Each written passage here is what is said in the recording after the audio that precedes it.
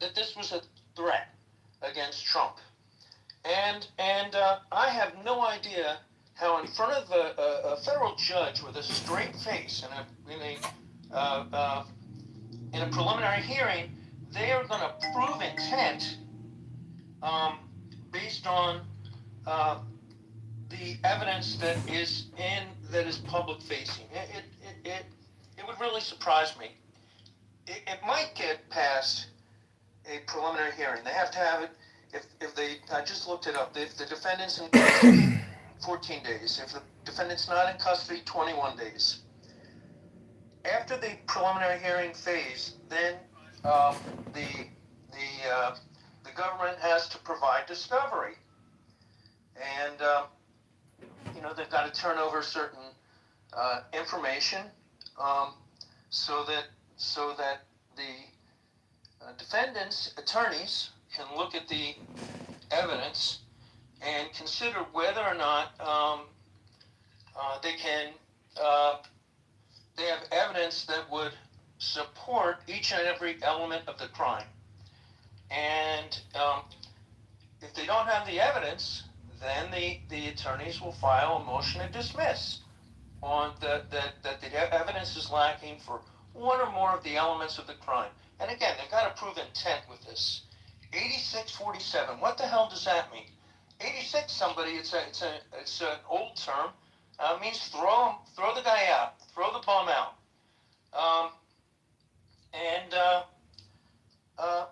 And saying distasteful things for a comedian. Yeah, a lot of comedians say distasteful things. Did you like Don Rickles or Buddy Hackett or any number of other. Kathy Griffin cut off Trump's head at a dog. Yeah, that was that, but that was really disgusting. It's disgusting, but it's not a threat, and it's within her rights to do that. It might have been in bad taste. Most people would say so, but that's not a threat. Maybe she should be indicted. Was that within 5 years? May have been. I don't know. I didn't look it up. But it just doesn't. I don't think this is going to pass the laugh test in front of a federal judge when they try to prove intent. And they're not going to be able to call Mr. Comey as on cross-examination because he's got the right to remain silent. So they have to put on evidence as to each and every element of the case. And then they've got to turn over discovery. And then defense counsel gets a chance to look at, and the defendant, who's a lawyer, gets a chance to look at what the evidence proves. And I think this thing will get tossed either at the preliminary hearing or on a motion. And, it seems to be, part of Trump's MO of vindictive behavior. That's how I read it. You can disagree with me, that's fine. Do you see this as an attack on the First Amendment, and what about the Kimmel situation?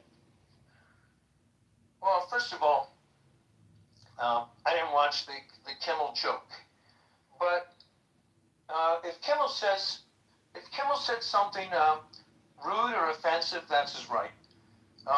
Did he threaten anybody? No. And should the president be dictating, who gets fired from different networks? Should he be meddling? Call for it, but the question at hand is whether, if in fact there's a cause and effect here, which they're denying, the FCC ought to be investigating the ABC-owned television stations for violation of DEI anti-DEI He law. says it demands Daenerys' unconditional With respect to what? If she refuses, They're they said they're claiming not that going the to die. FCC Coburn, you're a rational man. Of course, I flatter myself. prematurely We have a chance here, not perhaps our last chance, to avoid schedule. carnage. now Yes. investigating. I don't want now to see the city burn. investigating I don't whether want to hear the screams of children burning alive. television Well, stations it's not that are the owned by best. ABC I don't want to to hear be that. stripped of their Help me save this city. Why don't I am only a mouthpiece for our queen? for violation Queen. of the Cersei is queen of the Seven Kingdoms. DEI You are the policies subject. that The that reign has is been over. instilled by the civil You society. These are understand privately this, owned sir? stations, are they We not? understand You're nothing not allowed to of the hire sea. the people Your you want. queen's You're not last allowed to hire dragon is black vulnerable. people, gay Your people, army is women. battle-weary and Well, what the depleted. hell's going on? Well, While ours, asking everything whether enforced to this the is Golden an Compass. attack, if in fact it's a cause and effect here. Well, first You of know, all, if it's because of Kimmel that they're doing this, not whether they have a case against them or not, or a right to do it.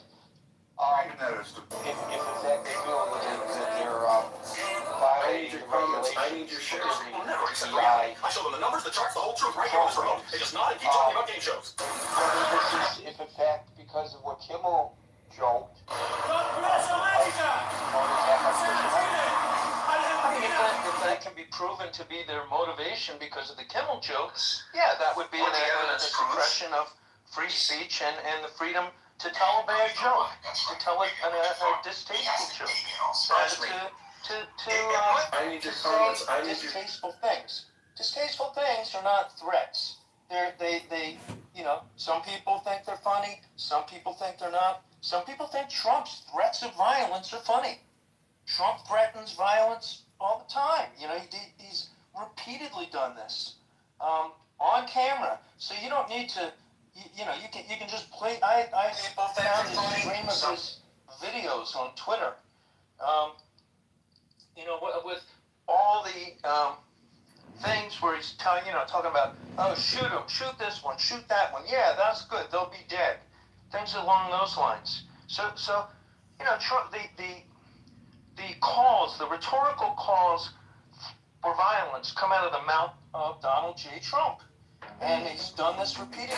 He did this at one of his rallies where somebody was, you know, heckling him, and he said, throw the phone out, beat them up. I forget if it was in, I think it was in his, I can't remember, I think it was in his first term or in his first run for the presidency. This is what the heart of the Kabbalah is. You know,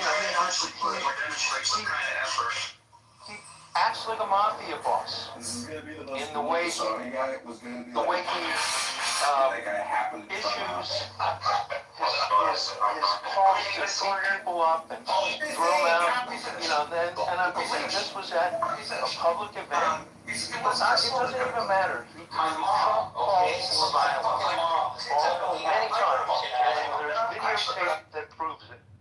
So, does it suppress free speech to screw around with the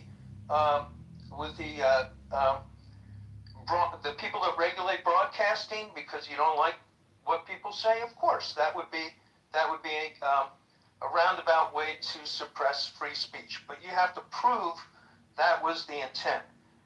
And you know, I think it's just a waste of the time of the agency and a waste of the taxpayer money to do this. It's just warrantless. So to refresh your memory, it was not at a rally. It happened numerous times. And I will acknowledge that I just used AI to find these citations. Cedar Rapids, Iowa rally on February the 1st, 2016. Trump told supporters to knock the crap out of anyone getting ready to throw a tomato and promise to pay their legal bills. February 22nd, 2016, at a Las Vegas rally, Trump said of a protester being escorted out, "I'd like to punch him in the face." He lamented that in the good old days, such people would be carried out on a stretcher. Following an incident where a Black Lives Matter protester was assaulted at an Alabama rally in November 2015, Trump stated the next day, maybe he should have been roughed up.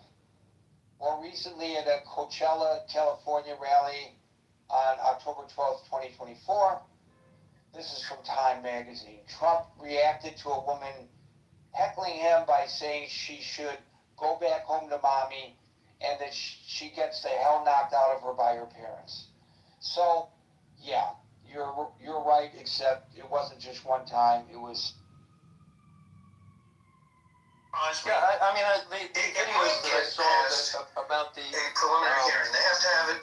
about the calls for people to tone back down the calls for violence played numerous clips of Trump in various circumstances calling for violence. So, you know, that is his ammo. That's what he thinks a commander-in-chief, somebody that represents the people of the United States of America, all the people. That's what he thinks is appropriate behavior. So it's ridiculous for him to take umbrage at a lot of things but hypocrisy is nothing new. Thank you, William. Folks, we're here Monday through Friday from 5 o'clock New York time, so till 5 o'clock New York time. Alright, no. What did I say when I came on mute? Because what? There was no cue. There was no cue, and I said no one's calling. Adjudicating. Don't.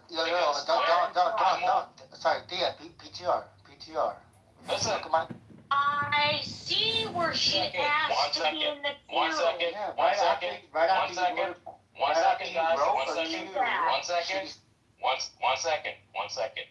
When I asked Dawn. Disappointed. Yes, but. Go ahead, Nate. I don't understand why y'all going so hard for me to not speak. When I asked Dawn, To carry on. Dawn, what is the queue? About 5 or 10 minutes?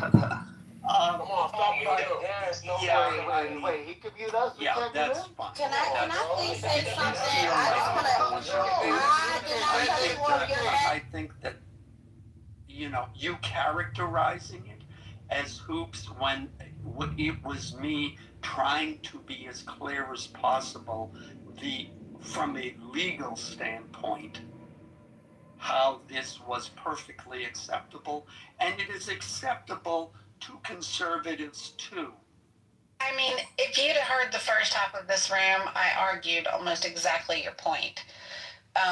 Not to the extent that I feel like they actually have any kind of case against Comey, because I don't think we'll win, and I think it's a waste of resources. But to the point that, was there a legitimate reason for this indictment to even be issued? And I went through the whole precedents and why they were able to actually get the indictment issued. I still don't think it's winnable. I don't think it's close to being winnable. Serendipity. So ambiguous free speech is still protected under the law. You'd have to make a clear and present threat that you're going to kill the president. That is vastly different than what Comey did. Under conservatism, we would adhere to that principle, that foundational pillar that exists after the platform that all men should be judged equally under the law. That's laid.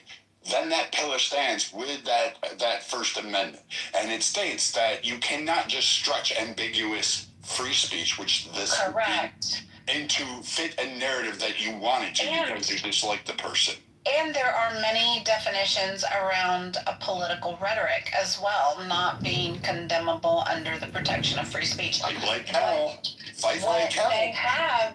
What they have in their favor is the Barnes case in 2003, in which they determined that all of the things that you've mentioned up to this point fall under the objective prong of the charges, but the court does consider a subjective prong of the charges, and that is it reasonable to assume that by virtue of posting what he posted, he could make the intended target feel as though they were in jeopardy from bodily harm?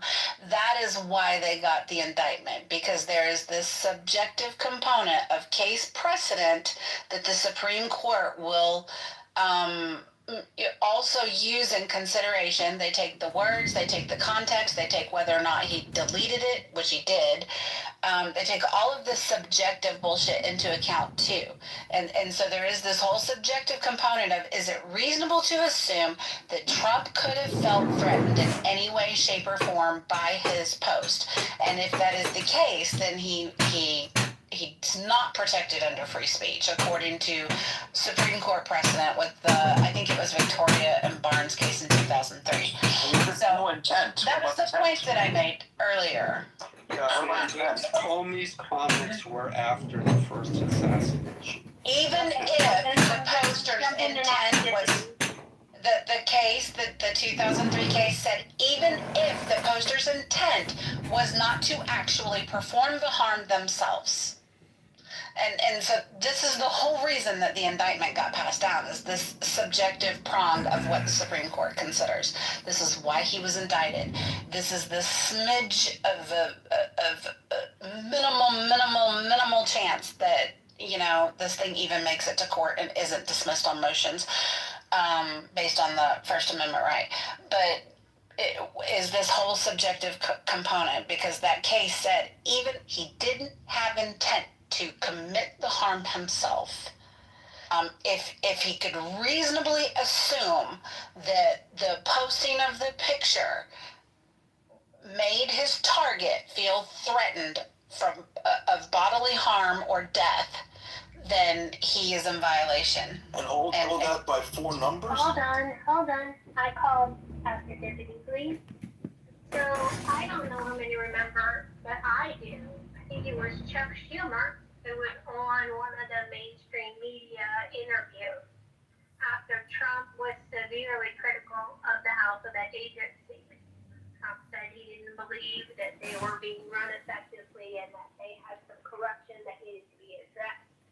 And Chuck Schumer, I think it was Chuck Schumer's quote was, when you come up against the alphabet agency, Chuck Schumer on MSNBC.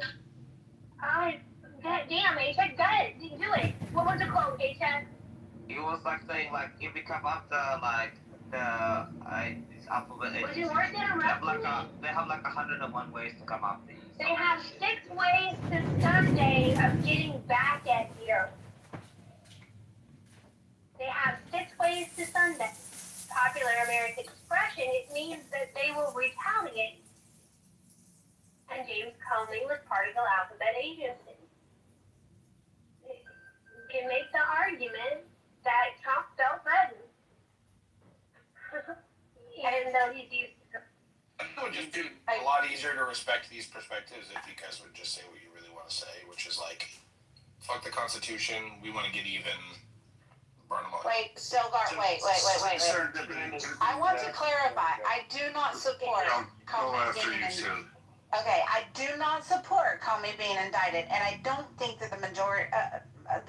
There's at least one. I think if you made that clear, I think it's fine now, and that are dancing around. This was more for Sam's reference because he directed his comment straight at me, 4-digit numbers. I do not support the indictment of Comey. I don't think he's indicted. I'm simply making the case for why they were able to get the indictment in the first place. And I don't think that he should have been indicted. If you die on the hill of seashells, you're writing a blank check for the next Democratic administration to do this exact same thing. So look at the court case Virginia versus Black. This was over cross-burning. And That's the case. That's the precedent case. Yeah, okay. So cross-burning can be considered a threat to intimidation or harm.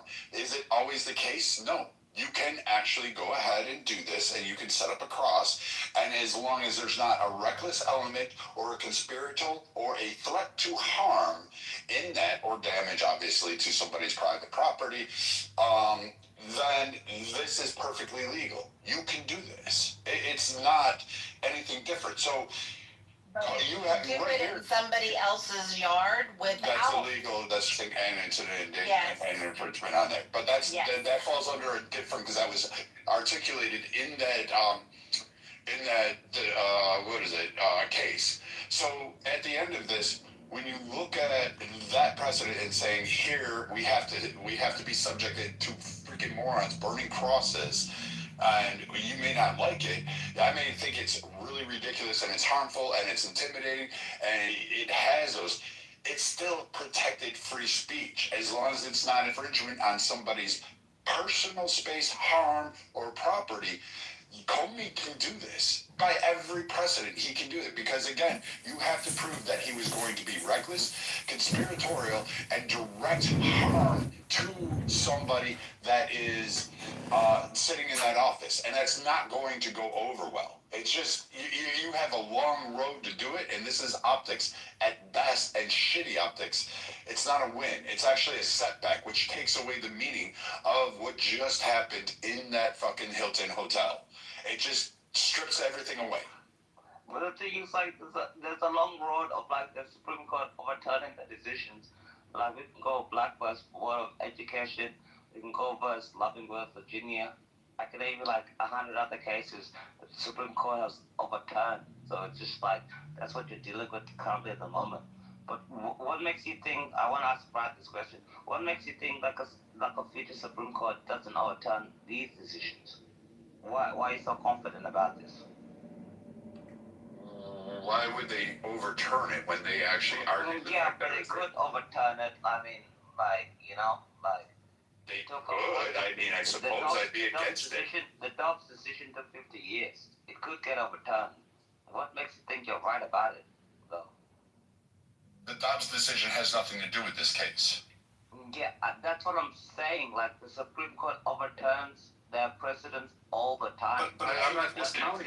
Chief, we can make all manner of premonitions into the future as to what may or may not happen with the Constitution. But the fact of the matter is it's pretty clear that at least a majority of the room feels that it would be a bastardization of the Constitution. It would be disrespectful to the First Amendment to suggest that we should indict and criminally charge and potentially jail a man over seashells? Yeah, but why not, bro? They criminally charged President Trump. They searched his house. This whataboutism is exactly what the law is not supposed to engage in. Wait. You asked me a question. They searched through his house. They did everything. They violated so many constitutional rights that he had to do. And what they did to the January 6 people committed suicide over January 6. A hoax, terrible thing that happened to these people. They became bankrupt. They lost every single thing. And then now you're trying to sit there and be like, oh, well, and now you're sitting here and be like, oh, well, you know what, it's terrible what happened, but anyway, we're going to just move on with it. No, bro. You have to make the fear of death in these people in their eyes. So people like Comey can't go ahead and put hoaxes in other people's lives. People committed suicide over January 6th, still gone. That wasn't Comey, though. They fucking died, and they're not coming back. They fucking died. Wait a second. People fucking died over. Wait. Enough. Wait a second. Just let me land. You can talk all you want. Yeah, you're stacking. Let me go after you. I don't care if I'm American or not. All I'm trying to say about you being an American is you're stacking. Enough. Stop talking. You can speak all you want. People committed suicide, false charges. Who's the noise human in the And the world? only reason they got reprieve is because President Trump happened to win the election. If President Trump lost the fucking election, God forbid what would happen to those people, And you know what happened? President Biden, he's the first president in the history of the United States that did pass pardons from like 2014 and everything and future pardons. So what the hell? You're gonna have to wait. You've added 17 addendums to one singular point. Add to the conversation. You're about to be done. Okay, let me explain something really clearly to you. Don't abuse your vote fucking power. You're filibustering. You gotta let him speak. Listen, you're filibustering. filibustering. Don't abuse your fucking vote power, bro. We can keep doing this. Let people finish. Sir, All I I'm don't saying, need. He did. He did. He did Before you finish, can you pause for a moment? Let me break out my legal pad and a pen so I can write down each and every one of the points you've made so I have time to respond to them. Enough. Stop talking. Jesus I Christ. would have been done a long time ago. I just keep talking for no goddamn fuck. Okay, Chief, you get 60 seconds. 6. Thank you very much. 6. President Biden was the first ever president in the history of the United States to do claims of pardons and everything else like that. Why? Because he led a corrupt regime. People in January 6, they died. They committed suicide. They got bankrupted. The state abused them. The United States abused these people. the United States killed these people. And they did the most horrific, fucked up shit to these people ever in the history of the United States. And then when I hear all the, oh, well, yeah, it's a constitution, everything else like that, I don't want to hear about the fucking constitution. They put 60% of the FBI's informants onto these people. Why? Because they wanted these people to 15 die. seconds. And I know, love. And they wanted to kill themselves. All I want to say is, you killed your own people. I don't want to hear shit about abusing powers of the executive branch. And I'm done. And let me go after you, Stilgar. Let me go after. I heard you the first time, Alan. Thank you. So, listen. Cheek, I'm going to respond to the moment in which you careened off the highway of rationale and nothing else. Because I am not presently equipped with a pen to have heard all 15 of your grievances and address them individually. Next time, I'd prefer we do them maybe 2 at a time if you can manage. Thank you. The moment you call into question, the moment you submit any other case, any other legal proceeding in regard to this particular case as a rationale as to why you do something or wish something to be done or why you think something should happen, unless those cases are directly related to this case by legal precedent, you are absolutely participating in whataboutism. You're explaining to me why I think we should wipe our asses with the Constitution of the United States simply for the opportunity to get even over some fucking seashells. This is a lesson in how to be succinct, Cheek. Thank you, Alan. Okay. Yeah. Also serious. Can you add me after this, cheers, Stilgar? Yeah. I feel like I'm in a courtroom. So people keep focusing on the fact that they were seashells. It doesn't matter. You could write someone in crayon. The correspondence On dinner Saturday, that I should could have written it in crayon. It's not. That is irrelevant. It is the meaning of the statement that matters. Number one. Number two. Let's remember, Trump was not indicted illegally. They followed court procedures. They got a judge. They got warrants. They got a mugshot. All of that was done through the legal system. But Stilgar, you said it. Why don't we just admit that we want to throw away the Constitution? No. Why don't you say that you're just too afraid to use the Constitution for the reason it was intended to be used, and you're too scared of being seen as having any kind of backbone at all? Why don't we just say that? And to the other charge of, well, this isn't what conservatives are really about. Well, if the quote real conservatives are too much of a pussy to actually use the Constitution to their advantage, well, I think it's time for them to retire their badges and go sit in an old age home like everyone's always telling me I should do, and sit this one out and let the real men show them how it's done. Using it as one thing, misusing it. Hold on, I'm after this one, Marshall. I'm gonna pack this up. I got it. No, I got it. Guys, I got it. We had a little bit of a queue going. I am going to give Alan's submission the response it deserves by not responding to it at all, and I'm gonna hand it to Viking. Thanks. Okay, so this is the problem when you have liberals that cross over into the conservative party and haven't been around a long time.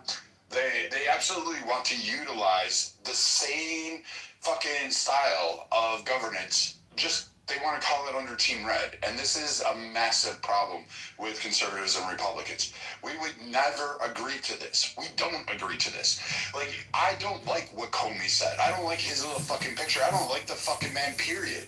I think he's a fucking tool. I think he's an idiot. I think he's incompetent, as evidenced by him handling the Steele dossier, by his investigation of Trump, by him orchestrating and going along with the Obama administration and being complicit without coming forth to Congress saying, hey, I know you're saying Obama here, but he's telling me to go do this, and this is against the constitutional norms.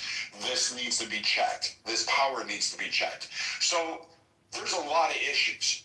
But what you want to hang your hat on is none of that issues. None of those. We want to do it over what Stilgar says, seashells painted or moved in an 86. You don't even know if he actually did it or if he came across the beach and they were there.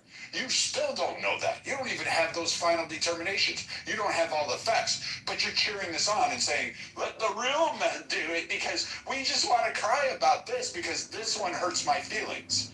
And it's funny because this is now the second time after my workday I popped into another room and there's another guy crying about Trump needs to be mindful of my feelings and how I feel on his words. Yes, sir.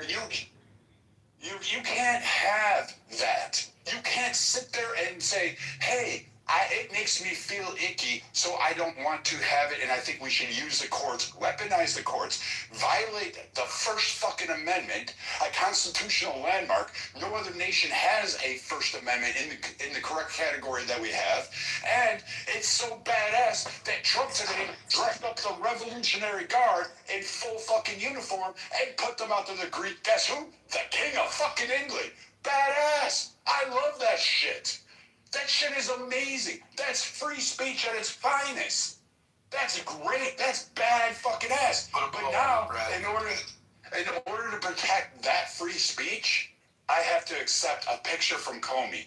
Otherwise, your tears are going to get everybody in trouble, and we'll never have that. And once it's gone, once you put limits on it, once you start suing, once you start doing the court shit, weaponizing the courts to try to play that game, we'll lose it all. It will absolutely be gone. And why would you give up that much power to the fucking government already? I'll land there. Are sugar babies allowed to work in the government? Or who? Sugar babies.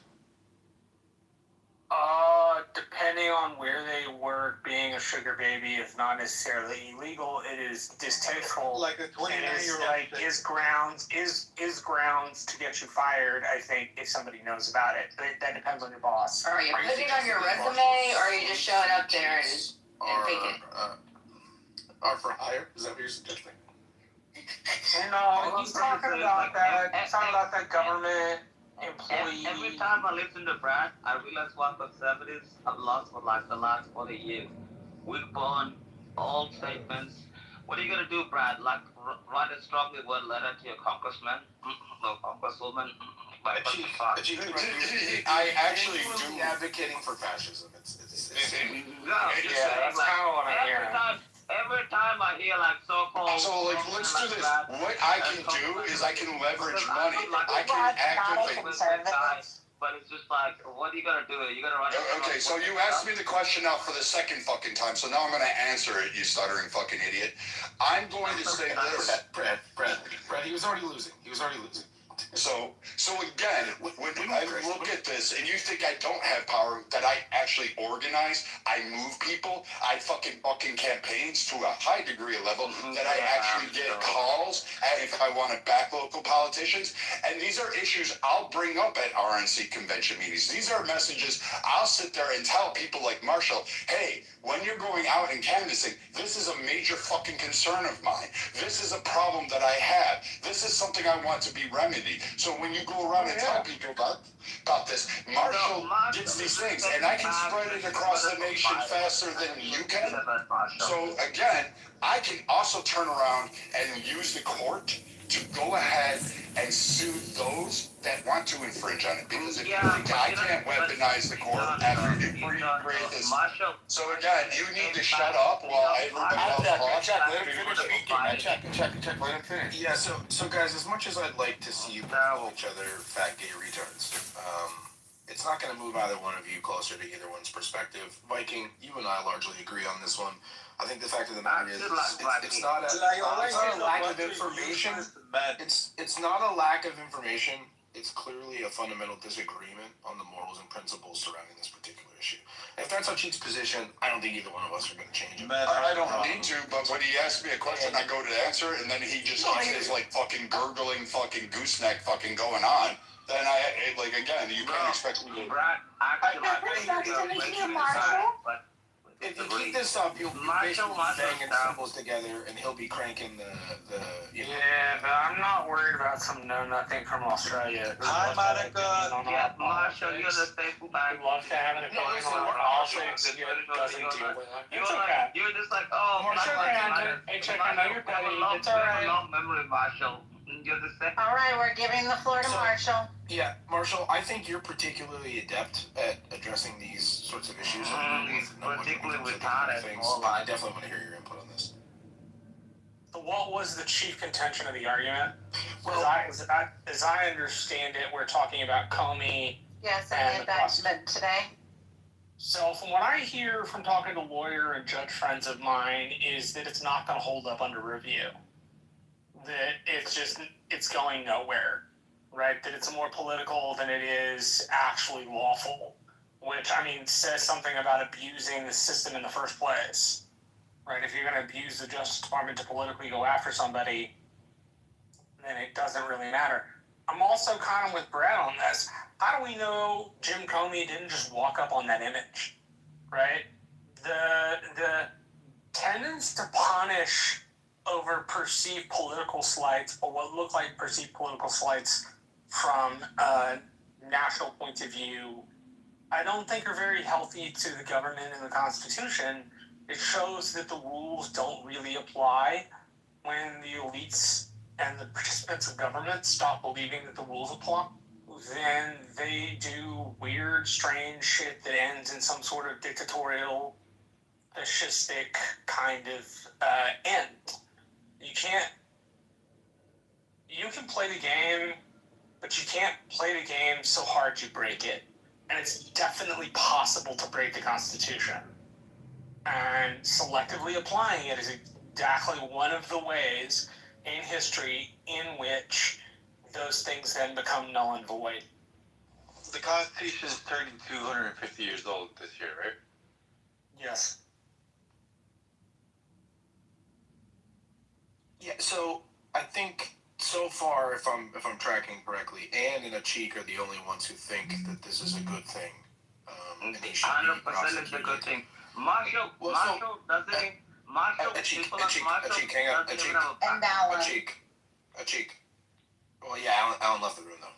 I have a question for you. If you believe this is deserving of adjudication, what do you suppose the punishment should be?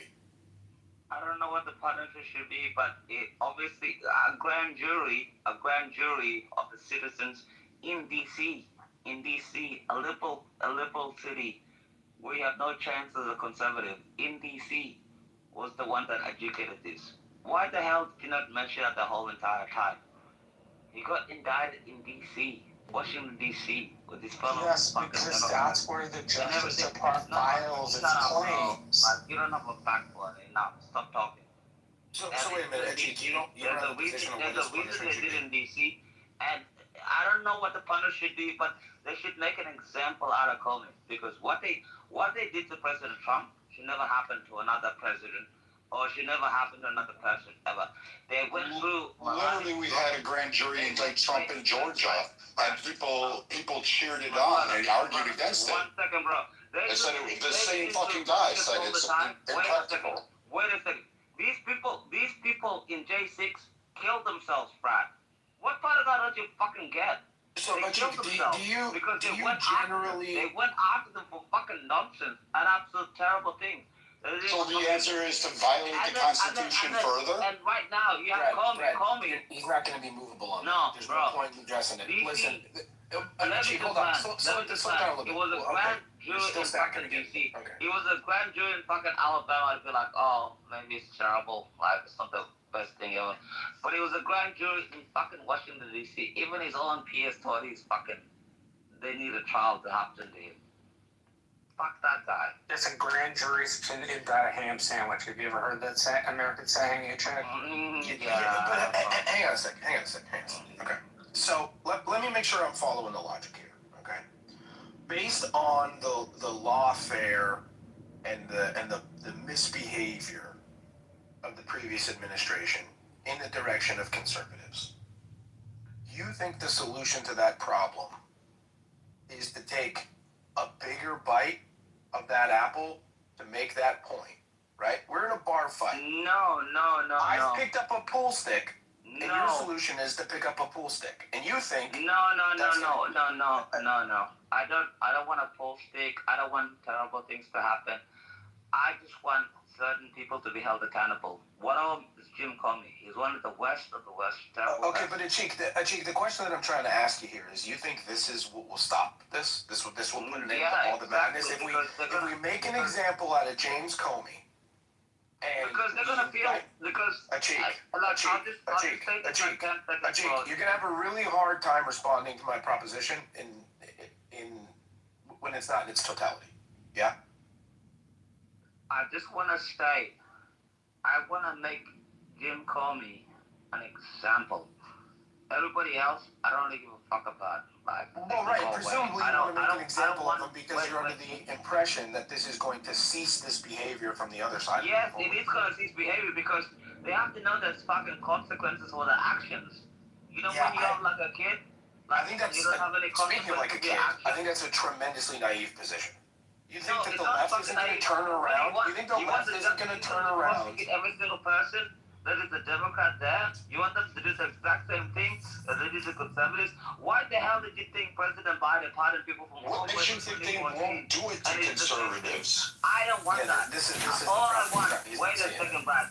No, you keep babbling on and saying fucking weird shit. January 6th had nothing to do with it. You argued on January 6th that Trump saying we gotta go fight like hell was free speech and incite the riot.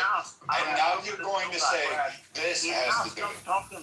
No, you don't stop talking. You're a fucking moron that comments on public fucking policies in the United States without understanding. Brad, can I make a polite recommendation? Let's not interrupt Achik while he's reestablishing. Fucking stuttering gooseneck, fucking Frankenstein sounding motherfucker.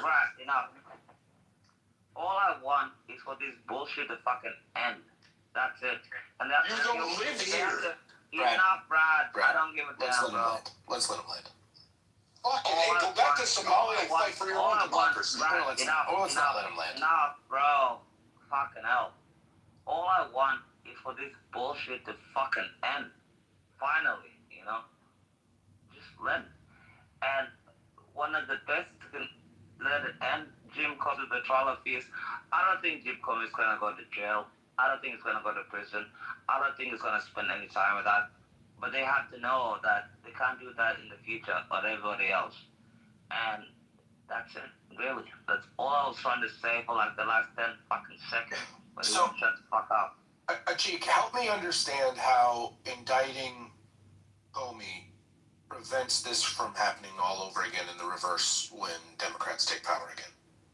It doesn't. And that's the problem. So you want to make an example of somebody in hopes to prevent this sort of behavior from perpetuating, rather than just deciding, I know. hey, why don't we? Achik, brother, look, okay. So you can accuse me of mod abusing all you like, but that's about the 11th time that you interrupted me in the middle of a sentence that I waited until you were done to start. Okay, I've yielded to you more than half a dozen times at this point. Hi, Monica. I think, as the kids say, you need to calm your fucking tits. All right. Yeah. When you say I want to make an example of somebody to accomplish a goal, and then immediately say you don't expect to accomplish that goal, all the while the thing that you're putting at risk, the chips you're pressing onto the table and saying I'm all in, is the Constitution of the United States, and that's just preposterous. Stilgard, the issue I have is that we all stood, well, maybe not you, maybe some other people said it incited a riot. But Trump's words, we got to go to the Capitol and fight like hell. That phrase alone was weaponized. And dipshits like that guy sat there and said, it's free speech. It's free speech. It can't be taken literally. He didn't mean it. The context matters. You can't prove that he meant to incite an insurrection. It's not an insurrection. And I agree. It was protected free speech. It didn't mean to go up there and like hang the fucking members of the House. It didn't mean to go up there and do anything. It didn't mean to go break into the doors and invade the Capitol, destroy it, shit on fucking desks, take computers, take things that really shouldn't, even if you broke in, shouldn't have done it. It also didn't mean that, hey, we should violate constitutional rights. There's a multitude of issues that happened at January 6th. Fucking beating the shit out of a fucking Capitol police officer with the American flag pole is not fucking free speech. And I don't give a fuck if that retard killed himself. I don't give a fuck if he did it. He deserved it. Because again, he violated not only the sanctity of our Constitution, but decided that he was going to go attack the government and beat some poor schmuck who makes 35 fucking K a year, who is just sitting there trying to say, hey, you can't come in here and trash the fucking Capitol building. But he beat him with the American flag, which really pisses me off to begin with. But now I have to worry with some stupid weird argument from some fucking foreigner who doesn't understand how our government works. That now you want me to sit there and say I gotta feel sorry for him and that we should forgive him. It's dumb. It's dumb. No. You talked enough. So this whole idea that now I have to codify that, oh yes, James Comey should go, then by same mention, you would have to literally, you'd have to prosecute Donald Trump. You'd have to put him in jail. Whatever the consequences were of fucking Comey out of this, if you manage to even get it there, would be the same for Donald Trump. It would be the same for fucking Mark Levin, who's it, Ben Shapiro, Candace Owens, fucking, what's his name? The guy who says frogs are gay all the time. All the frogs. Yeah, you would have to say Charlie It's an eye for an eye argument, and that's the problem. The civilized world doesn't handle their problems that way. So, no, I mean, it's either the rule of law or we don't have law. But Brad, the problem here is we've described our position ad nauseum. It's not going to move him. I think when he's saying things like, I want to make an example of him, but I also expect nothing to change and the Democrats to perpetuate the exact same behavior, I think he's invalidated his own argument without the need. I agree with you. But what pisses me off is when we have foreigners come in here and they don't live here, they don't fucking pay taxes to us, they don't contribute anything to the American society, and then sit there and tell us how we need to actually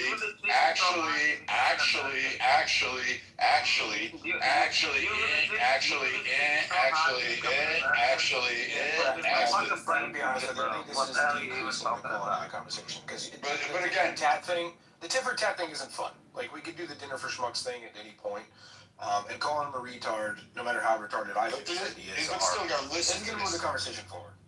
I agree, but again, we shouldn't let foreigners who don't live or partake in our governance or our country actually comment on how we should run our laws when clearly they have their own issues in their own fucking country.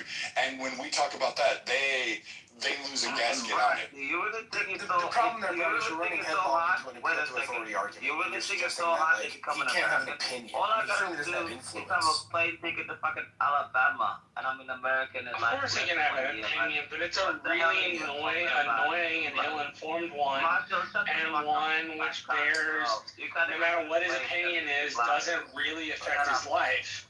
He's commenting on stuff that affect our lives, which I guess is fine, right? Like, he's entitled to it because he's on a fucking audio app and I can't stop him. But it is a little bit insulting to have somebody who is governed by different rules advocate for the essentially ripping apart of your own system because from across the ocean he thinks that we just don't have a spine. Right? Like, there's something about that is belittling, it's condescending, it like presumes that they get this opinion without any pushback, and from what I've seen of A-Check, most of his opinion is rather anti-intellectual. It's all feelings based. Okay, but how about this? So I guess the unpopular opinion. So I agree that I think that these charges are validated, and I mean we had a group of our peers vote on this for him to be indicted. So like jury duty, a group of our peers voted for him to be indicted. So then they did due process, right? So like. And it wasn't that, and I agree with you. That yes, there's a grand jury. It's a similar response that was done to Donald Trump when we said, "Hey, this grand jury, you can indict a ham sandwich." Yeah. And they got it. They shopped it, and they did that whole thing. Same thing in New York City. They got it. They got their little indictment, and they got to go forward with it. And we all called it out. We said this is an abuse. Yeah. This is lawfare. If we decide at this moment to say, hey, this is our way we get our get back, instead of actually fighting the true fight, the moral fight, the Constitution, the rule of law fight, then we have just abandoned that we are, and now we're just a blur.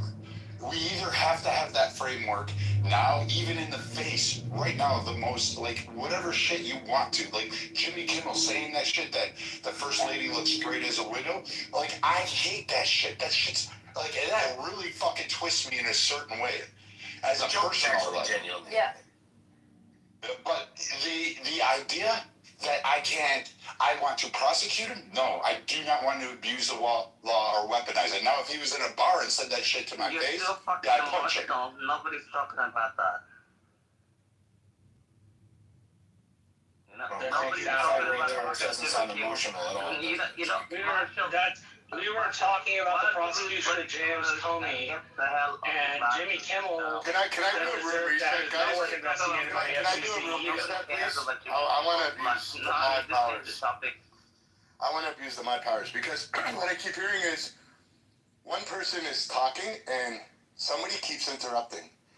You're not going to get your point across. And the whole point of these conversations is you're going to hear things you don't like.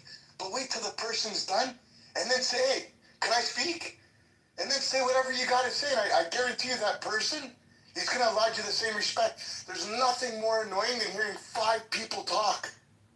Please. So I just wanted to finish it. And wow, you just did it. Right then started talking, you interrupted him. Please, bro. So, and do you understand the point under what we actually have to do? Yeah. Do you agree or disagree with that stance, or do you still hold and say maybe this one's a little murky, we should let this go? Yeah, I mean, I think that this one is a little murky and we should let it go. But I think that obviously the process that we went through was just this. But yeah. Yeah, I mean, I think that's the question at hand. Is do you want to use Comey as an example? My opinion would just perpetuate this behavior into the next administration. And the one beyond that, and the one beyond that, and it turns into a race to the bottom. Or because at its core, it's spiteful behavior. Do you want to set the example of not perpetuating that behavior? Looking at a pile of seashells on a beach and going, this isn't a hill worth done. Let's lean into the First Amendment. Let's lean into the principles we've been using to fight against this kind of behavior the entire time, and stand on our 2 feet and not get our panties in a knot over some seashell. I'm torn. What? So let me ask you a question, Anne. Why are you torn on this particular instance as opposed to, I don't know, a lot of people have said a lot of egregious, horrendous shit about Trump. Like, what's the hang up in understanding that, number one, like if you do even a little bit of research into the 86 and how the 86 is historically used the majority of the time, yes, in the context of FBI, DOJ, CIA, they will oftentimes use 86 as a means of meaning remove, but very rarely is it used in the terminology of kill or eliminate. It's often used as, remove. So Right. And I mean, that's across the board. That's like across the board. More often, it's an abbreviation for remove, which is not necessarily an implication to kill.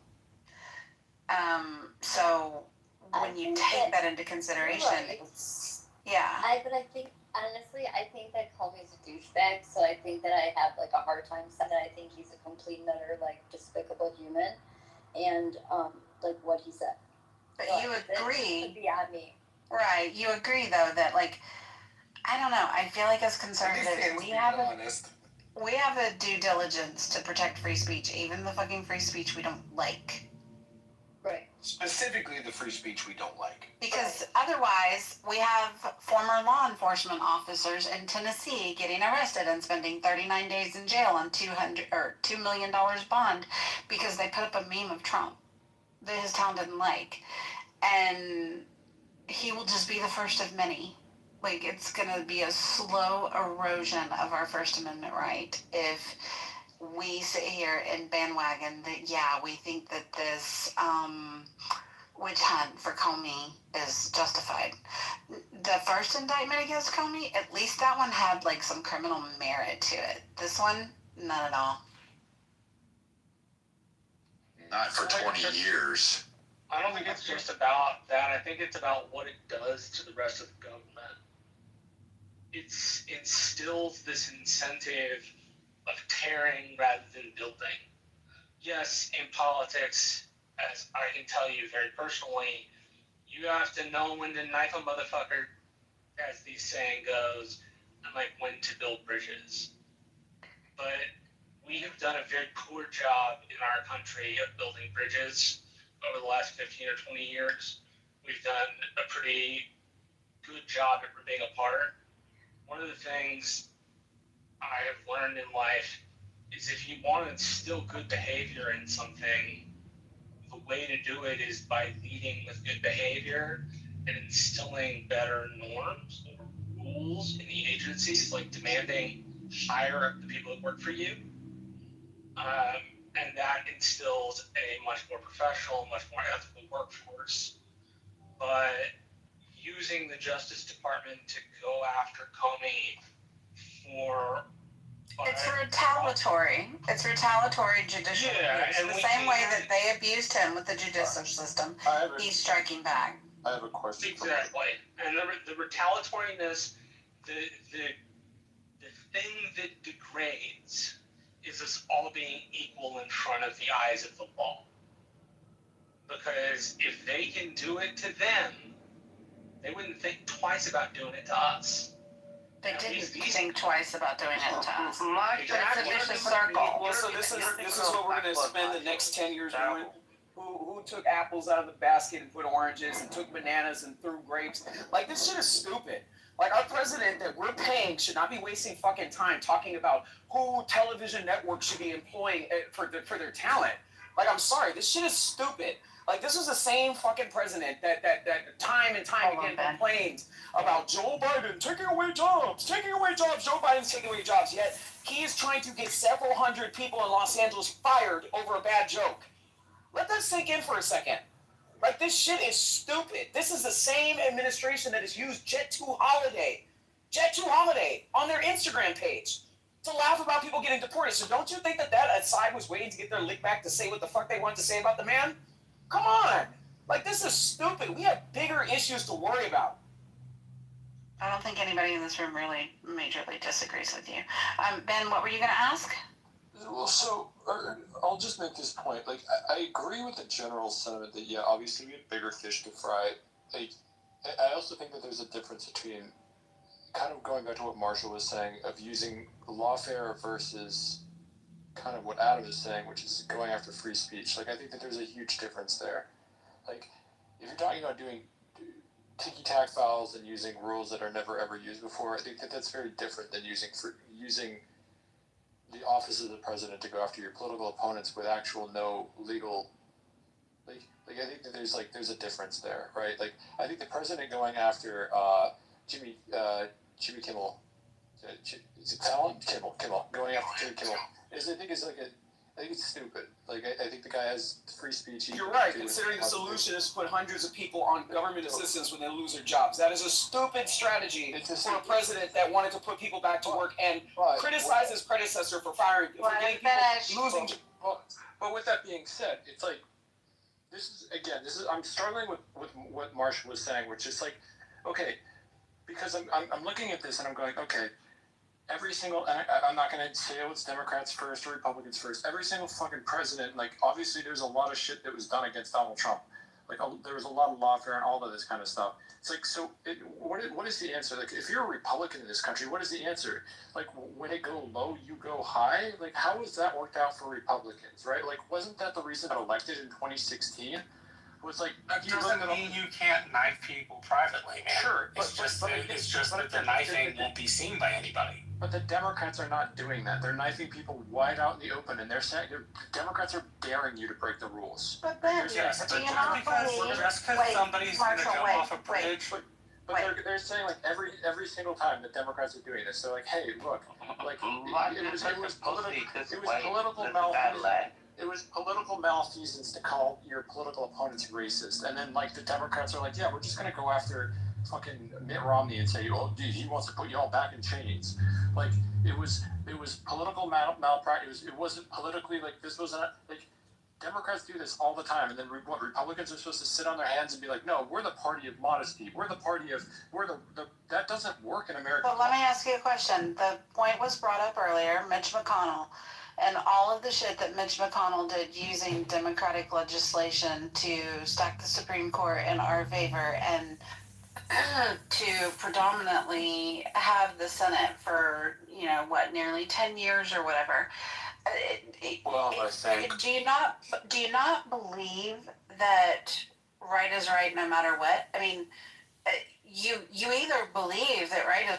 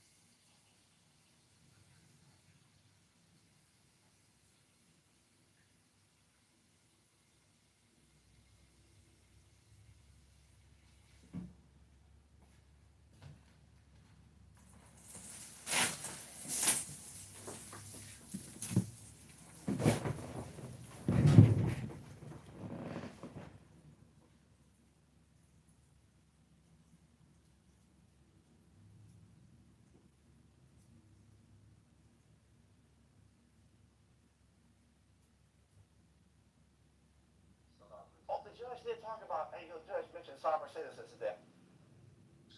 What I said earlier when you're not listening, I said, cite where Sean Carroll explains why these models are not arbitrarily finely tuned not to produce bullets in our brains. Okay, go ahead, explain that. In order to get into politics, you have to be a power-hungry piece of shit.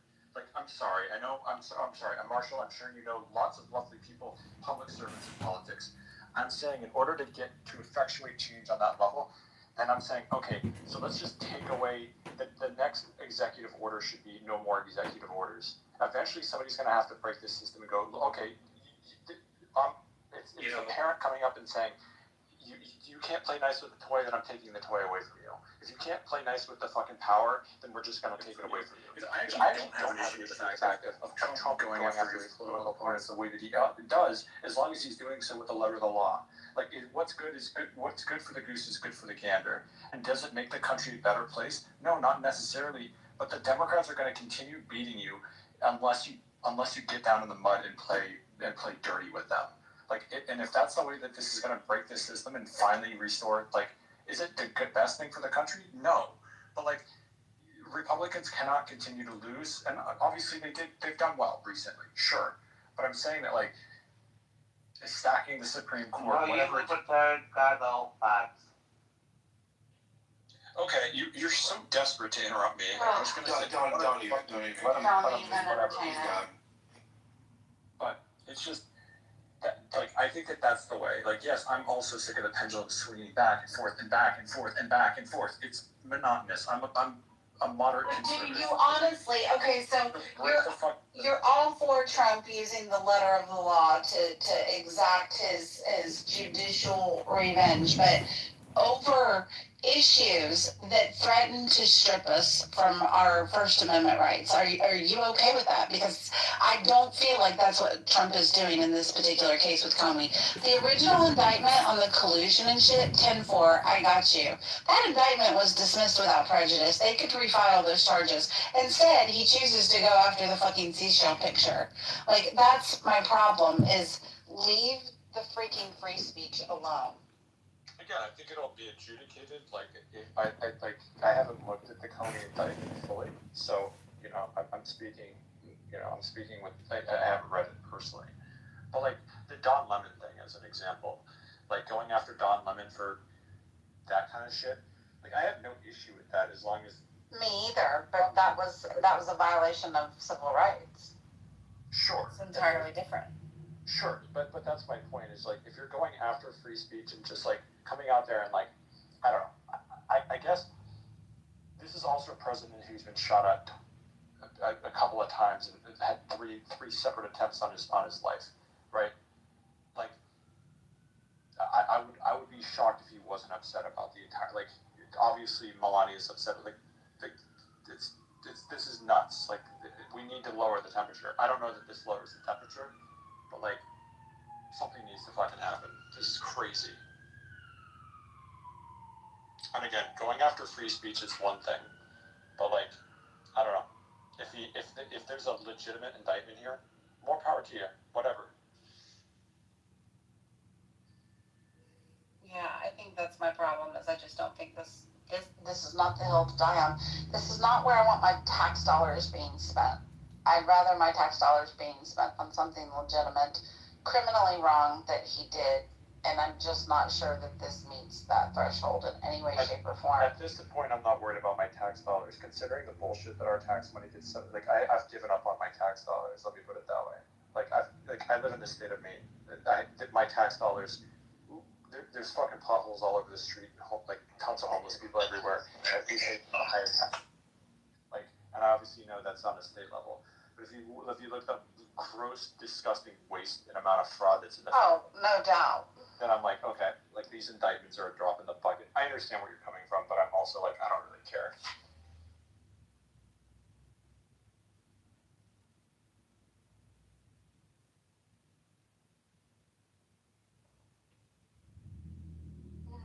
Alrighty then, yeah. I love that Alistair just said in the comments that the system is bankrupt, yet we employ 80,000 federal police officers. Yeah, that's what's breaking it. That's what's bankrupting this system. Come on. I'm not saying that's what's bankrupting. I'm not saying that's what's bankrupting the system. I'm saying the system is bankrupt, and if we want to save money, we could fire maybe half of the FBI and just defer all those responsibilities to local police. We don't need all these federal agents. And in fact, the federal workforce is down 40% from when Trump took office, and that's because everybody just kicked rocks and said, fuck it, I'm going to retire. And they put their retirement paperwork in. We need competent people in these positions, and what we have is a bunch of left wokists. In my opinion, we should purge the entire system, shut it all down, and put it all back up on one Palantir platform. You may not like that recommendation, but when $50 billion of your tax dollars are being defrauded in California through Medicaid, and the state only collects $50 billion in income, what's the fucking point? Shut it all down. It's completely corrupted. I rest my case, and I am complete. Actually don't disagree with all of that, which is crazy.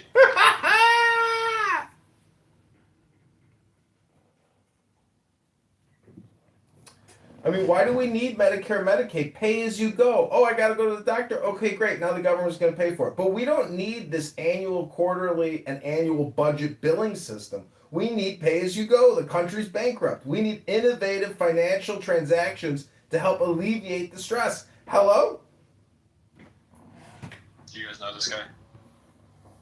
Hello? Yes, this is John Kitover.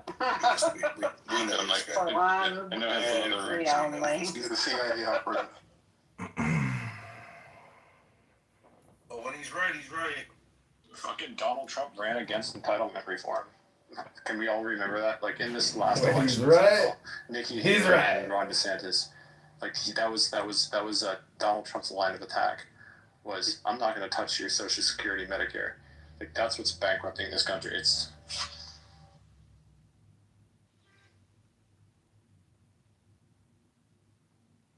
My wife called me lazy because I never do the things I say I would do. Has been spending the I rest of thought it was depression. which I think both of those combined help bankrupt the system. Some Muslims are not that extreme, that they are moderate, where the fun goes into a cave. Everybody got so There's quiet. rivers sweeping through Egypt at this time. let's just bring that We just made too much sense, Ben. I guess discussion's over. yeah, really. No, because Ben, you know why I got quiet? Because Ben rules everybody. Why? I moved Ben everyone. moves everybody without a mob thing. Yeah, so I'm really good at magic. Yeah. You probably messed with something. I was wondering get him now. Somebody else. He's drunk. Uh-oh, he is. Oh, whatever. It's online.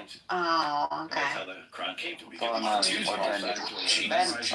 people are Wednesday.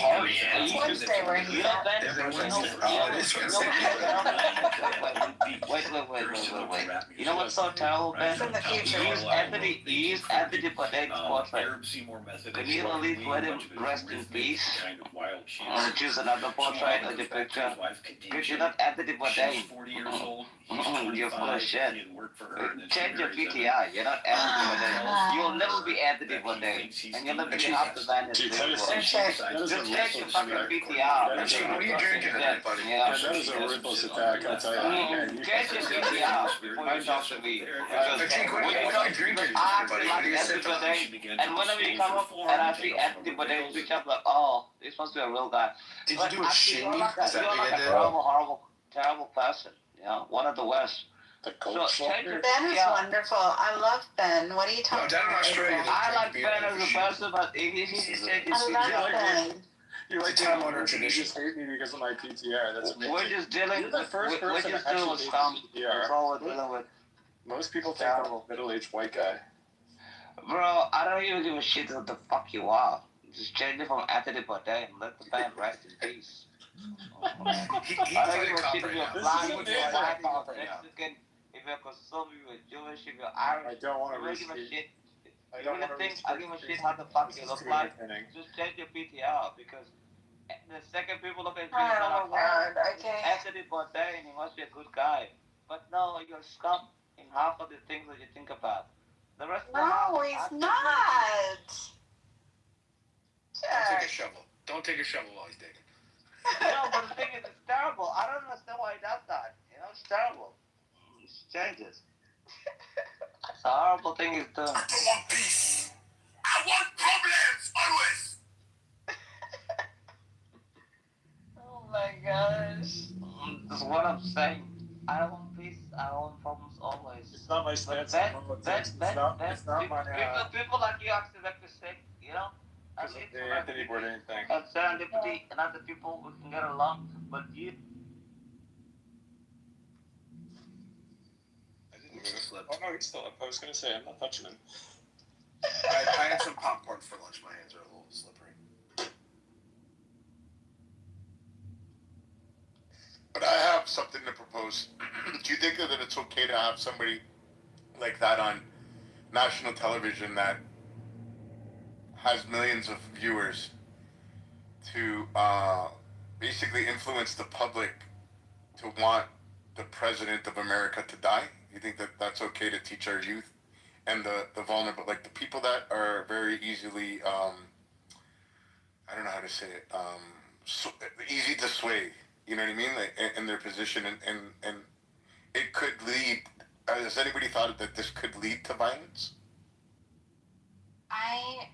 They should indict Jimmy Kimmel along with Comey. I have strong feelings about this. Do I think he has a viewership and that he can be influential? Yes, I do. But this is kind of where that whole personal accountability thing comes in. I think that the way that you combat something like that is you raise your children to be critical Don't call me, bro. thinkers. You raise your children to, you know, investigate, ask questions, research, and to understand not falling prey. Because the thing of it is, social influencers can be a lot more dangerous than just in the political violence realm. I mean, social influencers can impact girls and their self-esteem and their body positivity. Like, you could go down a list of ways where social influencers can be detrimental to the public's health. But you know what? They exist. And they exist in a country because we guarantee the right for people to have free speech. And even when it's fucking abominable, even when it's fucking disgusting, we live in a country that guarantees us the right to be able to do it. So the onus kind of falls on us. Like, we have to be capable of using our... Yeah, well, that's what Donald Trump is doing when he's trying to prosecute Comey. He's using his freedom of speech. He's using the law to go against those who are lawbreakers. And if you don't like Donald Trump using the law, well, obviously you don't know what the fuck the law is. Hello? No, but I'm talking about Kimmel right now. But hello. But so I would agree with what you're saying, but I also agree that a lot of parents these days aren't raising their children. Social media is raising their children. You're right. And that And shame on the parents. Shame on the parents. Absolutely. Yeah. But then there has to be some type of responsibility where we have to take as humans to say, oh fuck, okay, we're allowing our children to be raised on iPads and iPhones and whatever, Androids, and television and Instagram and all that stuff. Should we have responsible speakers? No, we should restrict social media. That's the obvious answer. I mean, like we have laws on cigarettes in this country. You got to be what, 18 or 21 in most places to buy cigarettes. Why do we have these laws in place? Because kids are not smart enough to make their own decisions, right? Like I agree with what you're saying, BB. Like I really, really do. But I think it has to come down to restriction of the social media companies. Like social media has been. I mean, we're talking about Jonathan Haidt earlier, and Monica and I think Serendipity. I think you were in the room as well. We're talking about Jonathan Haidt earlier. He's on this huge campaign at the moment about social media usage in kids. Like that has to be where this comes from. Well, Ben, I think you touched on something that's so powerful, and I think it was so subtle that I don't think people really caught it. And then I would ask like people in the room, do people have a problem that there's an age restriction on smoking cigarettes? No. Yeah, of course I'm a fucking pro with age restriction. Check, stop. It's annoying at this point. You asked the fucking question. No, I know, but it's like there's like alcohol involved with the answer. So hold on, because I think it's very important what Ben said, and I think it's if people don't have a problem with you asked a simple question. And the problem is you don't give simple answers. Sorry, bro. Just hold on for a second, because there's something to be said about what Ben said. Yeah, I wanna answer this for you. Go ahead, dear. Yes, I don't have a problem with there being age restrictions on smoking cigarettes. The thing of it is, it's a tangible good that you have to go to the store, you have to interact with a person to purchase and verify your identity. I think the problem comes in the virtual reality, because there are too many ways to bypass verifying identity. You know, this kind of leads back to that Meta case that they just lost recently. Meta and was it Google? I think Google's the only other one that didn't settle. They just lost that case in California to that girl who essentially blamed her mental health issues on her social media addiction. because somebody handed her an iPad at the age of 6 and she became addicted to YouTube. And by 11, she was addicted to Instagram. And, you know, she sued these companies, and generally they're protected by legislation that protects them from being liable due to content posted on their platforms. But the problem was they said that they didn't take enough actions to make the platforms safe to protect against children, like make them difficult for children to access. But when you have parents who are logging children in, creating accounts for them, bypassing all of the rules, I worry that this is a slippery slope again to curtailing our First Amendment right. And it's an entirely different ballgame when you're talking about virtual versus in person. I think the restriction on purchasing of tobacco products is clearly not effectual, right? There was a dramatic decline in cigarette usage, but it basically tracks directly with the increase in vape usage. And now at this point, they're like Motorola's buying up companies who are developing vape detectors to be placed in like middle schools, right? There's a massive market for this. The private sector is running at full steam ahead to attack this problem. So the question is does this legislation do anything? And we've seen I think it was 5 or 6 years ago, something like that, we raised the age from 18 to 21. And now you have to be 21 to legally purchase cigarettes in this country, or any tobacco product for that matter. The sale of Zins and Snus and these sort of like nicotine pouches and vaporizers is at all-time highs amongst those under the age of 18. So it's clearly not having an effect. Now, to follow up on that, do we think that there needs to be tougher laws on parents? Like, does the government need to step in and have more control over the children? Basically, because the parents aren't doing what they're supposed to do. Like, should the parents somehow be held to account? The problem is as much as I'd like to see that, I don't think that would be effectual either. I think it's a cultural problem.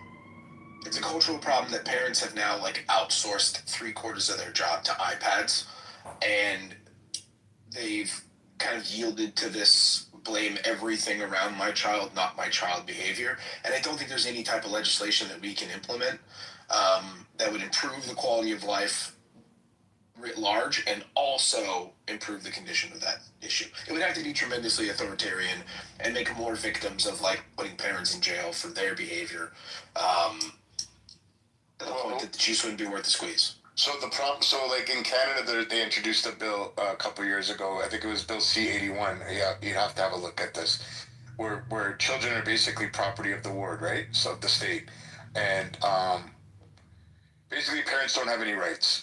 So little Johnny goes to school one day, and I know it's gonna sound like I'm going off like a course here, but I'm not, right? No, I'm tracking. I think you're dead on. Okay, so children go to school. Little Johnny goes to school, and he says, "Hey, I want boobies." Yeah, I want to be a girl. Yeah, I want to be a girl. He goes home and he says, "Daddy, Johnny, I want to have boobies." Daddy says, "Johnny, you're Johnny. You're a boy. Boys don't have fucking boobies. Smarten the fuck up and go back to school and be a boy." He goes back to school. He says, "My daddy says I can't have boobies." They can now legally remove that child from the home. Yep. Because they think that child is being endangered and they want to protect that child. So now the parents lose the rights of raising the children because they believe that the parents are endangering the child. And I think that has a lot to do with things like this, like the Jimmy Kimmel situation, the iPad situation, the smoking situation. But where's the line where it stops? Like, I think that there could be a happy medium, but I don't think it would stop. And I think it's a slippery slope, like what Serendipity was saying, and you were saying, that where does it stop? Do you know what I mean? Yeah, the issue is when we want the government to use tweezers, all they have is a hammer. And if we put this kind of control in their hands, it's largely not going to improve conditions of what we set out to improve, and it's likely to worsen conditions elsewhere. And I just think, yeah, it's a recipe for disaster.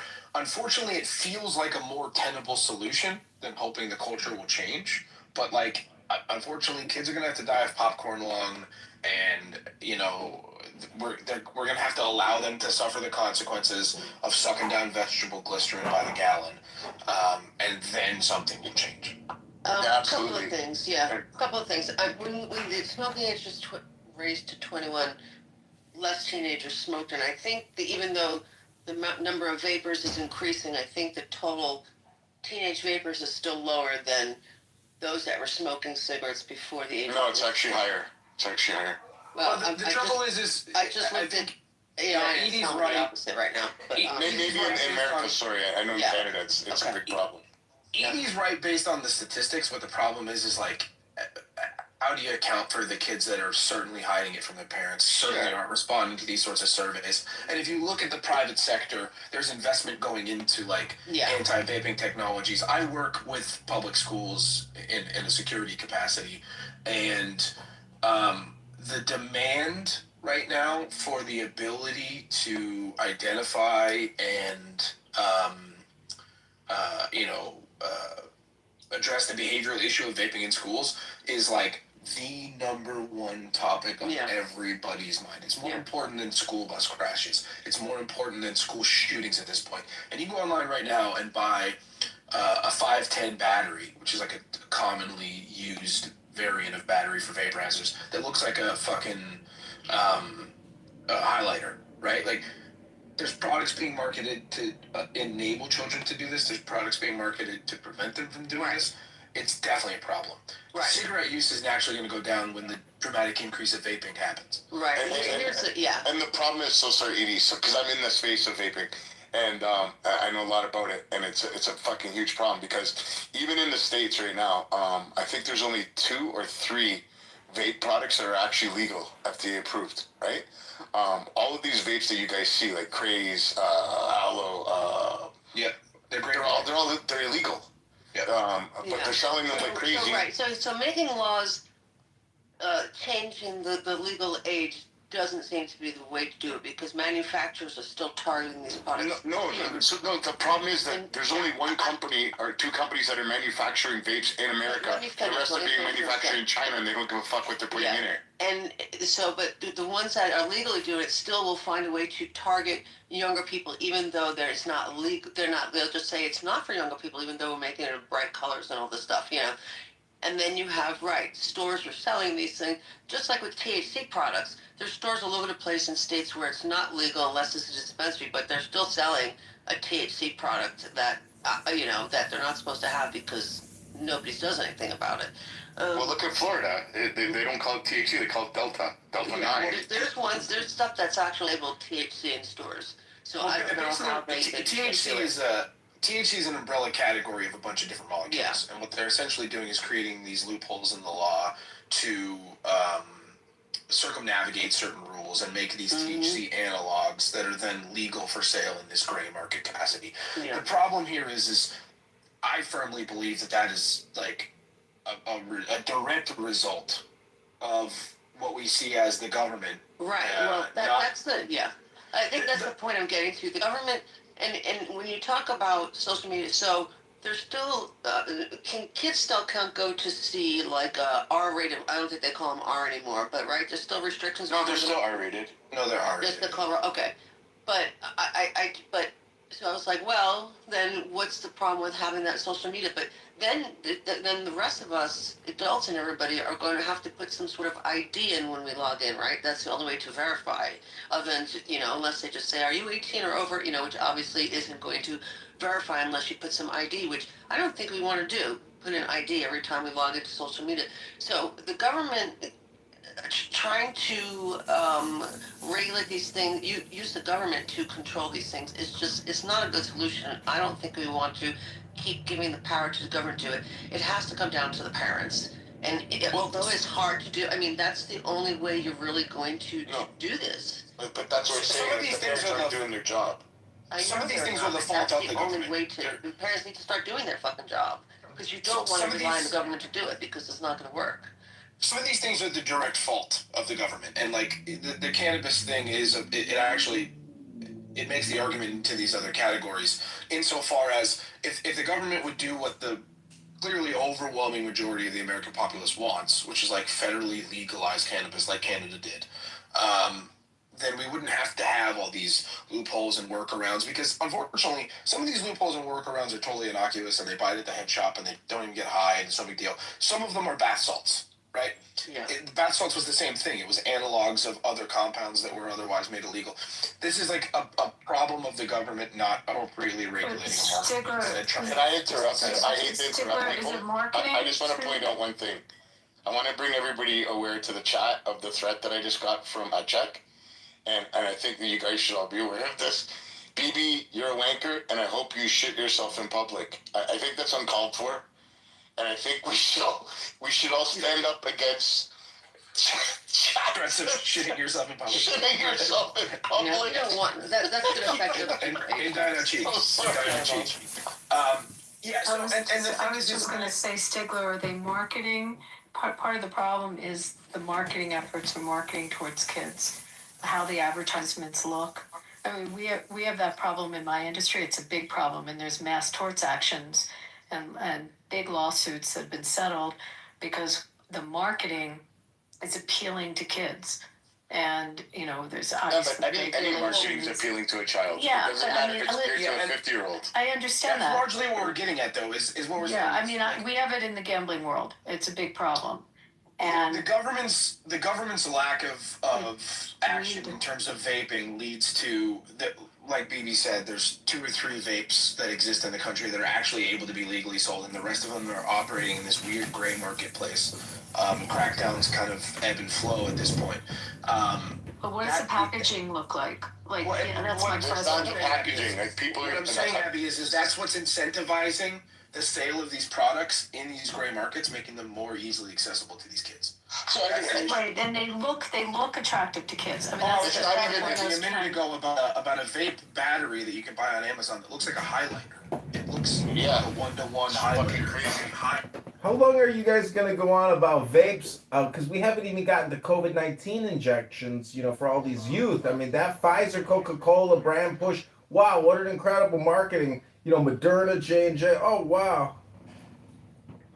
But I think there's a misconception where people are thinking that the packaging is what attracts children. It's not. It's the flavors. It's the And the thing. fact that It's all strawberry brands are blue. doing it. I have a genuine question. So let's just say, for the sake of argument, you added kerosene to cornflakes, and obviously nobody's actually going to do that. But there are consumer protection laws. I asked this as a genuine question. I don't have an answer to this, but like you see this RFK Jr. is doing a bunch of shit where he's saying you can't have all of these harmful chemicals in our food, which is like that should be like, well, no shit. But like, I'm asking this genuine, is there any recourse for that to say, hey, these chemicals are really, really harmful, and you just can't sell this in this country because this shit is just really. The problem is the chemicals aren't harmful until they get heated. Okay. So. And then it changes the molecular structure, and that's where the chemicals that are in vapes, they only become harmful once they ignite, like once they get on the heat, the battery heats it. And it turns into the vapor. That's where the poison comes into effect. Before That's to your earlier point. The whole vape market was a niche market. There was a kind of a nice little cottage industry of mom and pop shops popping up, and people who wanted to be into the vaping thing had to like wind their own coils and make their own canisters and like build these vaporizers, and they were largely like purchasing the vape juices domestically, and it was made here. Go into any gas station within a 5-mile radius of. Now that's treating the ball numbers as like constant values for universes you might find yourself in, and then there's less of them in the naturalistic market, right? Which is a crude analogy because it's actually like way more complicated than that, but like it makes the point. I mean, I have this thing in my Islam essay, which is just I have it be numbers drawn on a piece of paper, drawn out of a hat. So I'll call it the hat argument now, but anyway, it's just the fine-tuning argument for God. Or sorry, for atheism. No, we should call it the stepping in the buckets argument. And stepping in the bucket is a thing from baseball where you, instead of stepping towards the plate with your lead foot, you step away from the plate. Thank you. Do you guys mind if we just quickly, Deepak, can you just cover, because I don't know how much time we have, can you just tell me what happened with your resolution with Zelini? I mean, I actually, I messaged you. I mean, you asked the question, but I can answer Okay, but I mean, can you tell me, since I don't know how to read? Well, yeah, it's like, he just thinks that, like, why is not again him thinking that, what makes it, Sam, okay. Like, he just thinks that, like, a Bayesian sort of analysis of epistemology is, like, not the right way to, like, describe the majority of situations, even mundane ones. I mean, partly it's based on, mostly it's just based on the fact that that doesn't actually describe how people update their beliefs, right? But they do. But they do. I mean, that's not actually a super crazy thing to think, to be honest with you. That, like, people are not, like, perfect Bayesian machines, and we don't actually typically That's not right. like that. Well, there's a difference between being a perfect Bayesian machine and, like, doing this sort of belief update that roughly corresponds with, like, Bayesianism by analogy, right? And I think there are times when people don't even do that, right? Like when, like, like all these cognitive biases, like, the librarian example and stuff. Well, yeah, that's the thing. People are irrational all the time, so it's hard to say. Right. So, like, the thing is, like, typically you want to say it's a model of, like, ideal reasoning or something, Right, and Zeleny thinks that that's actually, there's no fact of the matter about, like, maybe I'm being too strong, in what he's saying, but maybe that's... He's probably correct. I probably agree. Bro, I'm gonna bring it back up. Whatchamacallit, yeah, I saw that God Logic one today. I thought that was pretty funny. He just did one like 2 minutes ago. The Muslims are running. The Muslim was begging for mercy, and his mods kicked God Logic off. They were trying to save the guy.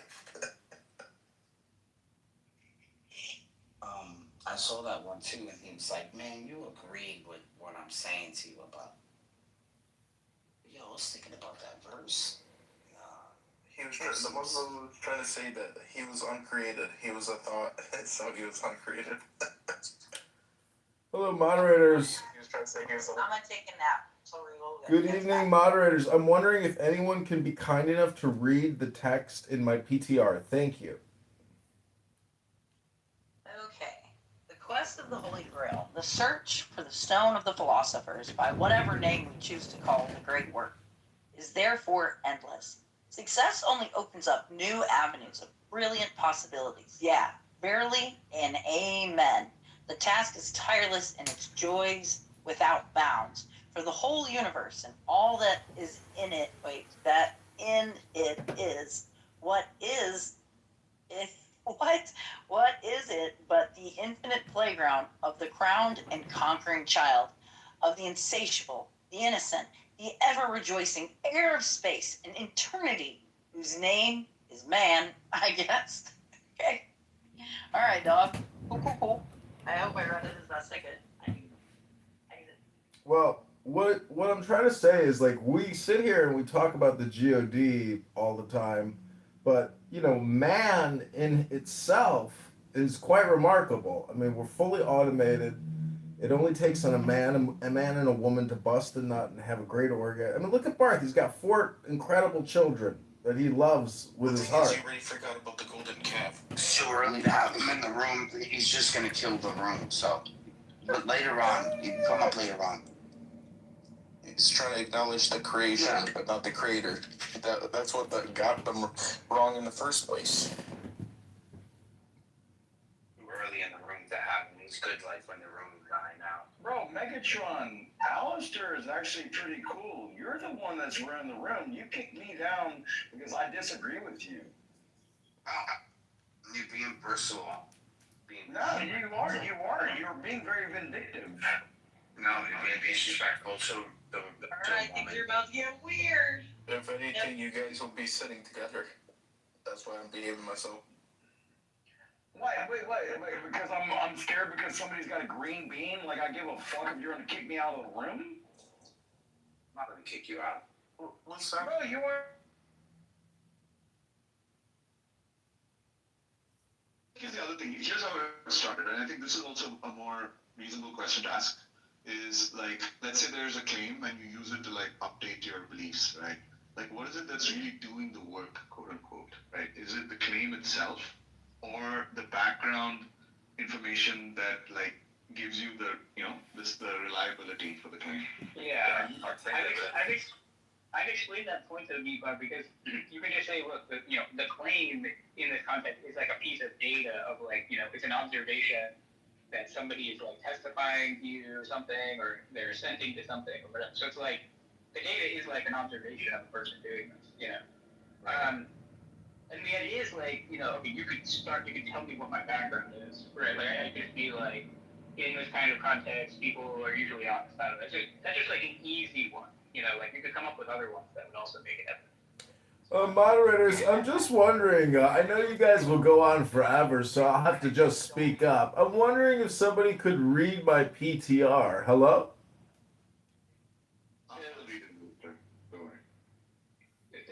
So, Jesus Christ. So you have that in your background, right? Before you get a claim, right? So you haven't made this observation yet of a person, testifying to something. I never killed one Kurd. But you killed the Shias, right? More than I got fingers and toes. And they let you live this suffer life. Like They have a $50,000 fucking price tag on my head. They let you live because you suffer like a pig. I suffer like what kind of pig? Like the pig you want to throw your pearls at me? So you granted them a martyrdom, right? Heaven. But they granted you hell and fire and suffering. Dude, I was the medic. That's why you sound like a fucking devil here. He has like the best reach rate, I'm telling you. Right? No, I mean, like, dude, I'm a Georgia boy. You shoot at me, I'm gonna shoot at you. But like, I never went there to hurt anybody. I went there to be a medic. Like, it's not my fault you turned me into the old me. You're not shit, bro. Don't talk to me. No, I mean, I'm not shit because God is great and I make myself small. No, what are you telling people if you're a medic? Because I had a gun and people were shooting at me. What kind of gun did you have? An M4, a 249, 12 gauge, and an M9. What are you doing with 12 gauge? Shit. Got it? Dude, when I wore my full battle rattle, I was 130 pounds heavy. But I would do 12 miles and like, on a 6-hour dismount. Like we would just walk through the city. Yeah, I'm sitting indoors, soft knocking, hard knocking, running the shit out of shit. Right now, I'm skinny as fuck, and I weigh 195 pounds. I'm 155 pounds, and I don't really give a crap. That's not like PCR that shit. Right, you act like I won't smoke a joint in your fucking face. Why don't you have a Smith & Wesson? You said you're a Georgia boy. Because I prefer my Berettas. Like, dude, I am a Georgia boy. I have my own gun range in my own backyard. Like, dude, it's 8:30 right now, right? What if I go like 1, 2, 3? Yeah. Should we deploy FBI? What the fuck is this? Fuck yeah. I love Jesus. I love you, dude. Why don't you recite a surah and then shoot at the gun? I think it's when you kill Sunnis, you're allowed to have a gun in your ass in case they try to kill you back. That's gangsta. Yeah, I told you my friends are.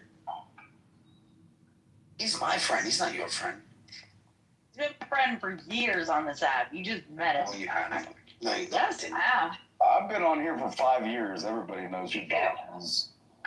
Hell yeah. What up, Doc? I could be drunk and retarded, or I could be really sober like I am now and tell you you're full of fucking shit. No, you're not. You're not going to be shooting it in front of my door. Dude, if I wanted to get rid of you, I wouldn't even, like, get anywhere near your door. Oh, Joe. Megatron is a friend. All right, you two should be friends. Well, I'm not trying to pee on his leg and tell him it's raining. I get that. But you guys are like the same, cut from the same cloth. You're just a southern version. He's northern. Well, that might be the inherent difference. Or a vast difference, because I'm a man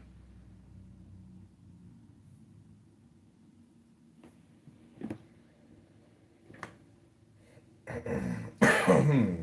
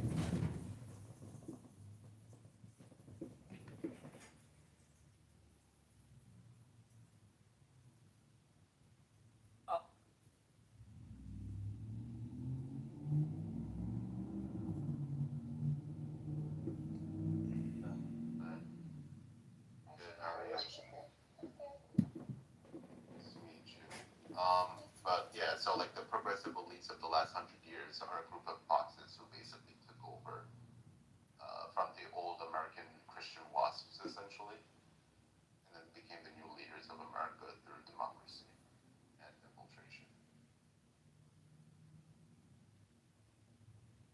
Makes sense.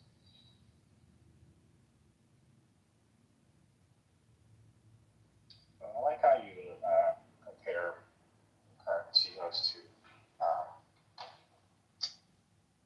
like aristocrats, like kings. I mean, that's what they are, technically. Right. Their corporate structure. Right, they're just a group of free market aristocrats, right? Where they have a lot of power and influence, but they have no obligation to their own country, their own people. They just have obligation to their own family capital, essentially, right? And to their corporation. Right. So now all the aristocrats, merchant class, and middle class owe no loyalty to their own country. And we have globalist capitalists, globalist finance, but we also have globalist consumers who want to buy cheap goods from China, right?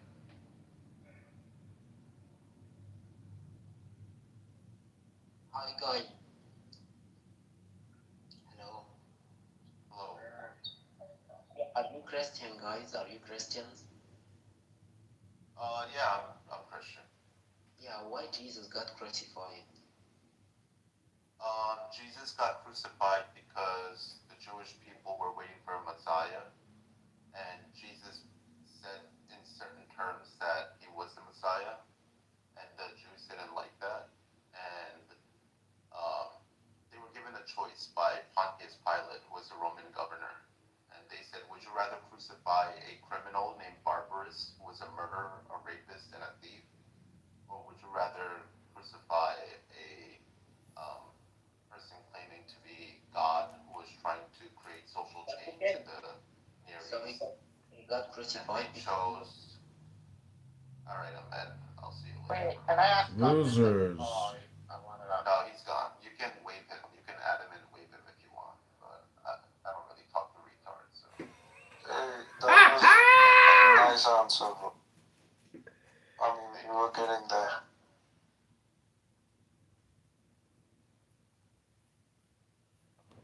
There are different ways to see the figure of Christ. One of the things he was trying to do is bring back the custom of the Jubilee, where you forgive the debts of the lower classes that Jews used to practice, but started practicing less and more with the Pharisees.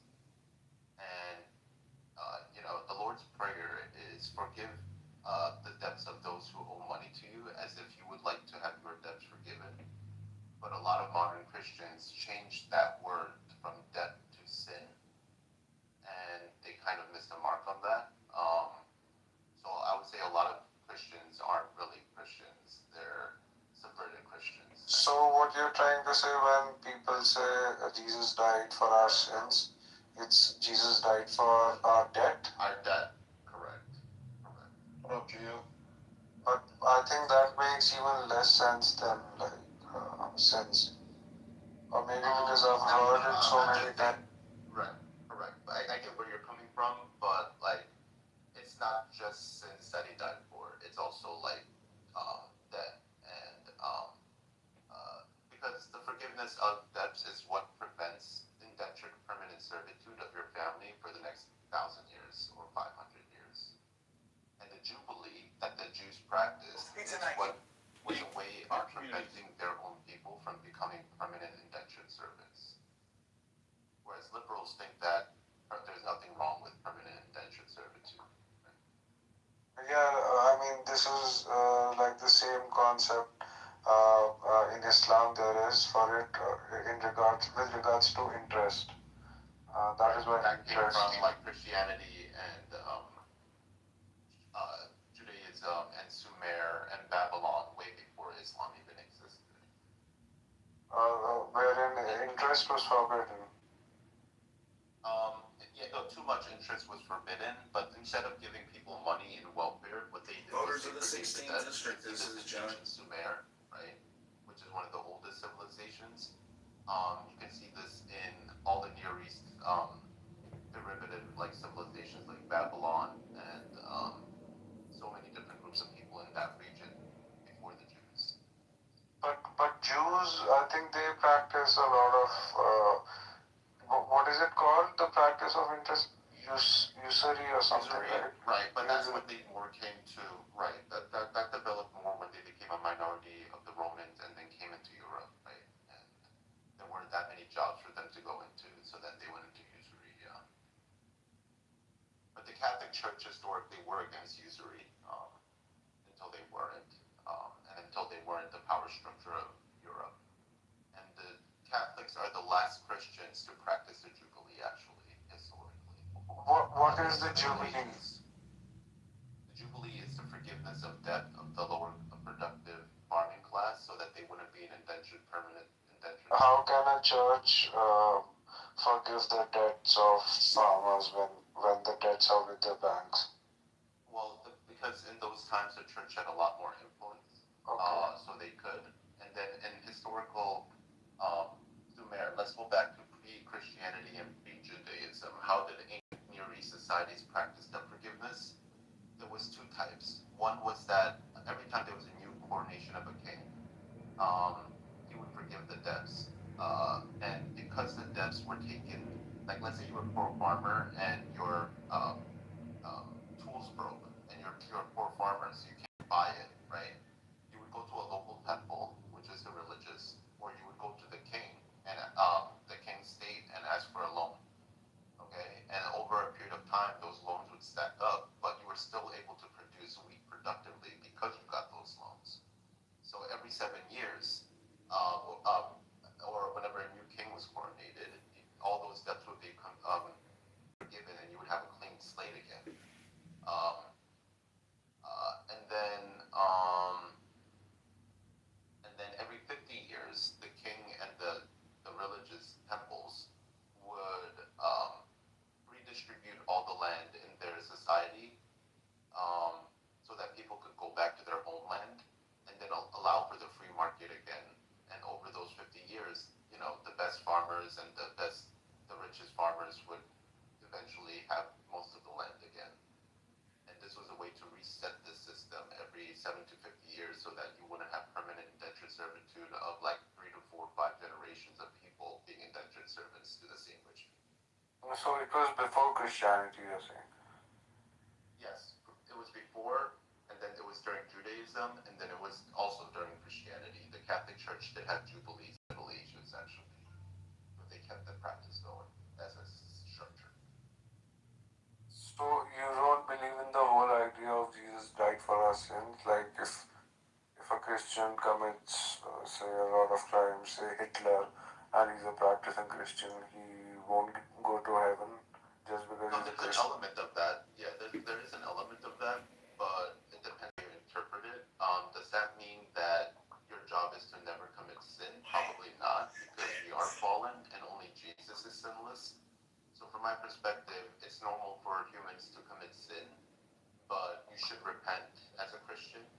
try to do better, but I don't expect everyone to be able to become Jesus Christ on earth.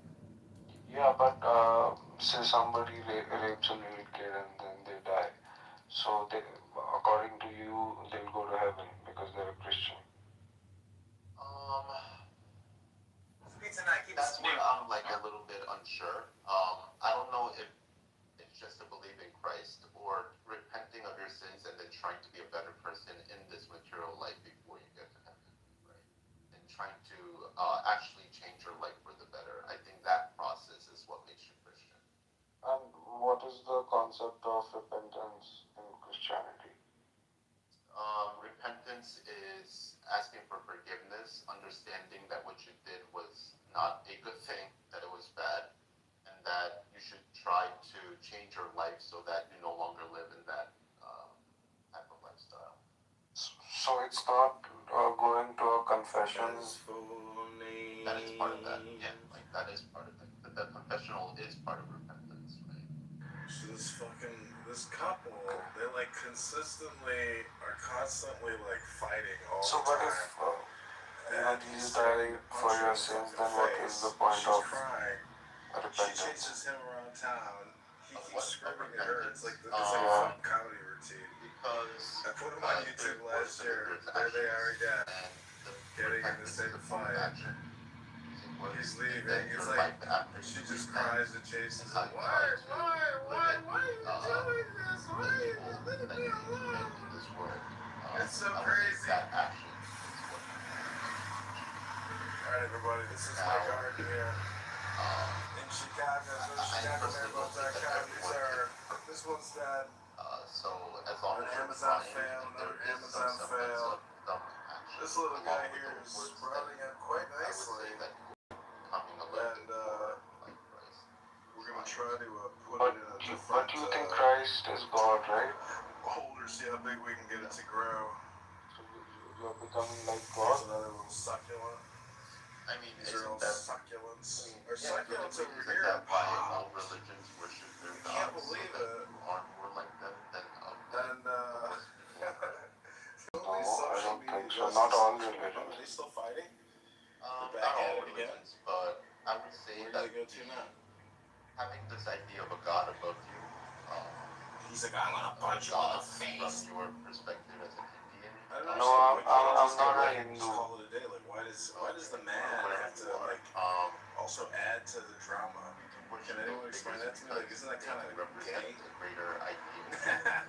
Maybe he just doesn't like women or something. Maybe he doesn't like hot young chicks that are just like crying and want to just bang them. And he's like, I'm gonna punch you in the face if you keep talking to me. Stop talking to me. You could have Indian gods that Everybody, we're going to the front of the house, see if we can capture it gods, but from another angle. I think he may. I told you, I'm not a Hindu. I have no idea. I'm a Muslim. So, but I mean, we worship God just to like thank God or whatever, right? And just to worship Him, to let Him know that we are His servants and whatnot. Also, it helps.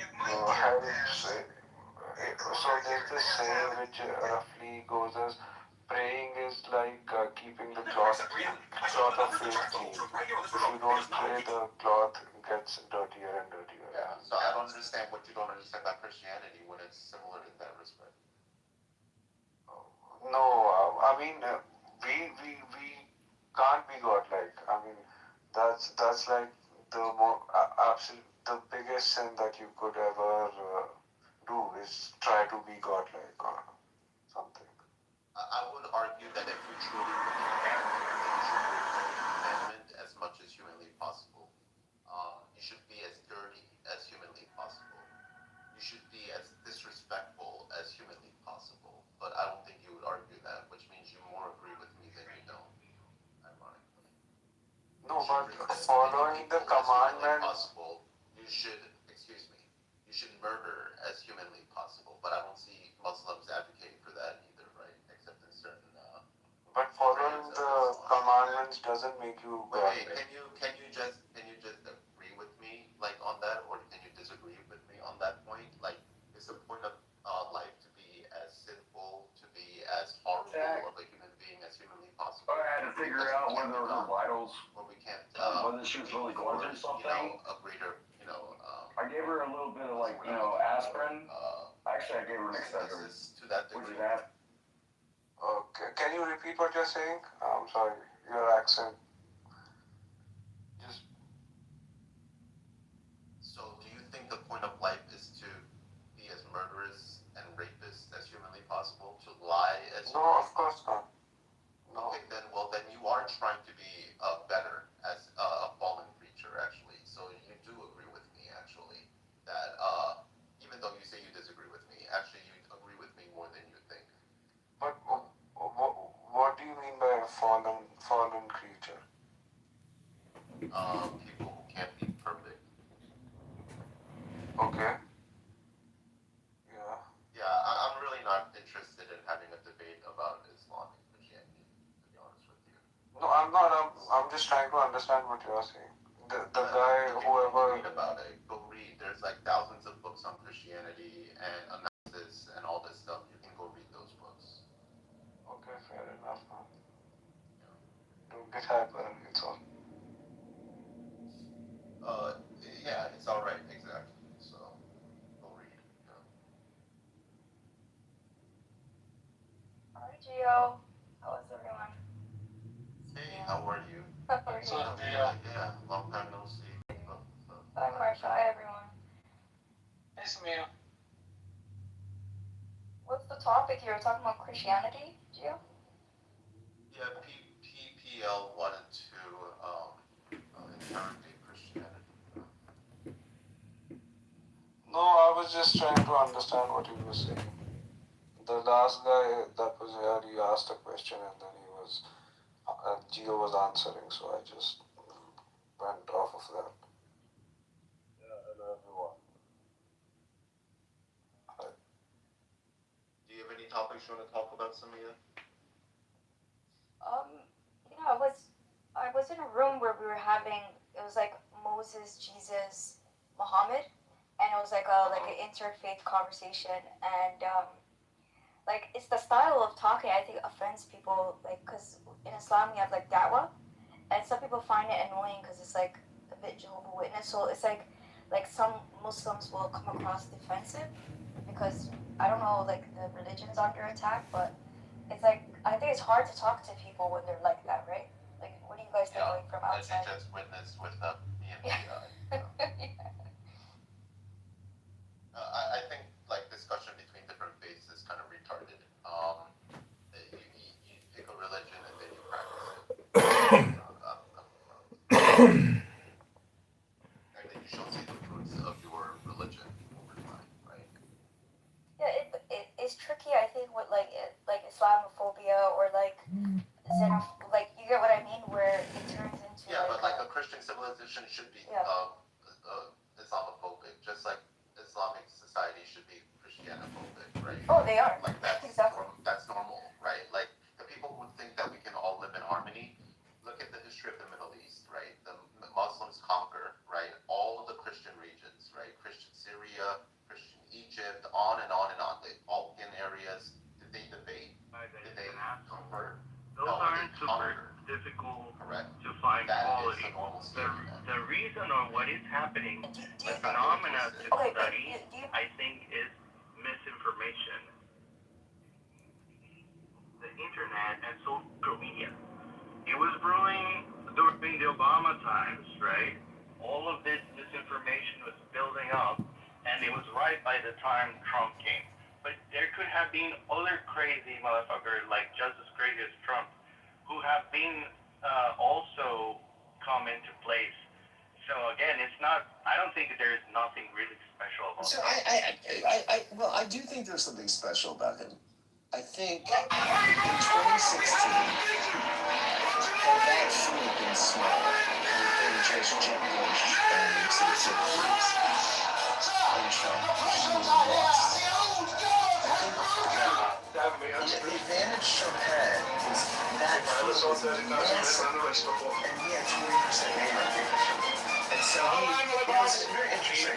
Which direction over it? One of the moments in the primary was so interesting was because it just is TV about something, and Trump just pulls out his phone numbers out of his pocket. He's the craziest thing I've ever seen this debate.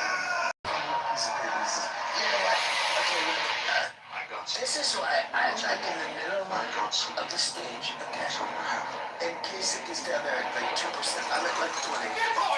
And he's at like 2. It was the only time I've seen a presidential candidate explain to people that your place on the stage is related to where you are in the polls. Honestly. And I think he would have never less. Again, if it was a 3-man race, I pledge my balance to renew it. He's never done that. I will never serve the usurpers or the wealth creator. But there are battles to be The fought. other thing he did in times like this, which I think was, you know, so basically, I mean, the reason he lost barking at the moon. by You have mustered an army in near estimate, turning aside from our judgment and taking a course I myself deem reckless. The second thing is, For good or ill, people wanted disruption. you are a leader of men. If you declare yourself, And COVID, the Lord will follow you. They never took you for a time. panicked. Sound So, friend. knowing Nero's COVID intentions are won, good, but what we need in this then, I moment mean, they wanted is a king. disruption again. And I think that's why, I mean, the May I Democrats have a were word in ran private? two very, very capable people. Hillary and Harris. Both were capable people. But people didn't want capability. They wanted disruption. And that's why he's, you know, that's why he's won. Well, that's you kind of making my point for me in terms of the time makes the man, and where Trump has an undeniable genius is he understands the attention economy, and Chris Hayes, buddy. Chris Hayes. No. And like, people at the time, like people trying to rationalize like Trump winning and say that he would have destroyed Jeb Bush and Ted Cruz easily. The reason he won is because he won on lies and rage, right? And he would have won with 3, 2, or 10 Republicans. And that is why he's willing to. That's why he's able to win versus other ones. People are not willing to say the crazy shit that he says, and he is. That's the advantage that he has. But Don't rationalize. Carlos, There is a really good reason why people voted for him. Carlos, isn't that kind of what I'm saying though? Is the attention economy? He understood the old paradigm of how you run to be president could be ripped up. To Scott's point, I'm in the middle of the stage. I've got 20%. In effect, you're an idiot. You're a nobody. You're on 2%. You're at the end. Like no person running for president would have ever said such a thing. He understood that he could say that, and it would garner him more press. And also to Scott's point, I'm a traditional reader of that primary, and I think Scott's right. There were 10 potential Republican nominees running in that primary, and as I remember it, when he was winning in a crowded field, he was only getting about 30% of the vote. He came into that primary with 20%. He was fading into 20, but the field was so big that that's all he needed, and his media attention and all the media kissed his ass, and you know it was so interesting. I mean, I remember Joe Scarborough and Mia Brzezinski. They had that guy on and at one point he said, "You guys have been like supporters," and Mia, they freaked out. They were like, "We're not supporters. We're just taking him seriously." You're absolutely right. He could not have done that in the 3-person field. He just couldn't have done it because the money would have gotten murdered. I think it. I don't know. I don't understand. But let me address what you said. Like you say that he understood like the attention economy, and the problem that I have is saying that Trump understood that. He doesn't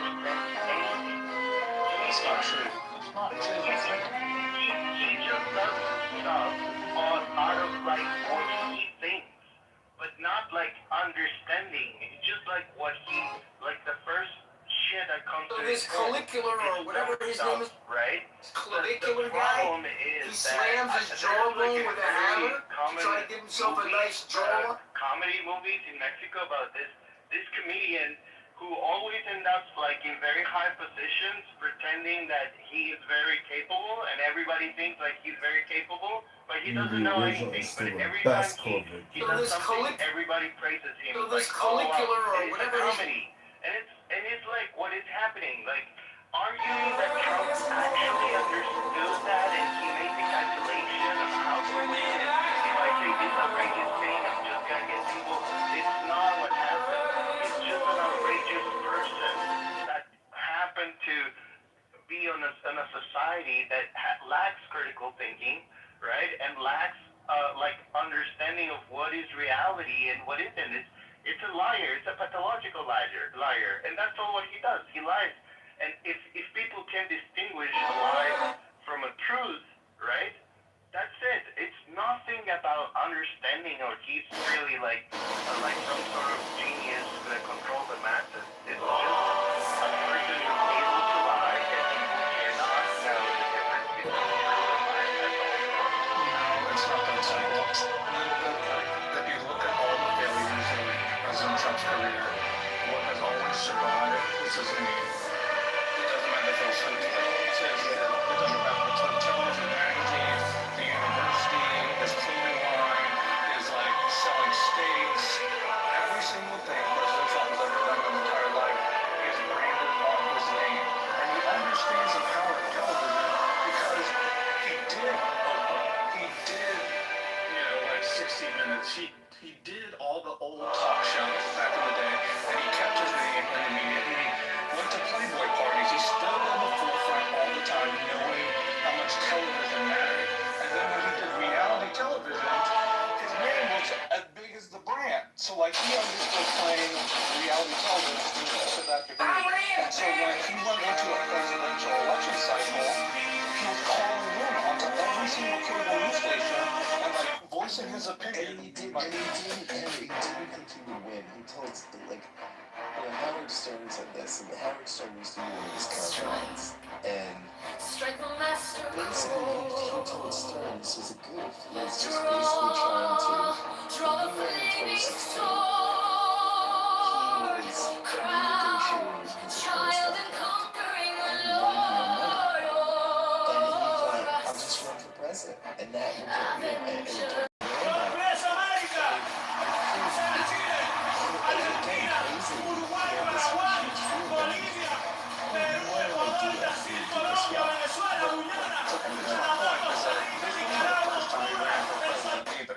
He ran as a Reform Party candidate and lost. But my point is that it was weaponizing TV, which is like work in campaigns, like work on the Republican side as a political consultant, and like the presidential election levels. He understood that and did it for media 3 times on TV, hundreds of hours of coverage by like talking and saying things, outspent every single dollar that the rest of the people could spend. Absolutely, yeah. To Scott's point, the field was too big, so the donors are all split up.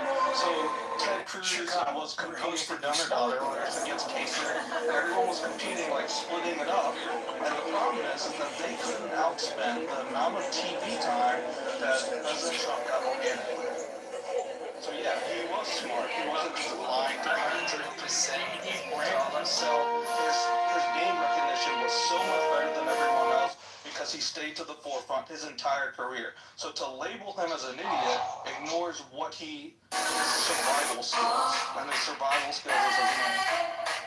Exactly. So saying that he understood that being on TV every day was useful for him, as if that is something like only a genius could understand or foresee, it baffles me. What is it? Like, that's not what I'm arguing. Of everybody could understand. Everybody could understand that if the people are talking about you, it's good for you. You don't need to be a genius or like some kind of guru of social interactions in media. The only thing that I'm saying is that the guy, it is an idiot. He is an idiot.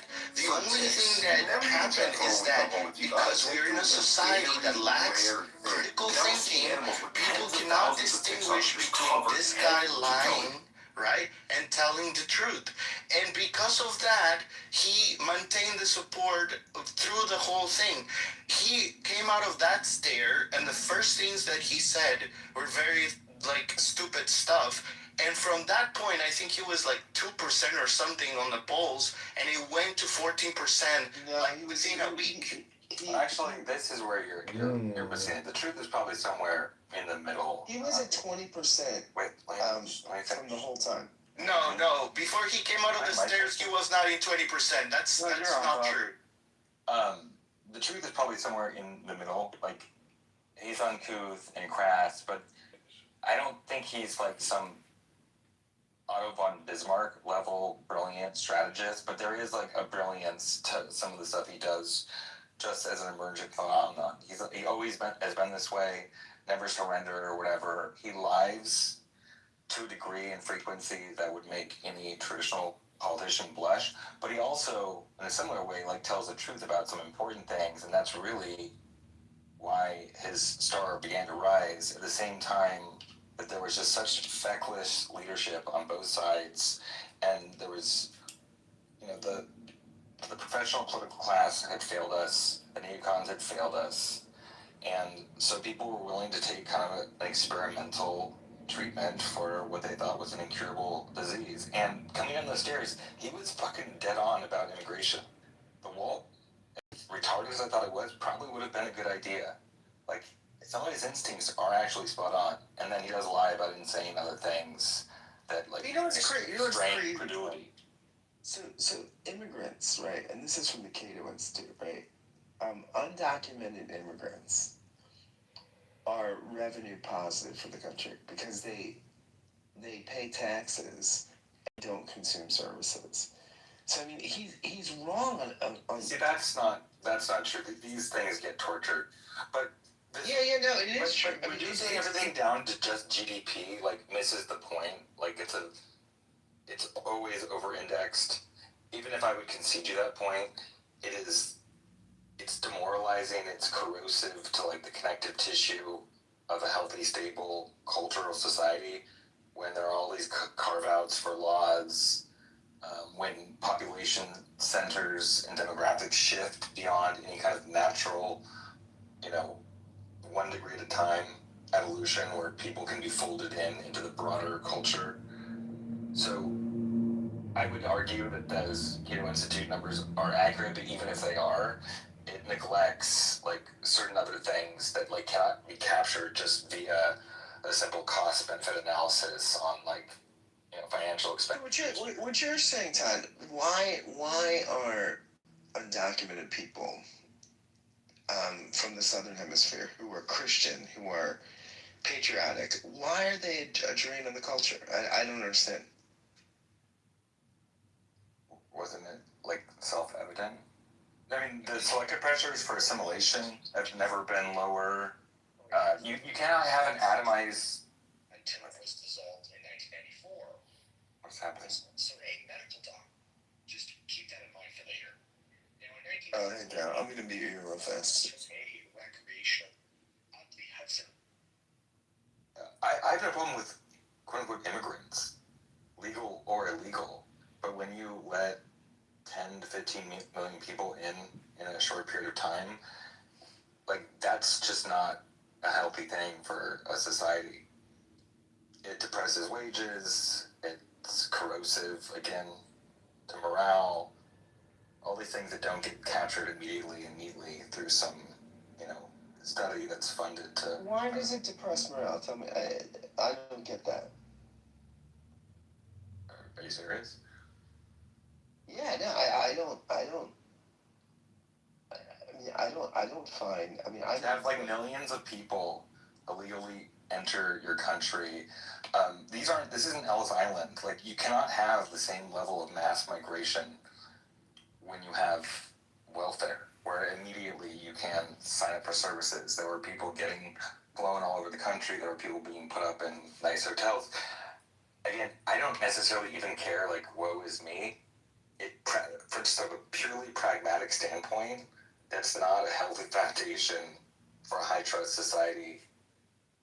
And it retards people's, like, buy-in to, like, work hard, follow the rules, because there's this, like, gross asymmetry, which is usually, again, benefiting capital far more than it is the middle class. Like, this used to be something that was really important to the left at one point, and then got flipped, but this absolutely depresses wages. I don't understand how that would not be demoralizing. So if I can ask him a question, demoralizing, I'm genuinely curious, like when you say demoralize, like if you don't mind if I ask you where are you located, and when you say it's demoralizing, can you just more specifically say for who? Yeah, I'm with you, Jay. I don't feel demoralized. Okay, but I'm not arguing on Todd's side here, but there is a large precedent for what he said. If you to look at the 1840s as mass German migration to the United States and Irish, and you read the newspapers of the time, and people were worried that the specific Anglo culture of the United States was going to be lost. Ditto, you move another 50 years on from that, in the late 19th century, it was Italian migration. People were worried, the chattering classes were worried. And they would say that large wave of non-Anglo Western European migration in part led to the depressing era because wages were depressed. There's massive precedent for what Todd's saying. Where I would disagree is about people being demoralised, and I would rephrase it to say that what people have done in countries all over the world, when there's mass migration of people that don't look like them and or don't worship like them, don't talk like them, they worry about the culture of the country changing. And that's universal. That's totally universal.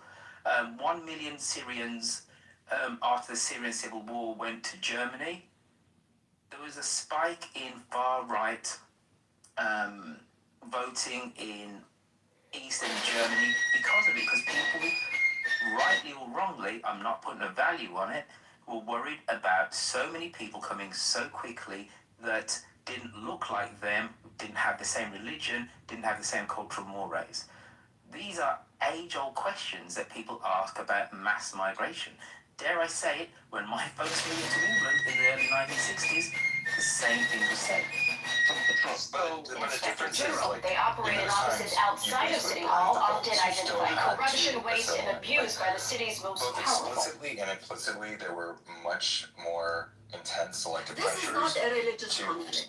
fold yourself in. You box software engineers in, boy. Yeah, software Right, engineers. kick that retard out.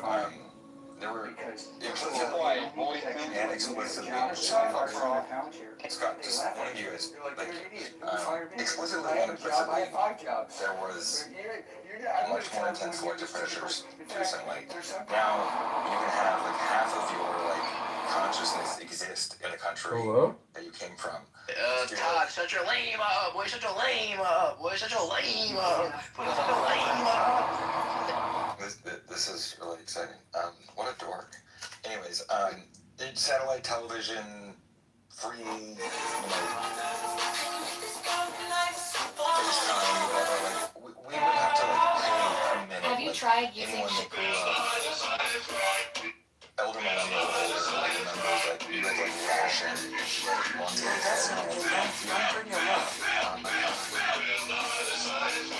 So I think, more to the point of like depressed wages and people being concerned about it. You see this reality play out in the southern part of the United States and the Midwest, where you have farmers and you have skilled labor that can't compete with the prices that are being presented by corporations and by contractors that are subcontracting to migrant labor. And you have this problem to where in the United States, like the age of skilled labor is getting older and older and older, and people aren't taking up the jobs because why would you go into a field when you're constantly being undercut by migrant labor who's here, who's doing jobs poorly, or sometimes doing it great, but often poorly, and they're charging less, and people are just going to choose to pay less. And you have the same thing with corporate farms. They're not beholden by the federal government. They're not punished by the state government for hiring migrant labor because it's subcontracted by 7 levels. So like for a small farmer, eventually they lose their farm. And the quiet despair that happens in this country when people sell like their properties that they've done, or they sell the businesses that they've had for generations, it's happening over and over, and it's quietly happening in places that maybe you guys aren't from, but I've seen it happen to generations of people, and I'm an immigrant. Like, my family came over in 75, so, like, I'm not beholden to this, but, like, my family chose to assimilate, but I've seen what has happened. Henry, where in the country are you? I'm now in Philly, but I'm from Louisiana, and I spent the majority of my life in the South or the Midwest. Where does your family come from? But hold on, I asked Todd earlier. Todd, where in the country are you? Why does it matter? Well, because it impacts what your thought process is. He's at a border. Yeah, I'm on a border. For again, the demoralization thing is like very specific. Depresses wages. Also, people didn't vote for this. Like, for the same reason, it was depressing to see the retarded pull out of Afghanistan in the way we did, even though I wanted us completely out of that region. No one voted to go to, like, war with Iran. No one voted for mass migration. It becomes demoralizing when you realize you're, like, functionally, like, a slave, and the political class not only does not listen, and there's way too much leverage to capital, post-Citizens United, and there was already too much leverage in that direction anyways. Hi, moderators. This is Alistair. Could you put me in the queue? Thank you. Yeah, I want to be in the queue too. So the reason I ask is because the idea of the demoralization thing is something that, you know, it's a very specific word when you hear it, right? So I was, you know, talking yeah, it's a word. Like, words are specific. Like, what is it? So if you let me finish, I'll get to it, right? So I live in New York City, born and raised in New York City, and immigrants, at least here, because someone earlier mentioned Ellis Island, right? So immigrants here have always been, you know, despite what I actually disagree with what Roy Field said, because immigrants here have always been Excuse me, moderators. When I say I'd like to be put in the queue, I'd also like to be acknowledged that I exist by confirming that I'm being put in the queue. Hello? Jesus Christ. Oh yeah, kick this faggot up too.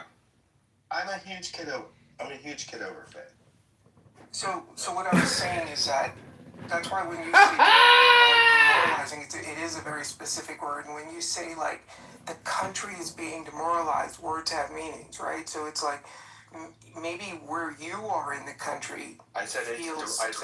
Oh, I'm sorry, Todd. Did you just say kick this F word? Did I hear you correctly, Todd? No, you didn't hear anything. I said it's demoralizing. Did I say it's like... They kicked me! They kicked me! They kicked me. Oh my god.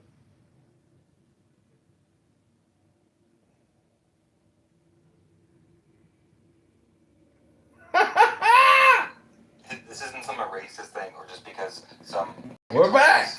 Speak directionally about something a certain way. No. I think it's a great folly to brace against it. Why is it that this is like raw we're doing the dog and pony dance with Tony, where if I would have been on North Carolina and I would have found seashells that said 8647, I'm almost positive history I would probably that be comes looking with at the immigrants throughout the hundreds of years in New York. There's been so much conflict. It's not all you're this lawyer. Nobody did. You I got know, some but experience. man, Why words is mean it things, that right? So when it don't comes to interpret what I'm saying. individuals, Just listen to what I'm saying. Because what I said is immigrants have been backgrounds like very his, productive why does it take so long that we gotta go of the through this history dog of and New pony York show? City. But on And an if you average look at, citizen, so when there's a hook, line, and sinker pretty America, quick. right? Like this perspective that we're I one want country. to hear your Dude, I didn't even say one word. We're 50 Well, I mean, kind of little micro countries with legal muscle he has also yeah, that he's coming Not out in this private. and you yeah, have you know, like there are pressure I think coming the last I with looked, emotions and there are over trying 100 languages spoken in New York discount City, right? the, But what happens is we all get on the subway. For the most the part, we average crowd citizen into the may not subways. We crowd may into have buses. legal aid We to help crowd them, into buildings. or a public defender. I mean, this no one is is coming actually, at least in my experience, and I just, like again, you have to look at all the raised here particulars. with the I exception think of the living point of the indictment Tokyo is for a year. a pretty loud statement. We're the largest city builders in the nation by double. The second closest, we're close to 9 million. Is just the second with political closest violence and tolerance for Los it, Angeles, and that we have laws in 4 place million. about threatening. Then you jump down to Chicago, Our it's 2 president, million. and about and threatening public officials, at least for the most part, what we've learned we should to do clamp down how you on those laws. And it's nothing to do with that, right? in the clubhouse rooms, we have people that will threaten public officials and say things that are in violation of federal law. So why is the culture so long with officials versus your average citizen? Obviously, in That's large what I part, want to know. immigration has led to the United generally a lot of States, people and in large those part, questions. communities have gone on. Why do they need so much muscle when the average Samaritan There is no worry at one point that those early German immigrants, English would stop being the first language. They're requesting certain, information be disclosed, and they're filing motions with the court. I mean, they're stalling it. And that would be my gut reaction. This case, I have not paid too much attention to it, and I apologize. But just generally on the topic, I think it's ripe because we're really looking down that gun barrel of political violence that's threatening our country. And I think that the administration's trying to make a statement that it's not going to be tolerated. Threats are serious. And again, they don't have to make law. The law's on the books. It just hasn't been, the wife comes into the kitchen, she says, hey, I want to get this to Disney. And the thought bubble pops over the husband because she can't. I want us to spend $10,000. That's not what I'm saying. Cannot track you down. Is that there are people sitting in jail for threats on social media. Serendipity, where are we going on that? Tracking it actively, she's very and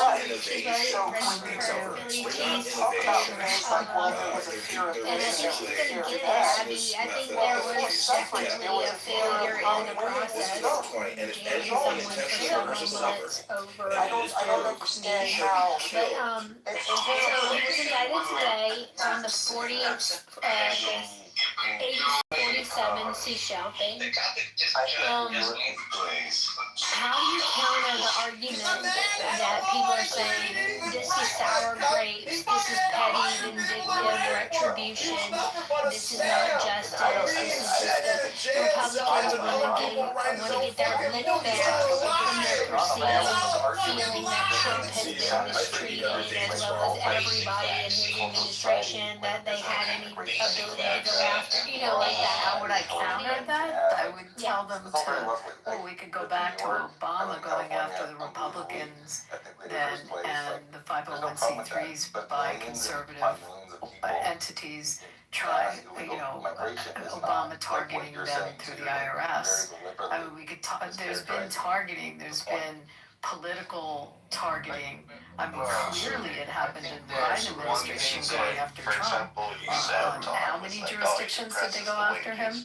And I How think many that's a different very ways? That's their Let's talk argument. about New way to see York. it, because What's it's his not name? just that, New York. oh, Are it's Republicans and supply and demand, there's conservatives more supply, supposed to therefore uphold the there's Constitution and our laws, and just demand. because Like, they you did know, it then, the bring the prices down. whataboutism is that doesn't mean that we The should do fact it now that because people they come did in it here then. and they are on I productive would age argue, makes the first of all, economy move. They it seems to be the bring nature of the more beast. money But, to the and do economy. I think it's a good thing? People No. are able On to the one sell hand. On the other more, hand, right? the point And that I was making increases about wages, political that violence increases is productivity, really that important. increases And money. it is So important to the economic investigate factors are and like when, really when complex. there is You enough truly need to see what probable the cause experts to said indict when there are about threats against its public right. officials. Okay, so this is If we don't start doing that, again, the law is there. We don't have to pass legislation. It's there. So what was that lady's name, Kathy Griffith, when Trump was first? 100% Right? I mean, No, like that's not decapitation. true, I mean, right? Like, you have to if you take hear a what stand with this. Republicans said, right? If It's you like don't, people are. it's If you actually don't, you're gonna hear the shit that we hear in the classrooms where they call for violence and harm against public officials. It's just it's dangerous. But it's dangerous. My Democrat senator got threatened this way, social media threats. The guy is sitting in jail. They just had a trial here.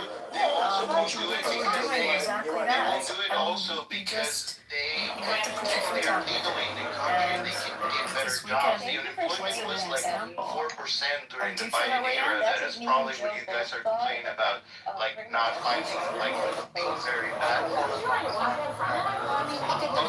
So this comes to my second point about saying why Trump is like you need to know which right? They just are able to follow whatever social media or whatever knows in the internet they think of, but they will not And then the perception is probably Henry thinks like that actually 86 Donald doesn't Trump won mean the dead. 2020 election Not or to something. many people. Right? 86 means But like just to if you remove, to get rid of. So okay, what do was you who won Comey's the 2020 culpability election? in the seashell joke? And I really do think it was a seashell joke. He was walking on the beach, he saw some shells, he's like, ha ha ha, wouldn't this be funny?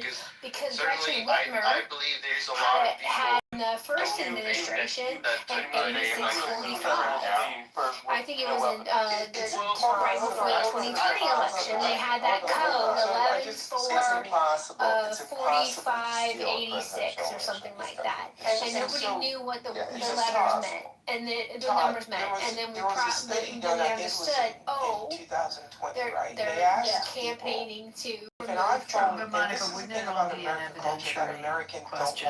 It's just going to be an evidentiary question. We're going to see what did he communicate, who did he communicate it to, how did he communicate, what ancillary comments were made along with that posting.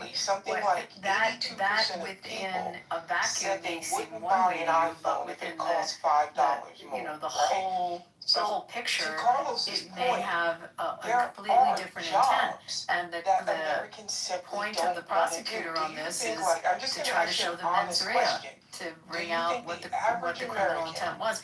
If in fact there was criminal intent, who knows? But that's going to be a question of evidence. Yeah, no, I can't argue with that at all. I do think it's super funny that the White House posted a picture of the King of England and Trump with the tagline "Two Kings." And so Comey's joke was seashells calling for the federal removal of Donald Trump. That's the left type of humor. And then our type of humor is to troll the left with pretending Trump's a king. And so our sense is we're very different. Monica, the ultimate troll is we had revolutionary guards. People dressed up like revolutionary guards with the King of England there. I mean, to me that was the ultimate troll.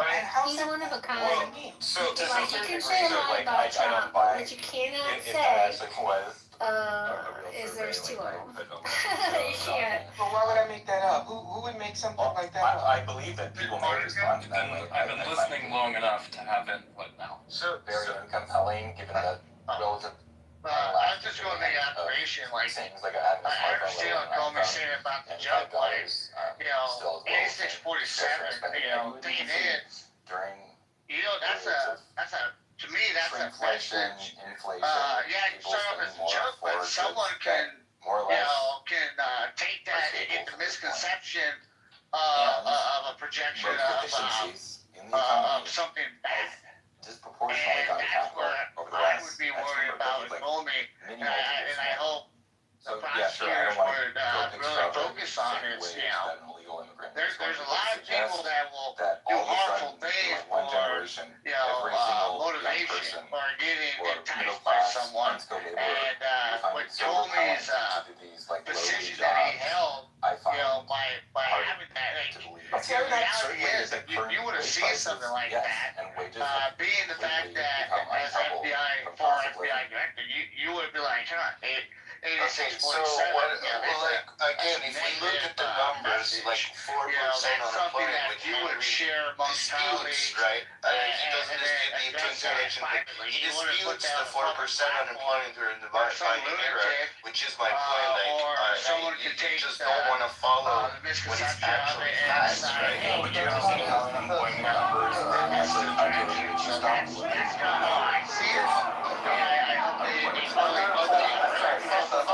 Fine, you may argue that that's not like, a very good measure.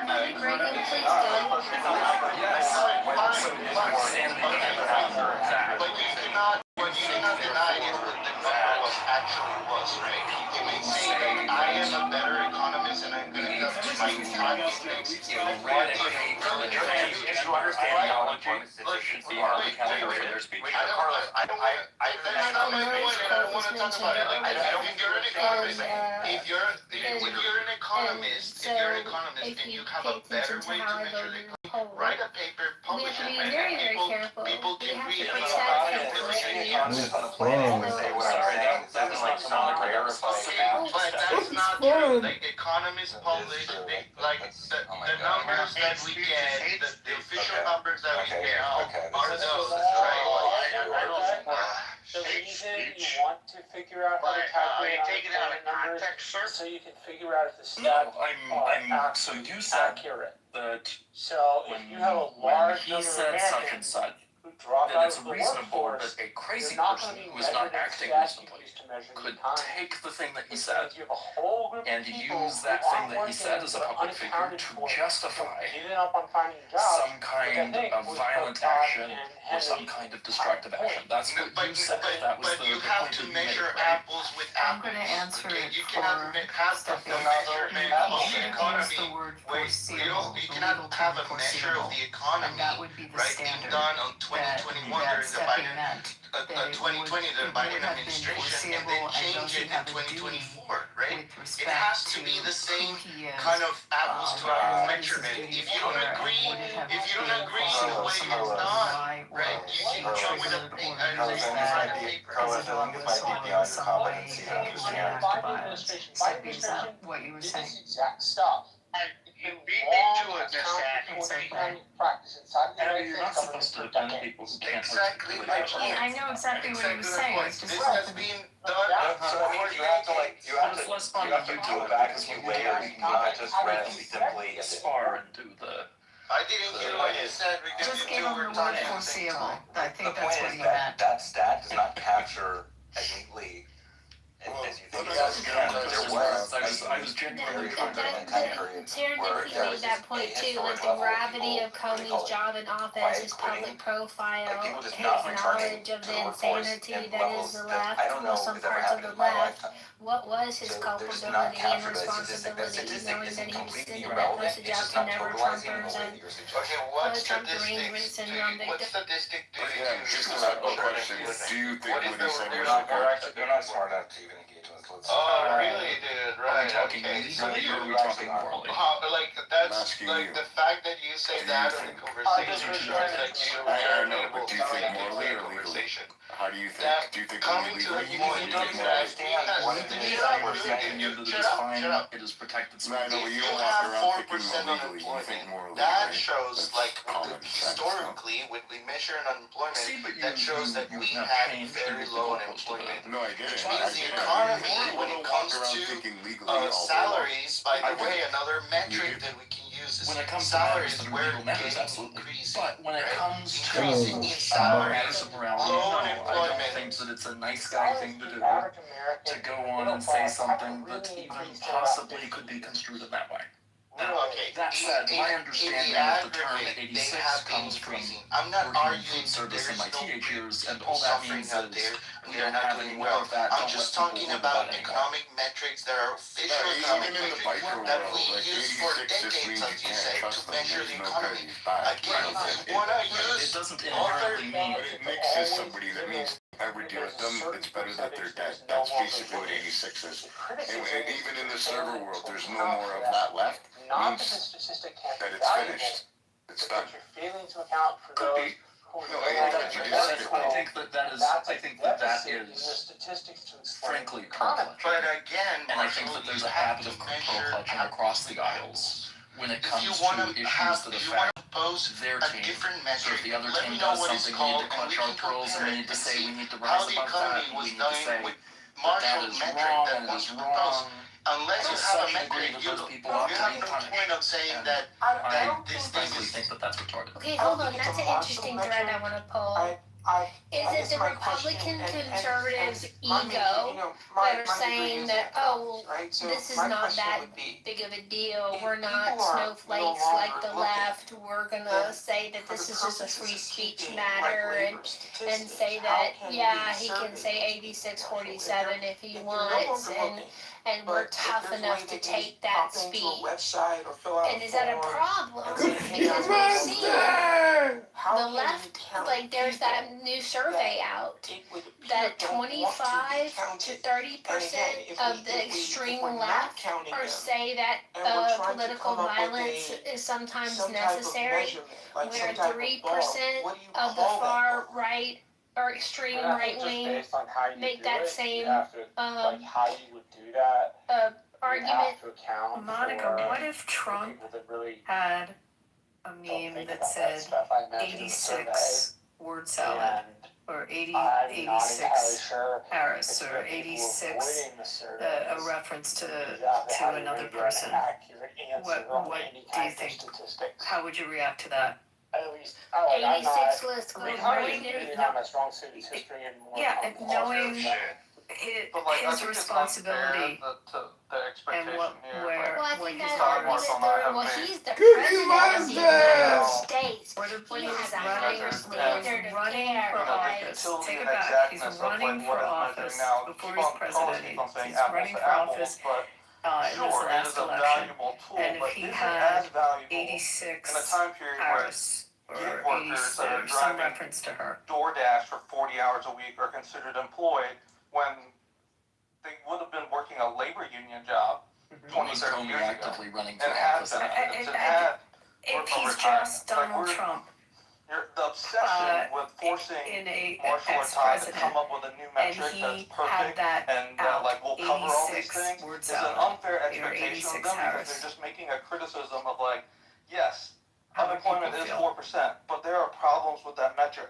That's like unfair for you to be like, well, then how else would you measure it? I don't know if you would be indicted for it either. Just know what I'm saying is, but new metrics come out all the time, right? So it's, I don't think it's unfair. No. I just kind of want justice. Abby, I made the argument earlier before you got in here. Hey, Dr. Jordan, I can hear you. Can I go before you, or you need to go before me? I made the argument earlier. I actually had wrote a tweet about it because people on X are celebrating, and I'm like, well, wait a minute. Like, why are you celebrating it? It doesn't mean, I don't think it means that you think it means. So, I said,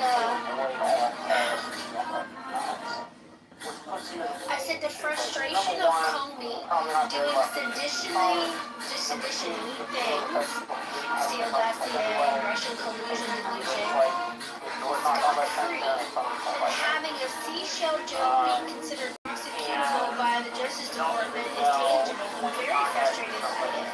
I don't want vengeance or revenge. I was just hoping for justice. And then I put the he had done with him looking at the redwood trees, looking up and saying so many questions. And Not chaotic, not in your face all the time. This doesn't seem like justice to me. So I It's comparing taxpayers versus symptoms. Helping you keep moving forward and staying out of your way.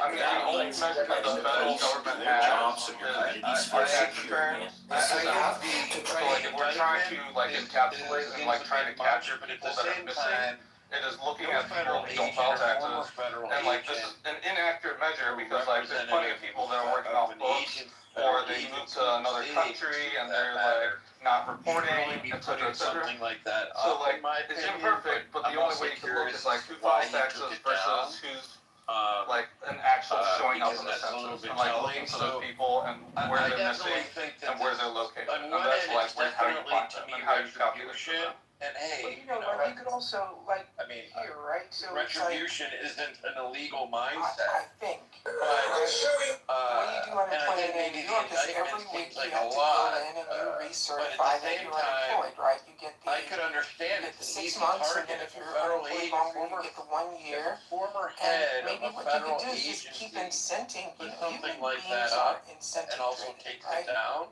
That's a bit of a red Hey, flag. if you're You know, I no can't speak longer to like the looking, legality, but and you pop into this the Abby can same talk to website but that I you just use think to register to claim your unemployment every week. to me, I Pop was in and we'll thinking, give you $100. oh, in my mind, if I was Right? the head Just of tell an us where agency, you yeah, I would take that down it's because like I to had some a people, reaction fuck, the $100 to my own isn't worth it. reflexive But thinking whatever and the be case like, is, what I'm hey, that's saying, not right. But the way if your to boss always were to, get if humans your to do boss, something if your is to employer put something up on incentivize social media, That's just and then take it You're down, right. how would that leave you feeling? I think it would leave people feeling uncomfortable that you should know better, right? So, And maybe, so I don't know the whole story, but that's my reflection. Exactly. Not the middle class, but the argument that the immigrants were essentially taking the jobs, right? Because historically, right, if I say comparing apples to apples, even if it's not an accurate number that you suggest, will be a correlation to what the actual unemployment is, right? So if we are doing better now, or at least through a debating era, we're having like a low historic unemployment, that is that's what I wanted to say. temperature was kind of elevated It's not an irrelevant with metric, Trump, but again, it's just and so, not capturing like what I you said, think. that's just my That's like saying Even when a celebrity puts something up, the level of because the you Dow, know the that they've got to be a somehow little more captures the guarded health of about the middle what they put class, on the social stability media. of Or any broadly. public figure, not in a legal Unemployment matters. framework, but just in a Who's no longer showing popular up, sense, underutilized, culture sense. participating, What we who's consider actually a better off, real public income, figure. person's costs, When they do wages something versus like rent that, increases, people the are cost to watching, and borrow, so inflation, you know, like there you are have people to who all these really things if curate you want to like what they put discern up what it is you're carefully. saying this 4% And when a metric. public official does something, Reference I had no idea that it was like an actual argument that represents the reality. It's just not useful. It's not even a half truth. It's like a quarter truth. I got a question on this topic. I was just talking about the argument that it will depress the salaries, right? But if you want to talk of the broader economy, sure, bring all those things, right? Bring what is consumer sentiment? What was the spend? How much people were spending historically with respect to other years? What was GDP? By most metrics except inflation, the economy was doing great. PTR. Right? Well, what I was going to ask was on Biden's way out the door, and when he was partying, wasn't Comey partying as well? I think you're making this like far too simplistically. On housing Thursday, I costs misunderstood basically that. doubled. I know there's a lot of people getting partying, you know, convicts and a whole bunch of bells and whistles. Even if wages I thought Comey was partying as well. Increases, savings, Can anybody agree with me on that? medical But I care think costs, Biden's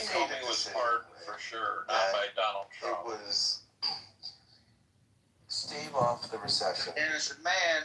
Or inflate prices. And he chose to inflate prices. He put $1 trillion Should you, don't you have to commit a crime? I think it was probably the right move. I think it staved off the recession. I was just curious about that.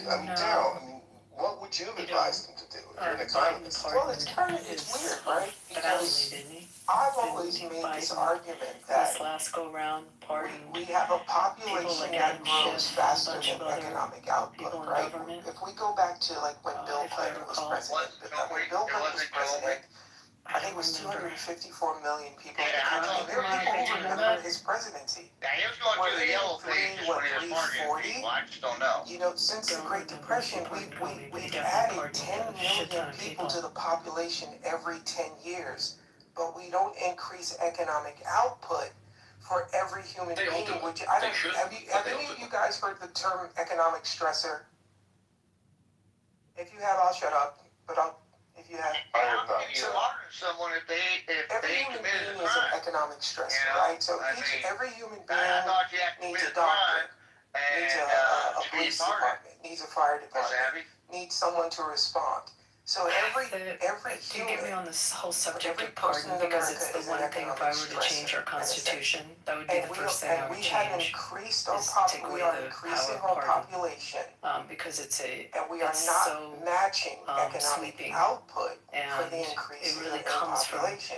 at a We time in we have England 11 states in this where there country. was a Scott reason that certainly the seen king this needed before. We have to 11 pardon, or states that the Lord that needed, the Lord of basically the manor or whatever, carry the the other fiefdom had to 39. pardon because they weren't Well, in we control need of to- I what mean, was happening They in started the talking about courts. this on Wall Street in And it was 2004. just a different America's time in history, and insolvent, why we brought that we're not over raising enough into, money through our system, individual income tax, so we have to sell and debt. embedded in the The more Constitution, debt I'm we not sell, the sure. more interest. But We're paying this out so much concept in interest. of What we need to figure out how to do I'm looking now on what he called it, but if I recall, it was like a blanket pardon for any from the federal system potential and put into the federal charges system. that could arise We out need of to their get some of role, these states you know, earning in more money. Yeah, see, I I don't know take if he did serious it issues with specific, that. like I work someone with like state Adam government Schiff, if in he did it Louisiana, specific to their and the role GDP in of the state of investigating Louisiana something is in roughly particular, between or 44 just to 46 generally in the rankings, their and role in the government. wages, And that I don't know the answer. and the look it medium up. wages Unless are someone else on stage 48 to knows. 49. And I think it has something to do with So statutes of the limitations, problem right? with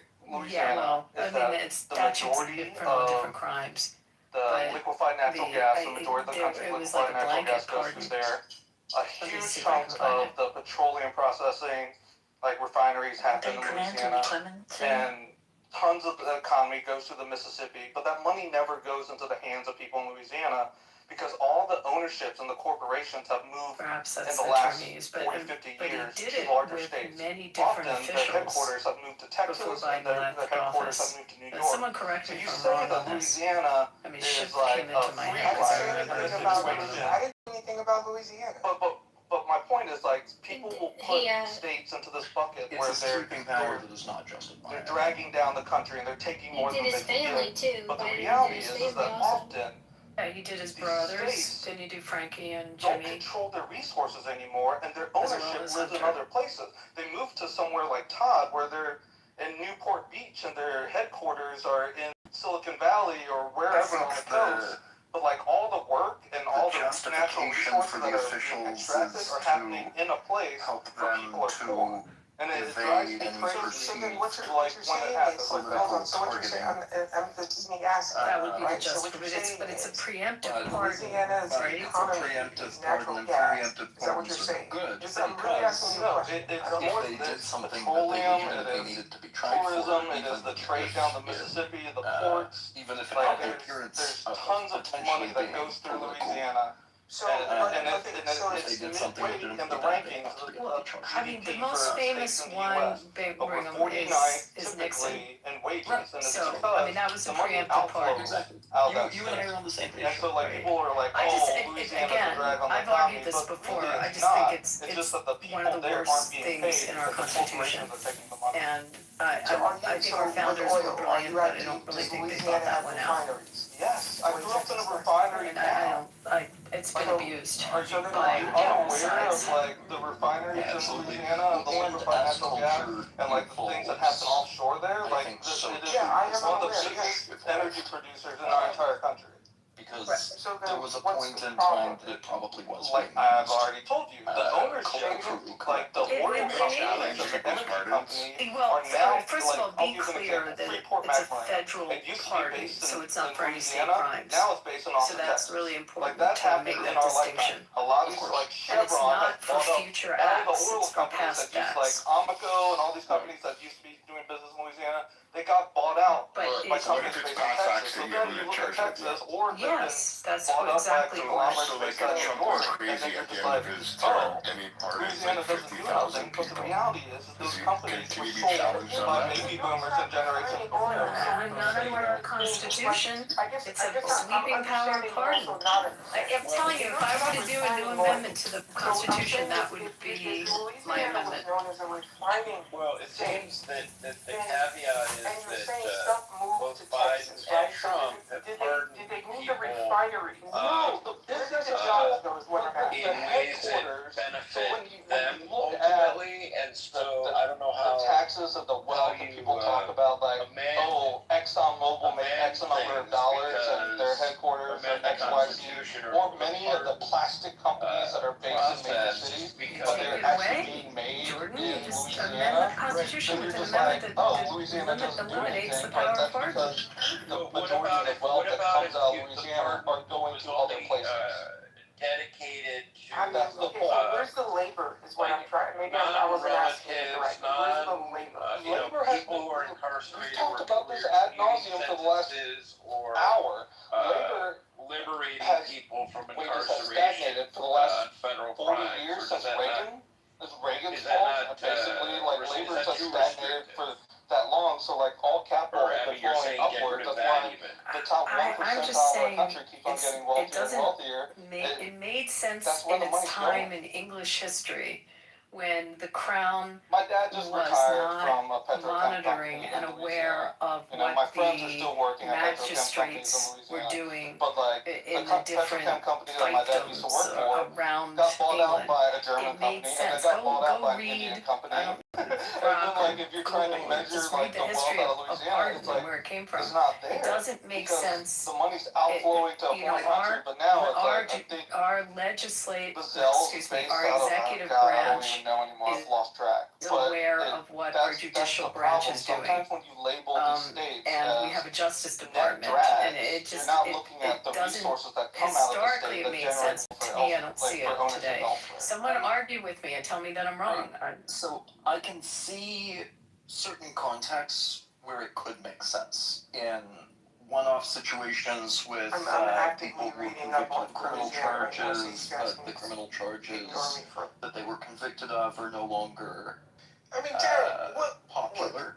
let's say, Daryl, you're one of the smartest guys I know. Or if there's a murder conviction and the murder conviction had evidence that was very disputable, but because of the limitations of the system, the person ran out of appeals. I know that there exist other means for them to do that, but having the president have the ability to commute the sentence is not necessarily an inherently bad thing. But if you have presidential if we want to talk about bringing back powers like to issue manufacturing, pardons like that, or to issue clemency or whatever the hell you call it, China is I the think world's manufacturer, there need right? to, at a minimum, be restrictions. For example, not being able to pardon members of your immediate family, and not being able to pardon members of your administration for crimes that they may have committed through the course of their capacity as a member of the administration.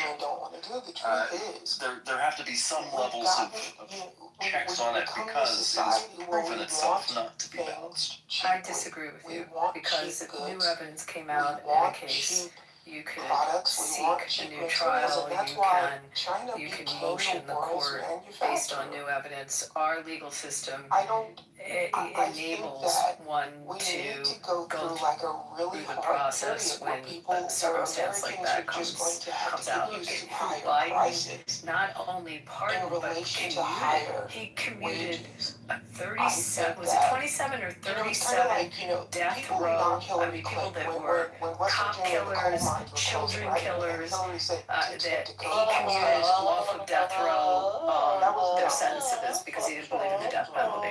So, so you'd have to also look at commutations as well, and then governors have pardon powers obviously know how to as work well. with I mean, their and, hands you to know, build it's on a state level different, but I mean, just generally, you know what I would mean? It's like maybe you need to we fine have tune all of the this legal untapped process of appeal land, and literally with respect to nothing is something like happening. new evidence. And people will say, well, what about but I farmers mean, and what about Him this? disagreeing with the death penalty because of his If religious agriculture was so principles, great, that could why be don't we a case in subsidize itself. farmers to the But, level what that we was his reason? subsidize Did he ever give his reason for? Well, he's a just think Catholic. that The Catholics don't believe in the death penalty.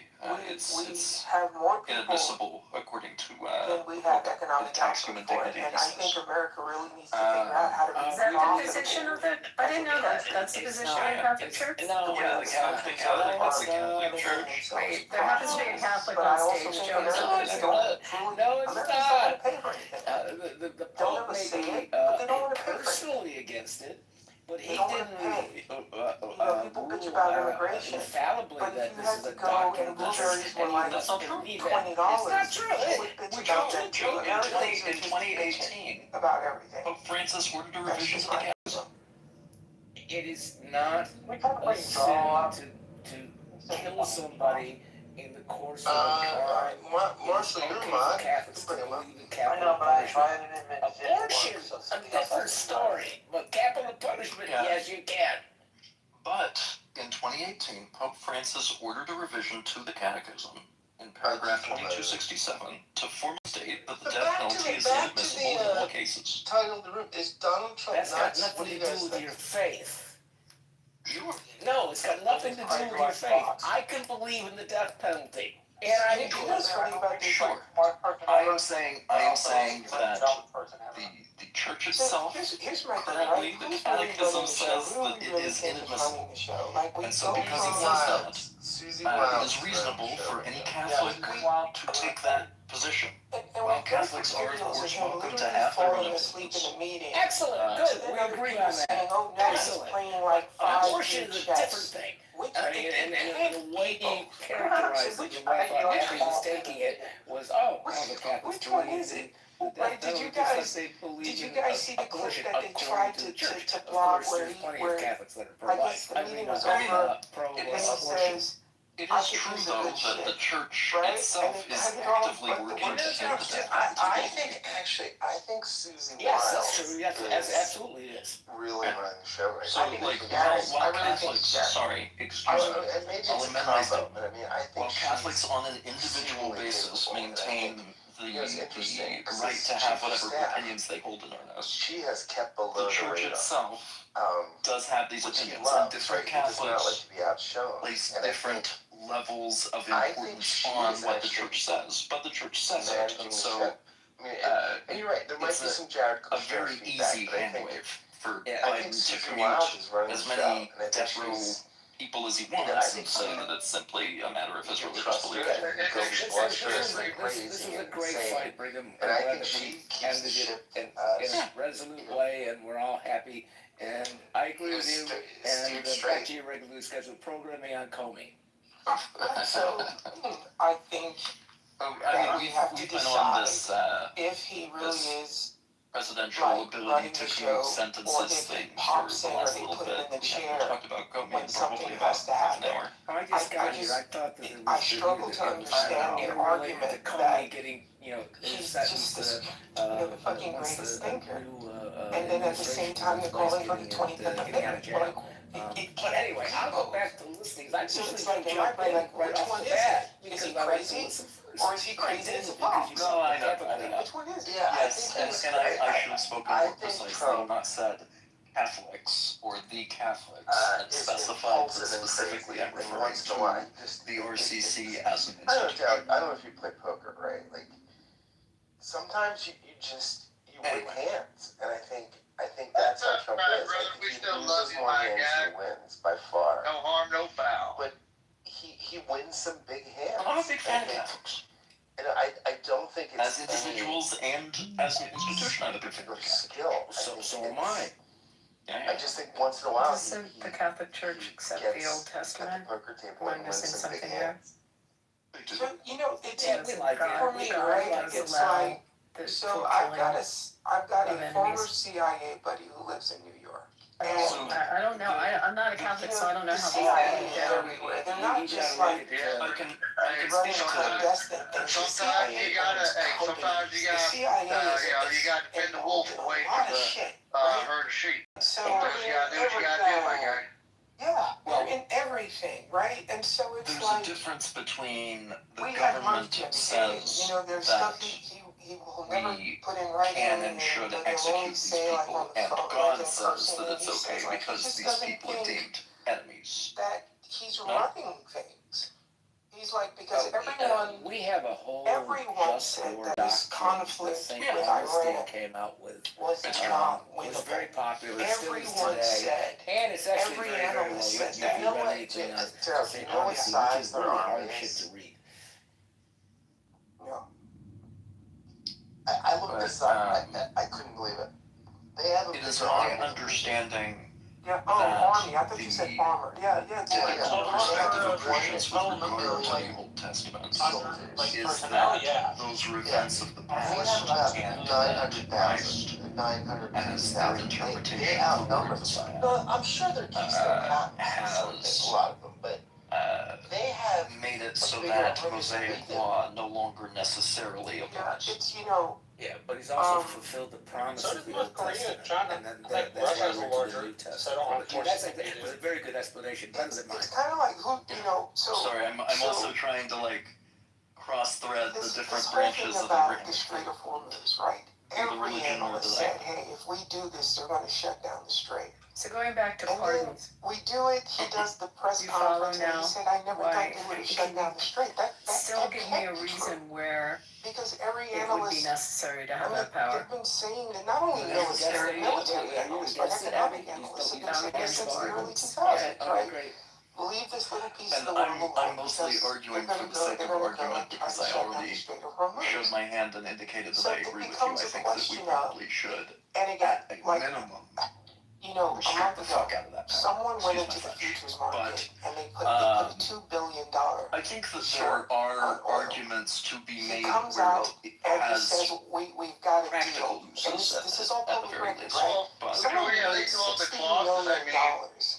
Sorry for interrupting. I mean, I agree you miss that. I think blanket pardons and other pardon in general has been abused on both sides of the aisle. But you know,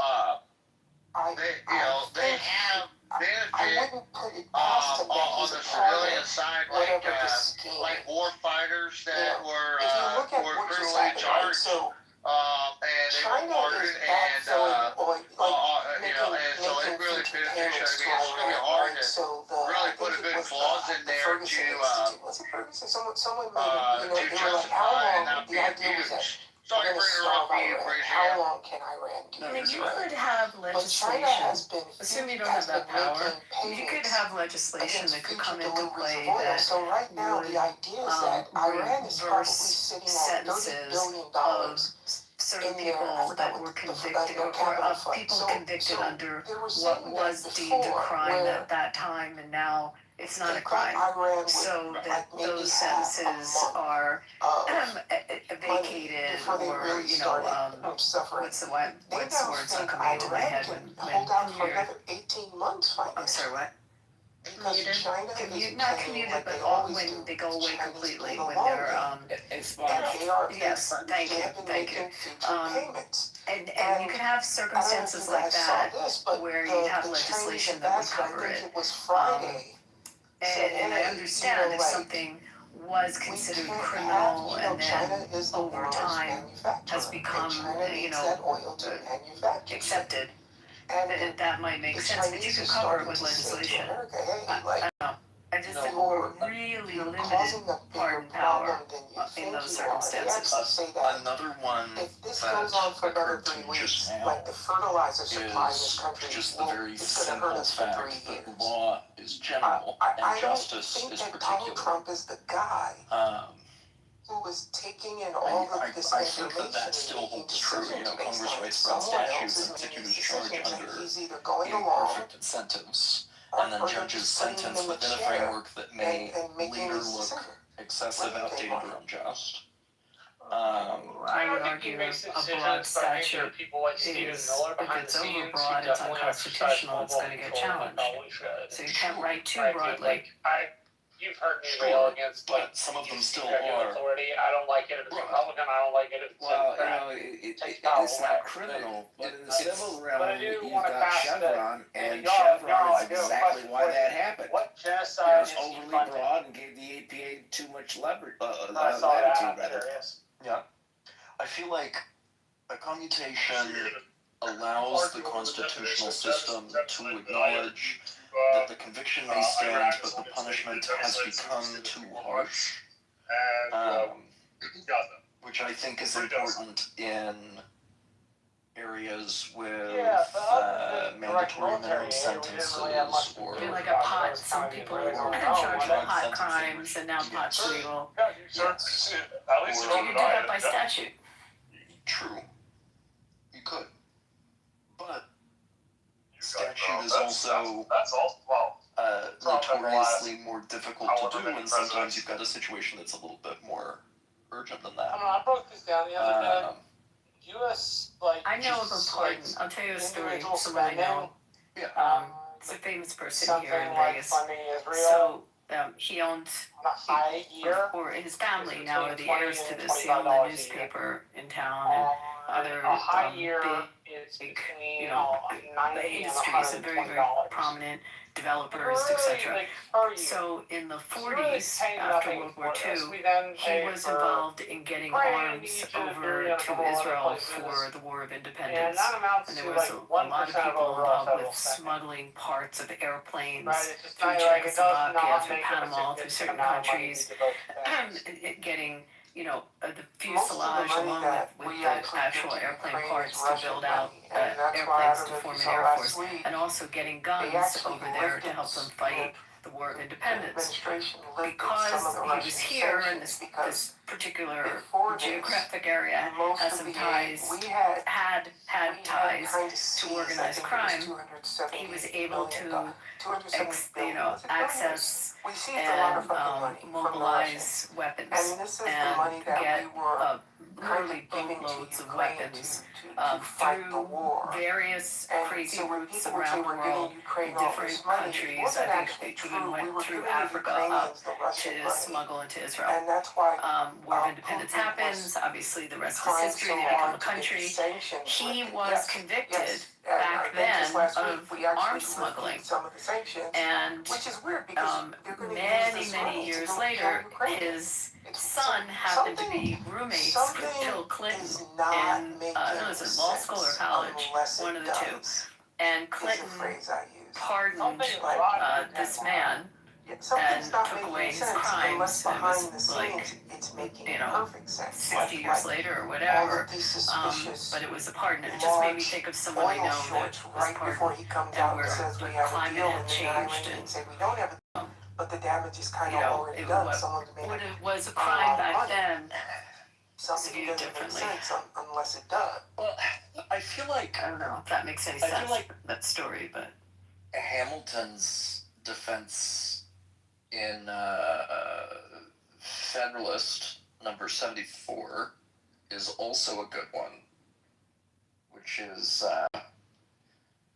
If I recall correctly, the criminal codes are necessarily severe, however, without some easy access to mercy, justice can become cruel.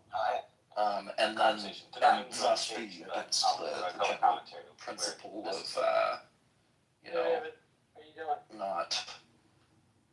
not invoking cruel and This unusual is a good punishments. little room we got going. So it boils down to the idea that a legal system needs to have a deliberately non-judicial mechanism for mercy because courts are bound by law as written. cousin to Bound by law as written. if you go ask an AI And how so likely with you are the to be court being 50 bound cousin by law with as anybody on written, Earth, that likelihood is about 100%. there are In fact, it's about convictions that 100% can at being occur cousin. that So maybe congratulations, people Tom. disagree with, maybe the president personally Didn't we disagrees say with. he should go live in And it Buckingham can be a or benevolent something? Yeah, I mean, exactly. in At some point. Yeah, I've always wanted to live in Buckingham Palace. He says. hypothetical that I So anyways, think but I'm probably might 50th cousin with him as be well. The post, I have another post in my PTR, the one that he posted like 2 days ago, is him comparing, I don't know, some statue, I guess that's important to Americans, takes it upon under themselves Obama and under him. He looked very closely in his own post that he shared. do a The little bit of clouds are vigilantism after their child was perfectly identical. Which means assaulted it's a by lie. It's AI somebody. generated. So that's 2 days and 2 stupid posts. And then if you go While back 3 days ago, following the law by no, the that's book, not true. If you go back about a week and a half ago, they should Donald Trump posted be an sentenced ad and tried on his own social do media their for whole stake.com thing and end crypto up in prison, gambling. but there's So if you're room, not gambling according your to money on law, for them stake.com, to end are up you even American? on death And row, on that note, Trump is just done. based on It's funny though, right? Because they circumstances. said when Biden And left the it White may be House, that his net worth that is a increased by deeply they said $2 unpopular million, situation right? because of the situation. In Trump's because first of term, the they said when he left the detail White work House, around it. he and his family's net Like worth I can increased think of by enough $2 one-offs billion. Okay, so It's stay with that one. absolutely Someone else can fucking chime in. I insane. don't have to be doing all the talking Like here, but that- you could mitigate that in you front of can a jury. increase your net You worth. can mitigate what I'm sorry, go ahead. the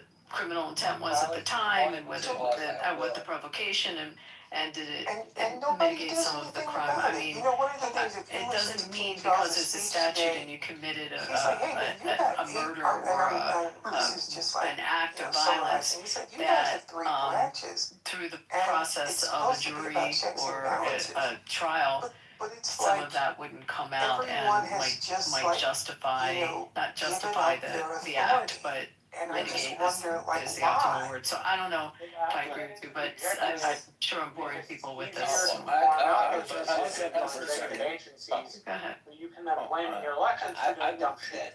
I would say that in your example, Brigham, there is an alternative to pardon. Right?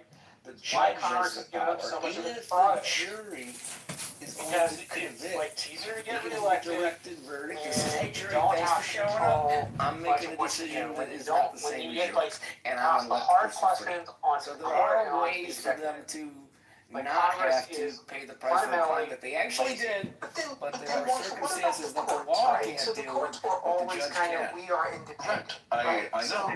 So What Historically, but Abby, yeah, you know, maybe, you know, you'd have have you conservative ever justices and liberal justices, other but attorneys to it provide was intended ineffective to be counsel? about the law and the Constitution, Are you right? serious with that And so question? it's, Right? Yeah, of course. Right. And have you ever known judges to get things wrong? Who's gotten things wrong? Judges things wrong. Every minute. Right. And do juries occasionally get things wrong? Yes.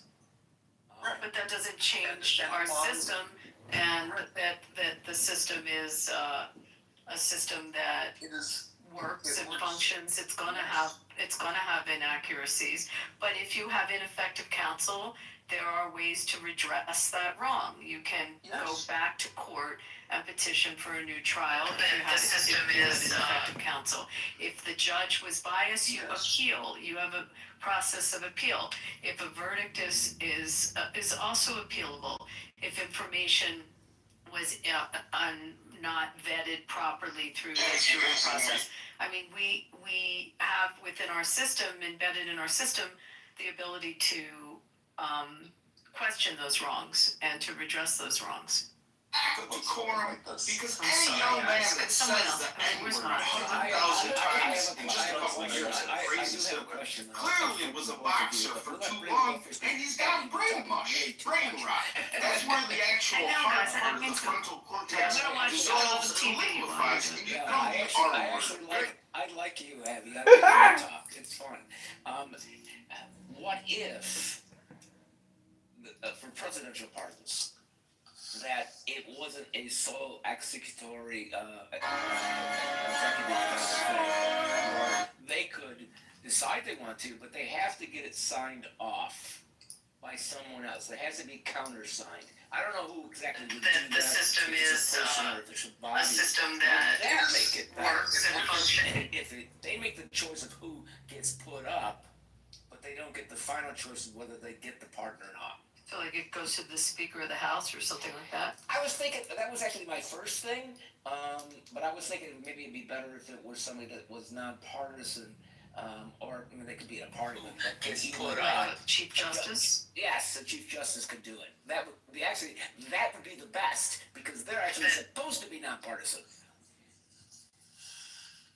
You still have to amend the Constitution to do that.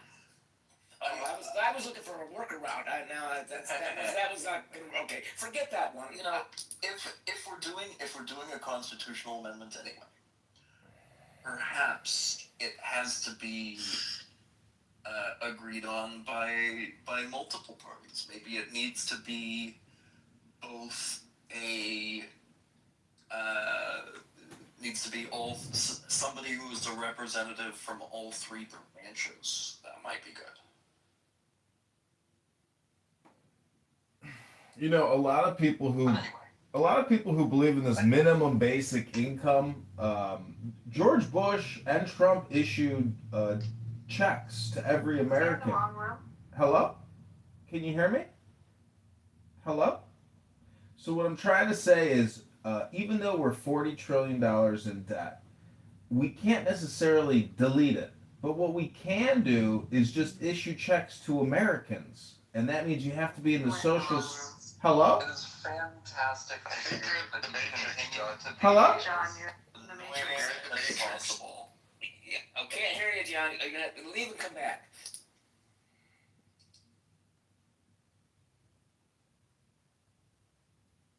Representative. It's fucking sad because he's usually got some good shit to say, but I couldn't hear him. Please don't do that.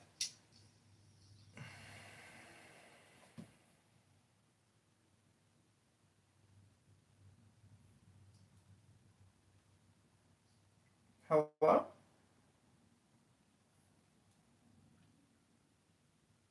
Hello?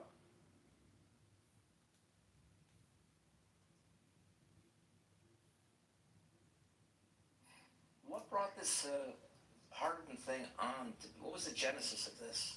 The pardon thing, because we were talking about Comey and talking about whether he was pardoned when Biden went and pardoned everybody.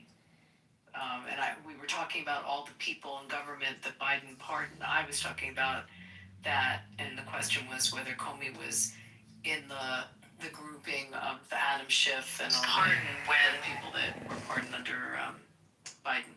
That's how it came. Yeah, okay, but that wouldn't cover his seashell 4786 thing, because that happened after Biden was the president. So that doesn't help him, even if he was. Was he on the list? Was he pardoned?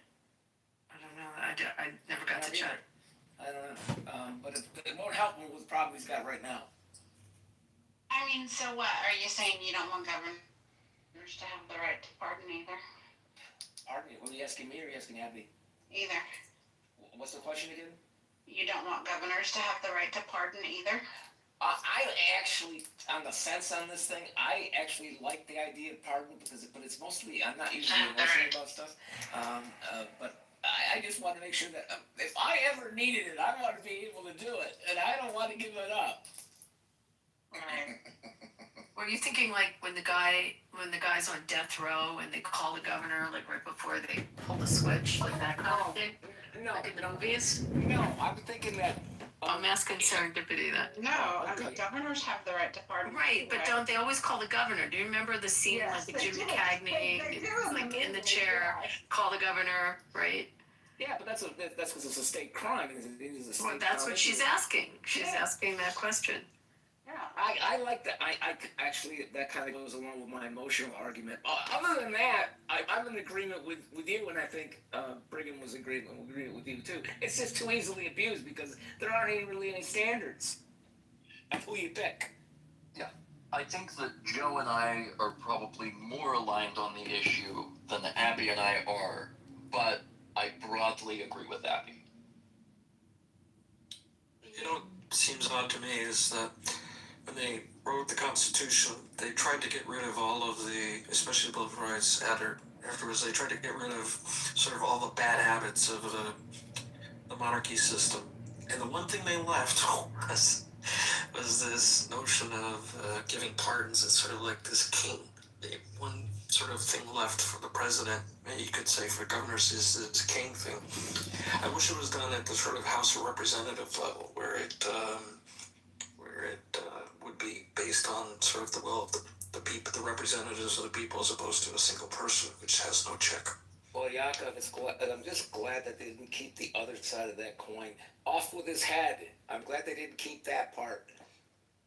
No, I mean, if you look at the first, the second, the third, the fourth, the fifth, all everything up to pretty much the Ninth Amendment, they're all big to rectify things that we didn't like that the British did.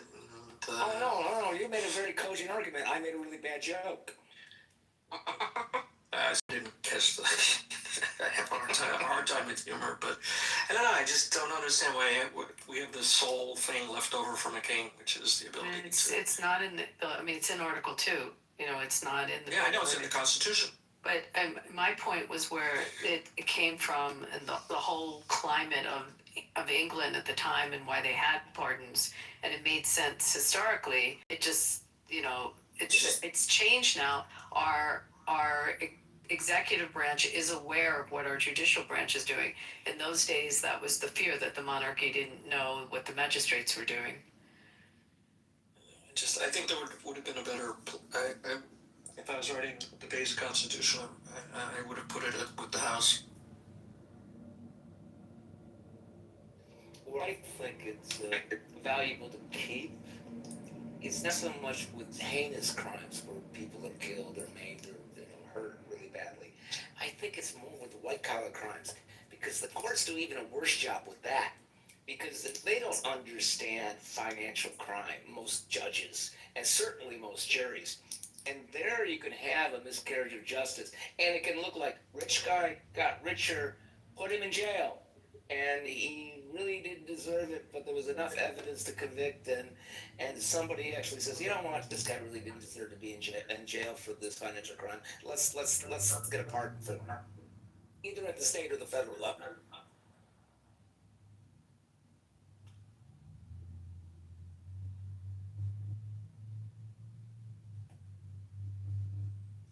I agree with that too.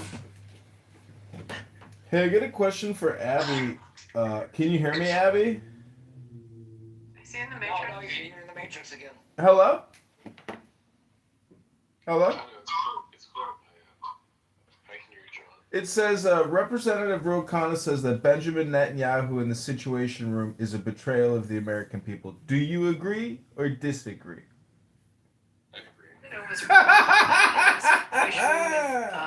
The gal in the app that was in the Situation Room, what's her name? Victoria, were they in the Situation Room together?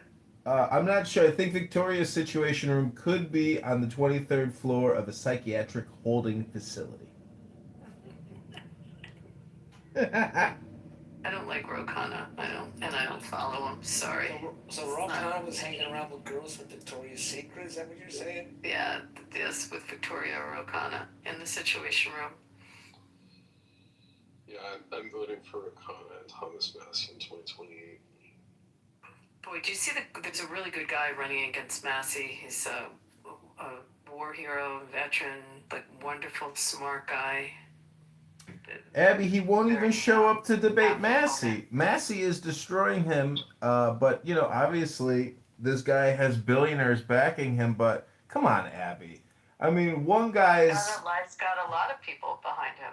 He's very popular. I mean, all the statistics that Massey puts out shows that Massey's going to win. I very much doubt that this guy's going to beat Massey, and it's going to make Massey so much more powerful than he already is. I mean, you got to realize that Massey and Ro Khanna have made over 50 people. Has anyone looked at the polling in that district? Massey and Ro Khanna have been very successful. They have brought down over 50 people. 50 people have had to retire because of Massey and Ro Khanna's Epstein file release. Hello? Who has polling in that district? You know, Necro? Can you pull it up? I haven't looked at it. All I know is that Thomas Massey has always been his own man, so I don't see how He's got a very apt opponent. Let me see if I can pull up some recent polls. Yeah. I will be stunned if there's any person in this district that will like Massey more. That likes them more than Massey. I'm 182 points away from being 1% karma. You know, let me ask you, Joe, do you think karma is reciprocal, or do you think karma is just action and doing in itself, that there is no cause and effect from karma? Do you think people misidentify, don't translate karma correctly? Karma comes from the gods through the app. So what you're saying is Reid Hoffman's plantation, we're all just plantation workers serving Reid Hoffman. Okay. You know, I actually looked up Alistair Crowley. I like who he was. I didn't really like you prior to that. Oh, you hated me? His name is Ed Gallerin, and the primary is, this is in the primary, and it's May 19th. So wait, let's go back to the fact that Albert hates me, but now he likes the poetry. Yeah, no, I like who you're putting up. I don't necessarily hate you. I just think, you know, I see why you do what you do, but I don't actually enjoy how you do it. Oh, I see. You mean you don't like my mockery of people on this app who are worthy of mockery? Well, I think you mock everybody. I don't think you mock specific people. It's not true. I don't mock everybody. Some people I actually appreciate and listen, and you know they provide incredible analysis and thoughtful insight that I had never heard elsewhere. I'm an information addict. Hello? Well, I'll talk more for you than John. I'll say more things going forward so that you can enjoy it. Thanks, Joe. Just stop wearing makeup and everything will work out. Am I gonna get kicked? I like how you don't choose to reveal your age, Joe, because you said you don't want people to think you're too young. It's true. I don't want people to judge me for my age. It's not a good thing. I mean, you know, they're gonna wait for me to grow up or think when I've gotten to a certain age that they can listen to me, and I don't think I need to do that. It's unnecessary. I was sure he was talking about me. Can we get back on topic and talk about this corrupt police officer, Goomba James Comey, one of the most corrupt law enforcement officials in American history? Hello? He's not a Goomba. The mafia would not take him. He's not even Italian. I mean, listen, his daughter, you know, she didn't even have to file with the National Merit Board. She's going straight to trial. And I have personally also filed an EEOC complaint against federal employees for violence at the workplace, sexual harassment, etc. But what I'm trying to say is that James Comey is so corrupt that thank God Trump fired AG Bondi, and now we got a real man who's going to take down a corrupt cop, because James Comey deserves to go to jail, and I can't wait for him to go to jail. I will have a party, and we will celebrate here on Clubhouse when James Comey reports to jail. Hello? He ain't going to jail because of the shells. I'm sorry. I'm sorry, there's a hell of a lot more than shells. Apparently you people forgot about Russiagate. And you know, I live in Chicago, Illinois. That's not what the indictment is about. Oh, really? Well, the indictment expands as soon as we get him in some cuffs and his disgusting daughter. These people are traitors, they're criminals, and I can't wait for him to go to jail. Dude, you're not wrong, but they gotta get an indictment on that shit. Like, that's what the original indictment was about. Oh, the original indictment! It's just a show! Yeah, you know, the shells are actually a better case than you might think, but I still think it's about 50-50. And 50-50 works really good for the defendant. Okay, just because you think it's shells, and I'm going to now run a query, and we're going to get an extract of the key points from the indictment. Please hold. Yes, you do that real quick. No, take I'll your wait. time. Take I'll your wait. time and get it right. I'll wait. It has absolutely zero to do with Russiagate. Deputy, I've spoken more today in this room than I spoke in the last. I know you have. You came in as a hot Catholic.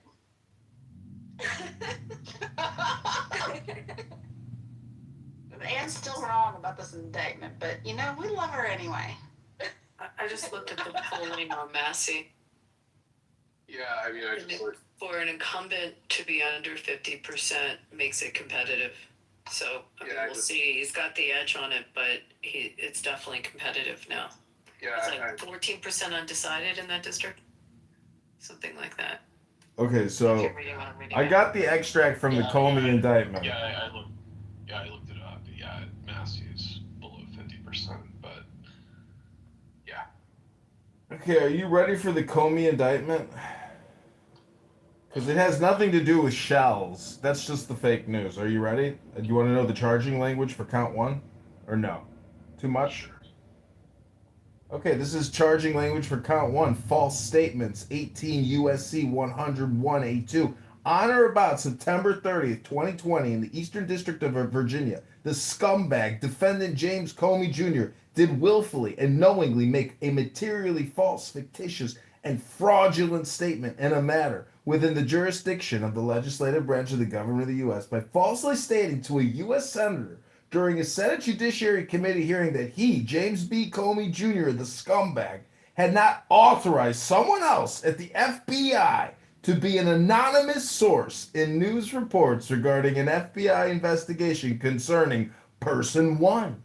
Charging statement number 2, explanation why the statement was allegedly false. That statement was false. Because as James B. Comey Jr. then and there knew, he in fact had authorized person number 3 to serve as an anonymous source in news reporting regarding an FBI investigation concerning person 1.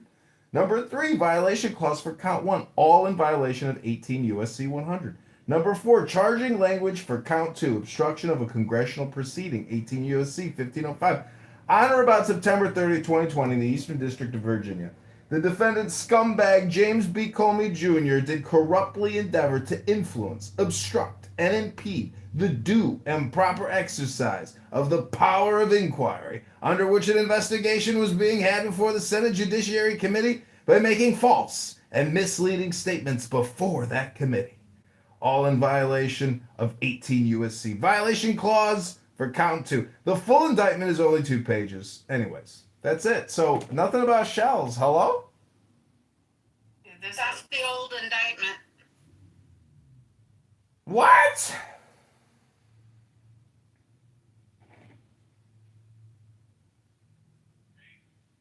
Doesn't 86 have multiple definitions?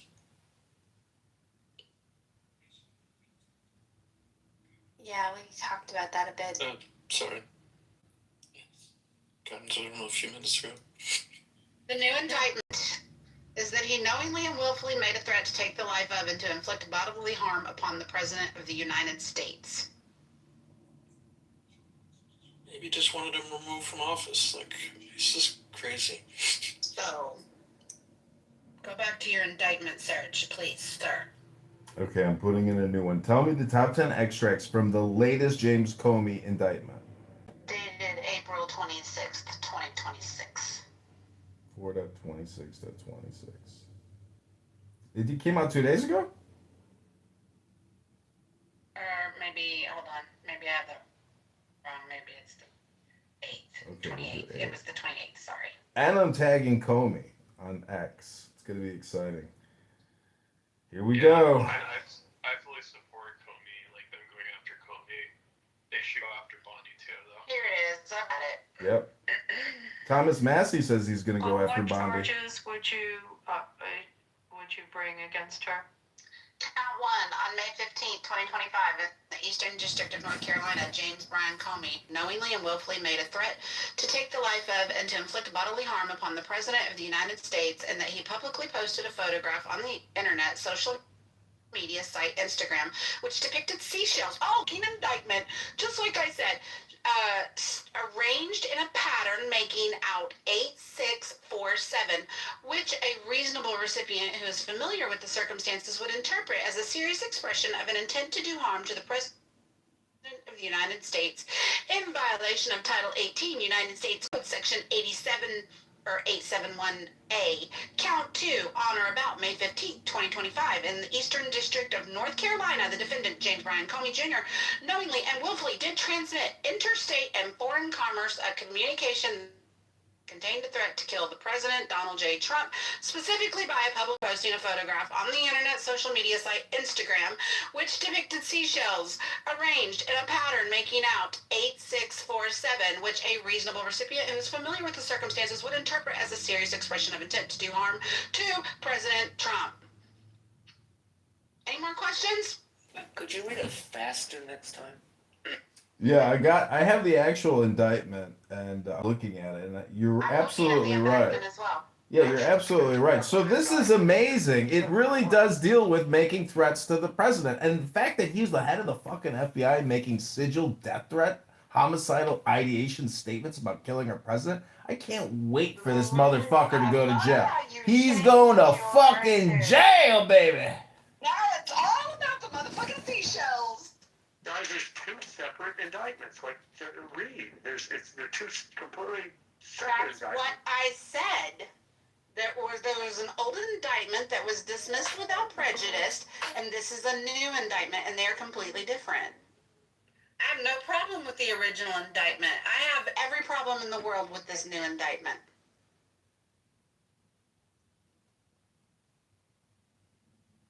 You think people should be allowed to threaten the president? I think we have a situation of free speech being targeted here because there is a lot of discrepancy about what 86 means. And the most general reference for 86 is remove, not eliminate or kill. So your concerns are free speech? Are you delusional? Your concern is for free speech? Ah! That's not your concern. It's not free speech. That's not what you're concerned about. This has been on the books for over 100 years, and James Comey should have to defend himself if that's what it is. Abby, how do they prove intent that he intended to kill him versus intended to You look at the remove him? circumstances, you look at what, I mean, that's how you present evidence. You have to obviously discover and see other social media posts. You have to see whether there were emails or texts or anything that would express the intent for harm. I mean, you have to build your case. I mean, that's what they're going to have to do. And if they Why not own it? If you have a massive case of TDS, which it sounds like you do, then you're biased. They did a survey of Democrats after the assassination attempt, and fully 1/3 of them were upset that the assassin wasn't able to kill Trump. So chances are 30% of Democrats on this call want Trump dead, which means you have massive TDS, but you also are biased in your view towards things. And just own it. It's okay. We're on Clubhouse. I'm explaining how evidence works in a criminal trial. What does that have to do with TDS? It's totally irrelevant to what he just asked me. I'm a Republican. Abby's the furthest thing from TDS. So what you're saying is TDS. I was just explaining how you would prove this. You have to show the mens rea of some type that there was an intent or if you look at it, and I was trying to look at it almost from a negligence standpoint on what would be foreseeable, because that's what we were talking about before. Is he still in here? I wasn't talking about you, of course. I'm saying like in general, so many Democrats are so crazy right now with their brain not fully functioning that they have TDS so badly that they're so biased it's hard to even have a conversation with them. And of course not you, Abby, but I'm talking about some of the others. There's a couple I heard on here would just sound like, like no matter what, it's Trump's fault, Trump's a criminal, Trump's a bad guy. So Comey, of course, is innocent because, he's on their team. And it's just such a boring There's nobody on this stage right now that's a Democrat. We're all Trump supporters. Oh, Necro. Well, Necro, sorry. And Necro wants to indict Bondi, so I'm reading what you would be indicting her for, Necro. So can you be specific on what criminal act? Because indictment would mean criminal. Sorry, can you say that again? So explain to me how you would put together your indictment that you're suggesting on Bondi. I think there's a legitimate case that she violated the Epstein Transparency Act by not releasing by the deadline. And of course, also her leaking the names of the victims against orders. Okay, but let's talk about what the Transparency Act, what was her reason at the time that what was released got, was there national security reasons? What was the reason that was given? Well, that was the thing. He, never got it, right? Is there criminal statutes behind the Epstein Act? Yeah, that's where I'm trying to understand. I don't think there's criminal statutes applied, bro. No, there is. It's law. It's actually law that was passed, and by not performing according to the statutes and the laws, they actually violated the law. AG Pam Bondi, who Trump fired because she's a failure. That'd be a violation. It wouldn't be put her in jail, correct? I think they're trying to say put her in jail. It takes a future AG to bring those charges. It could very well be administrative. Well, she didn't. You'd have to look at is there an abusive process? Or I'm trying to understand what criminal act. Yeah, that's a good point. So I'm struggling with that. You have to look at the actual Epstein Transparency Act and then determine. Again, it's a future AG that will have to bring these charges. Again, this is all just. This is Abby. It's just prosecutorial, objective. It's the future government if they want to do something. Is there abuse process? It's not abusive process. It's the fact that it's going to be, it's political. If somebody wants to bring charges against her in the future, that's what it's going to be. If she gets a pardon, she gets a pardon. Under what criminal? Again, it'll have to be political. You're missing what I'm asking. What would they charge her? So, do you want to try this? They wouldn't charge her. It opens her up for liability to be sued by the victims, but it wouldn't be. There's not a criminal statute behind it. No, it's under the Retard Act. I'm a retard, Trump-hating, scumbag, and that's what it is. Why do we try to take it serious? Yeah, I'm not. She was removed. She's got immunity. She has immunity for the stuff with anybody that was named in there.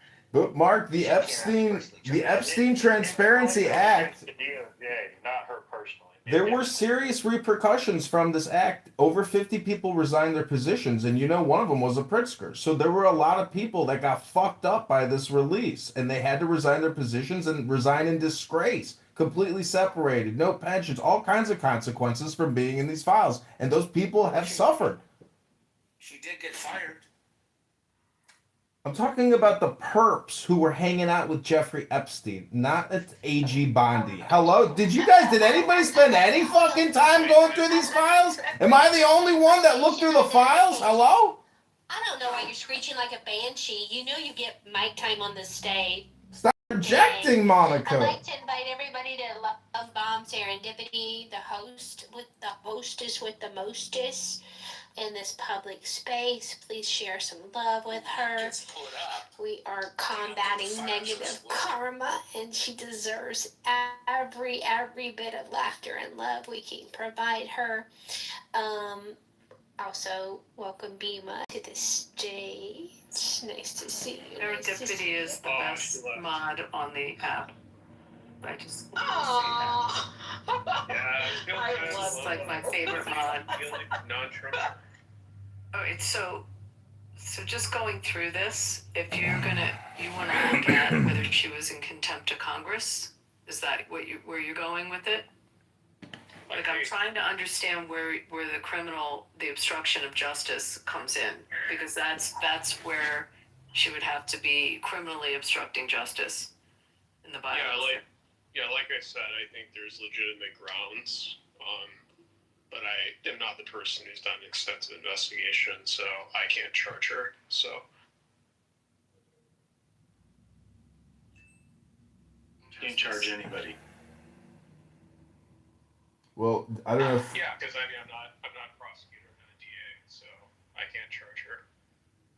Well, they're bringing charges against Dr. Fauci's laboratory assistant, who was helpful in bringing the COVID-19 vax disaster to America and the rest of the world.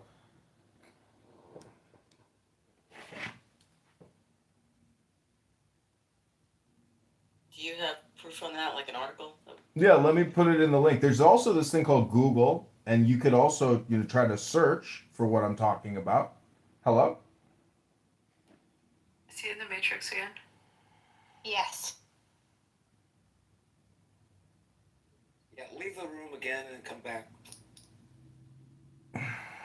I know there's a lot of buyer's remorse for those who got vaccinated. You made a bad decision. You were lied to, and that's okay. I feel for you. I hear your suffering. Mark, how's it going? It's been a minute. It's going good. I hear your suffering. What do you think is the real reason why UAE left to OPEC? Is it just a fight with Saudi and UAE? I think they're going to open up those lines, Mark. I think that the whole shipping line, they're going to, the intent originally before October 7th that the Saudis had to try to build a line almost going all the way through to the port of Haifa, like in that direction. And everything got screwed up after the 7th, but I think the UAE may be looking at that transportation route. They talked about putting a rail line in. I think it opens up trade going in that direction. I don't know. What do you think? That's why I'm asking. I'm not sure, but it does seem like maybe it's a little spat between Saudi and Riyadh, and UAE. And where maybe Saudi's sort of growing colder on Israel and UAE is obviously warmer. I mean, I don't know. Well, they have been warm, but I don't know. Can we just not do the Middle East right now? I know, no offense, Mark, but like we were on something here. Yeah. Anyway, we're staying domestic tonight a little bit. So can we just go back to, where's Necro? Is he still here? No, he just went to the gym. He's going on a date with a tranny tonight. I'm still trying to figure out how. Abby, what is it about Thomas Massey that you hate so much? I know he doesn't want to fund Israel and he's a schmuck, but I don't like that what he does with the Republican Party. I mean, what don't I like about him? Wasn't he trying to? Major Republican proposals that come down to a hair of votes, and he can't vote with the party, including important fiscal, just various different types of legislation that he just on principle opposes, and it's problematic for the party, and so that's why I don't like him. Didn't he wasn't he gonna work with who's that dipshit? Connor, yeah, to increase the number of fucking number of H1B1 immigrants that will come in from fucking India. Yeah. I don't mind parts of him. I understand he's more libertarian, which I can stand them to a degree, but he's I don't know. I don't even know what the fuck he's doing, to be honest. Well, maybe you should go to his X account. You can go to his Instagram account. You go to his YouTube account. You can read his content. He puts out a lot of content, and all this ad hominem projection. It just you guys aren't critiquing his content, his thoughts, his opinions, his economic philosophy, his legal philosophy. I mean, you guys have said nothing specific other than I just like him. Fuck about his legal philosophy. I care that he's a member of the Republican caucus and he fucks them over. That's what I care about. I'm sorry, but one dude in Kentucky is not, to me, should not be determinative of whether legislation can get through, and he purposely goes against his own caucus on a regular basis. I mean, just look at his voting pattern. Well, yeah, that's kind of why I like him. He is both parties, though. I mean, I appreciated that part. I'm somebody who did not care about the Epstein files.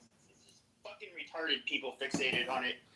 But, to be fair, the president did release them when he was running, so it's okay, well, yeah, now not. You don't do what this is enough. Okay, this is Trump America. This is Alistair. We just, I have a vow now. I won't actually spend any time in any rooms with Pepe anymore if he's speaking. I don't want to hear his voice anymore. And that's that. Yeah, but definitely like try that again. And so like I ended up talking to the cops, which was a bad thing, right? Because we got a ticket out of the deal. And you know, that was about it. They let you off, but they just didn't do anything. Yeah, a pipe and a grinder in my car, and I like had not been smoking, but it smelled like weed. And the cop like pulled me over and confiscated my pipe and grinder. It was like, you're lucky that you didn't have any weed. And the thing I thought about to this day was that there was weed loaded in ability, and accountability is number 2. And the cop didn't look, and so I got away with it. But those incidents are few and far between, like 7 and 10 years ago. Don't do that stuff anymore. One time when I was in undergrad, we were smoking in my friend's car. Like, on campus, because we had, like, gone out to, out for the day, and we had come back, and we were, like, before we head back to our dorms, let's smoke up, right? And so we were smoking in his car. This is before weed was legalized in California. So this is in 2015. And so they were smoking in the car, and for some reason, LAPD gang unit posted. Yep. Yeah, they whooped them, bro. Yeah. Yeah, Celtics dropped the game today, but they're still leading 3-2.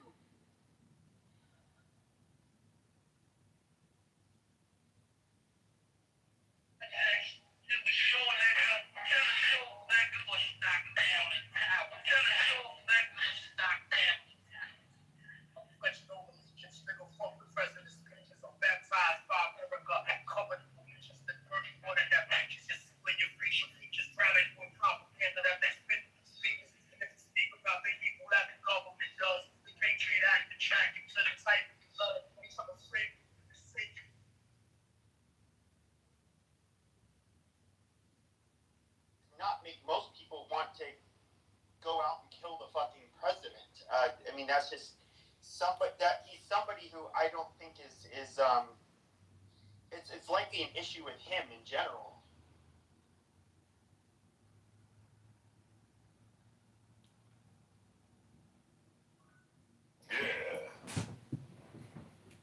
My baby Mariam is here. My baby. Oh, my beautiful baby is here. So random. Well, I mean, I have views that are like not popular and like I don't like ever I've never planned to go out and like start like beating up people or let alone doing a terrorist attack. I mean, it's fucking crazy. But people that do that, and I think they have all throughout time. And I think like when people try to this is kind of, I don't like seeing the right use this whole, what they call stochastic terrorism argument, where even saying not so nice things about will lead people to kill people, and it's just dehumanizing. I mean, it can be at times, but for the most part, like, no, we don't. I don't think we should be like a bunch of leftists and Information disclosed. They're filing motions. No, I don't know. What's your point again? Well, you're saying that it's a problem, the rhetoric you propagandize. So in other words, what is the solution? That we end up basically clamping down on the speech that you feel would have led to Donald Trump, somebody trying to execute him? No, make sure that we provide information that's accurate to the people so they know that Trump is not a pedophile. Okay, so how do you do, but then that means you have to shot. He's a pedophile. No, I don't have to stop it. I have to mock it. I have to tell them it's stupid. I have to tell them that they're only seeing part of a story and they're swallowing hook, line, and sinker, and it's a huge problem. But there's people who will turn around and say that you're brainwashed and you're stupid maggot. That's what they have to turn the over. They're gonna somebody incites violence to commit murder.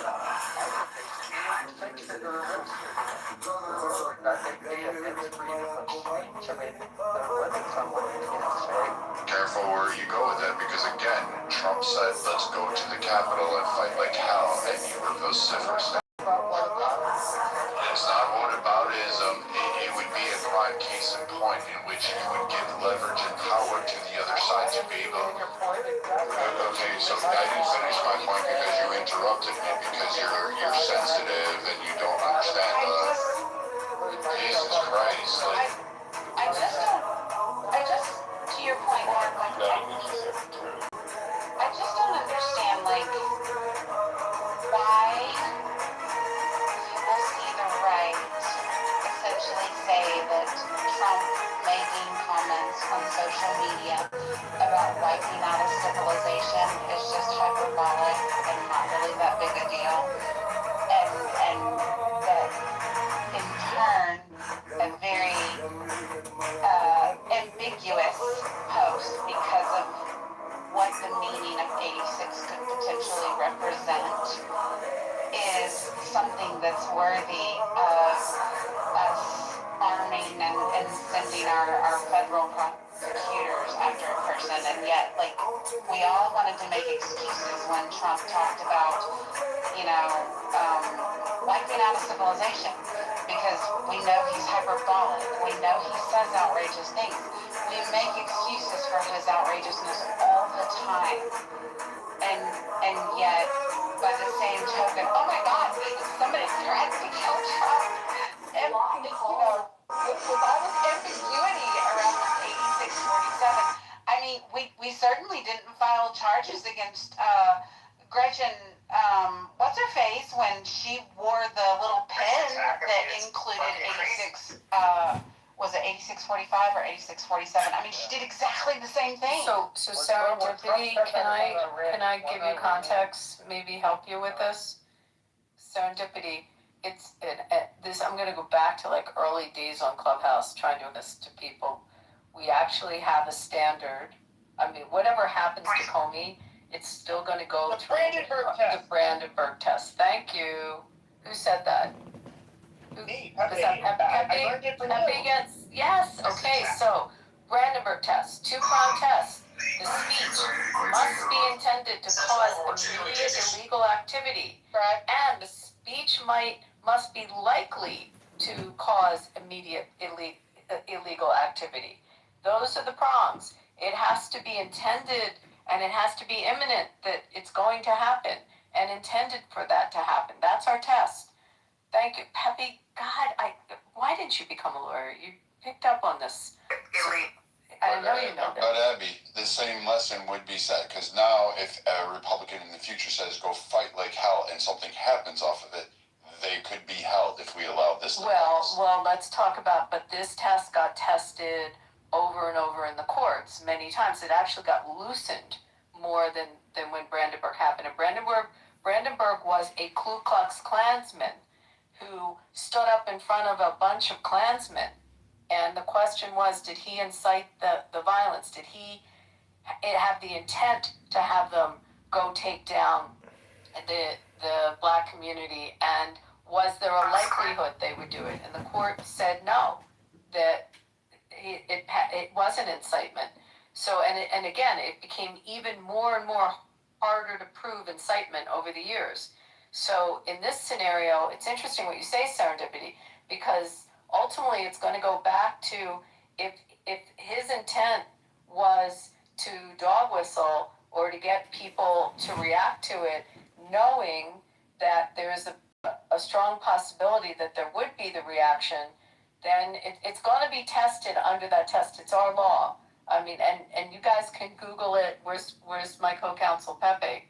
You go Google what happened in the case law post-Brandenburg, how we look at whether that dog whistle is going to bring imminent harm and the likelihood. All right, now I'm... No, Pepe, add that to your bio, bro. That's on the resume. Yeah, he's good. Also, Pepe.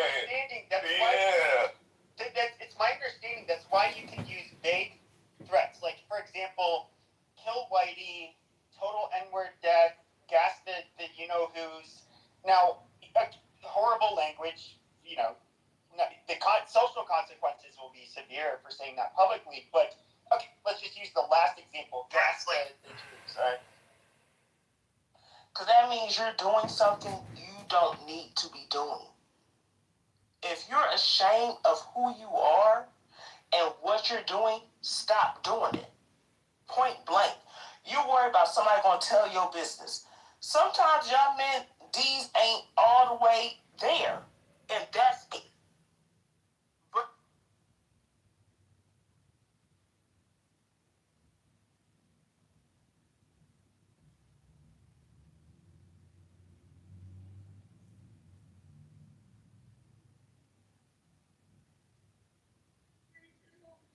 Are you here?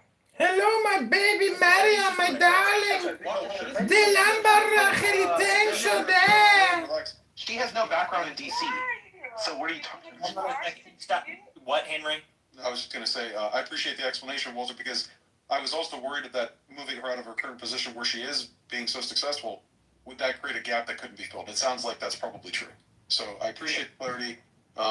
Maybe some other time we could talk about Vivek. Man, that was the only other thing I wanted to talk about, but I'm taking up too much time. Vivek, listen to me. I've been following his campaign. I don't know what he's doing. He came through town. You know where I live. Don't mention it, but he came through town a week or so ago, and I went and saw him. I didn't get a chance to talk to him or get a picture or anything, but I was standing there with one of the local mayors, and we were having a good. It was a nice little time. He came to a local Italian restaurant that's like 80 years old, and it was nice. But we didn't have much time to like talk to him or anything like that. But yeah. I just was curious. I didn't know if you have a sense of the campaign.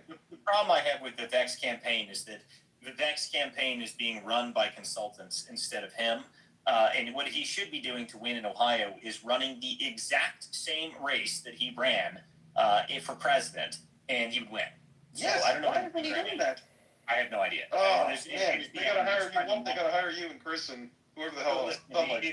Listen, I'm not allowed to be hired as a political consultant because, to be hired as a political consultant, you can only lose by a small margin. That's the only way that it works. Political consultants only get hired if you lose all the time. You can't have any good ideas. You can't have any real guerrilla marketing experience. You can't have any real opposition research experience. To be a Republican consultant these days, you have to figure out how to charge $350,000 a month and do almost nothing. And that's the only way you get hired. Walter, you're a charming person, so please don't go work for Vivek Holmes. I just wish I came up in this era of Democrat operatives where you can get paternity leave for like 4 months and get paid. You can get, you got the good life, you know what I mean? Like, back in the day, we had to grind for that stuff, and man, I don't even understand today. But these cats are making major money off these NGOs and nonprofit. I guess on the left side, that is probably true. They have a lot of money from a ton of money from the NGO side. On the right side, it's whoever can send the most useless fucking mailers. We got to send 80 million mailers, and they're all $17 each, and I get to keep $14 of that $17, and nobody looks at them. No one's seen them. No one cares about them. They show up in the mail, people throw them right in the fucking trash. I mean, these are the dumbest people in the world to me. I mean, the amount of money. I was sitting in this room years ago, and I was in a private event at the Willard at a fundraising event with Club for Growth, and I was sitting there listening to these people, and they were about to raise, I think, $16 million for a candidate I was talking to. And I went around the room, and I started getting to this last guy, and he said, so how much are you guys spending on mailers? And suddenly the room went silent. And I said, which one of you owns the mailer company? And the guy on the left side said, well, I mean, it's not my company, it's my brother. And I was like, hold on there. Wait, what now?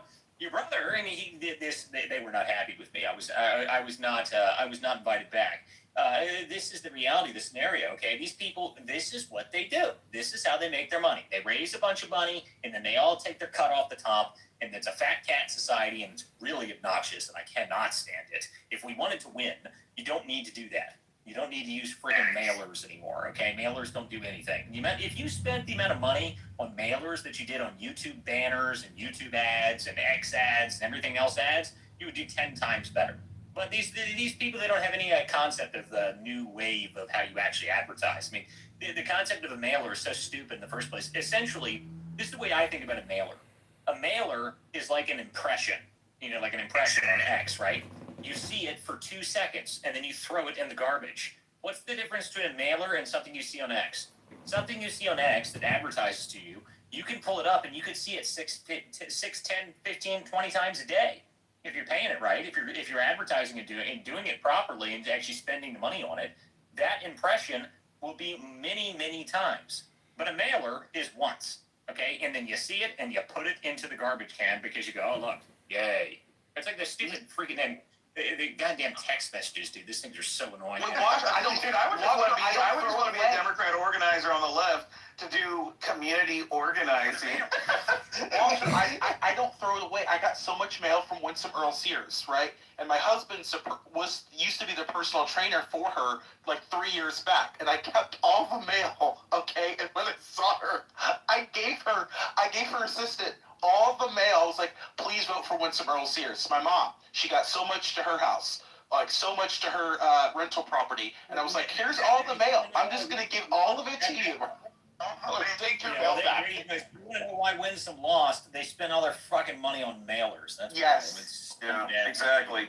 Oh my lord, dude. Hey, listen to me. If there's any politicians in this room or any hopeful politicians, if you ever meet a consultant that tells you, yes, we need to spend $800,000 on mailers this month and this quarter, fire them immediately, okay? Fire them the next day. Fire them the next hour. In fact, the moment it leaves their lips, fire them instantly. That should be the first thing you do. Yeah, but of course, and no one will hire me as a consultant for these types of things. I only like winning.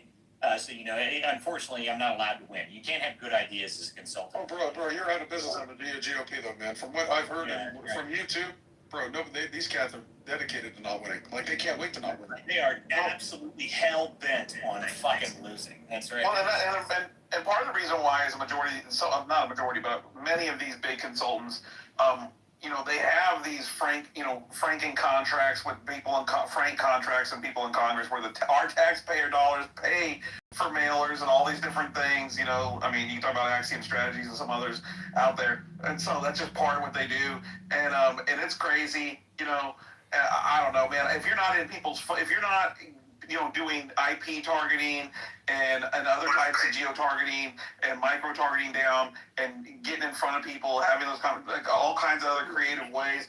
In today's world, you're not doing right. Guerrilla marketing is the only way to win now. And the reason for that is because the attention economy has gotten so competitive that why the hell would I pay any attention to you? Like, really? I mean, seriously, if you're trying to get someone's attention, if you're really trying to get somebody to actually pay attention to what you're doing, what you're saying, you have 7 seconds to get that person's attention. And if you don't get that 7 seconds, they will never care about you ever again. That's just how it is. That's just how it is. It takes that much effort. Yes, sir. Yeah, I just got one more point I forgot to mention. I added the YouTube link to O'Keefe Media Group, which reveals hidden camera video with Glenn Prager from the DOJ, who handled the first round of Epstein victims on hidden camera video, saying that Jeffrey Epstein was an informant and an asset for the CIA. So that is confirmed. Yeah, I mean, dude, listen to me. If people think this is just like some hunky-dory random thing that, it's just some random dude, guys, you get out from underneath the rock, okay? It's obviously an intelligence operation. Otherwise, we would have found out a lot more about it. Okay, but I got to go, guys. This was a great show this evening. Thank you guys, everybody who came to the show tonight. This is the Political Theater. I'm Walter Kerr. Make sure you guys follow all of my speakers up here on stage. Chris, Jared, AB was up here this evening. Henry, Zen, Sunlight, 10th Mountain. Make sure you guys follow all these people. These are good people. They got good content. Make sure you guys come back. We will be back on tomorrow night. Well, wait a minute here. I got to go to Michigan tomorrow. Maybe if I get into the hotel early enough tomorrow, I will be on tomorrow night at 9. So we will be back as soon as we can. And probably there's a press conference, by the way, Thursday morning. There was a press conference up in Michigan, and we're going to be going over the fraud. That is with the state senator Nesbitt. So that'll be at 9:15 on Thursday morning. So there's a press conference talking about the fraud and stuff. That's the most recent articles. If you guys have been following the work that I've been doing, that's what that's going to be covering. So we're going to be covering that on that. And I think we should be on for the rest of the week. I don't know. I got to double check some travel stuff because I might be going down to D.C. Friday. Someone invited me to an event. They want me to go, and I'm going to try and make it. So we'll see. But anyway, guys, we'll be back. Hopefully, we'll be back on tomorrow night. I don't know why I wouldn't be able to be back on tomorrow night. So we'll see you guys tomorrow night for more of the Political Theater. 9 p.m. weeknights, guys. We will see you guys as soon as we can, and we will see you guys next time.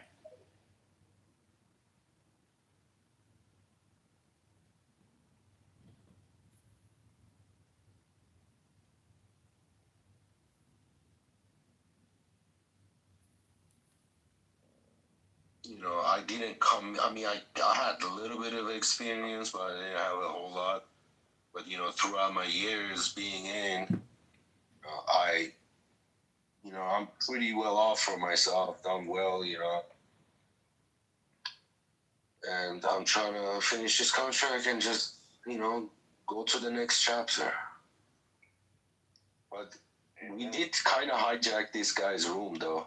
No, we didn't. Hey, Universe, is that you, John? Yeah. Hello? It looks like you, John. Hello? Hello? Hello? That's my call sign. Hello? That's my security password. If you ever need to walk across the perimeter, you just say hello. John, the guy in the top of the room, his name is Sir Seek. Because he's a captain and he's active duty in the U.S. military. Why are you making this far too simplistically? And, Sir Seek, the guy in Universe, Go back to the he went to the Citadel to be an officer. Oh, nice. So, I mean, I've been on this app for 5 years-ish. But dude, I think you and John would actually be kind of cohorts in crime. Oh, yeah. Because like I said, he went to the Citadel. Oh, I don't participate in crime anymore. I'm strictly involved in politics now. Yeah, well, that's because you lost your fucking congressional fucking run.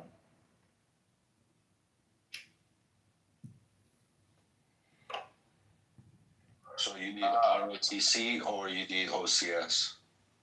I did ROTC. No, he went to the Citadel. Oh, okay. Yeah, you do ROTC at the Citadel. Everybody does ROTC. Military University, yeah. Yeah, that's John. That's who you're talking to.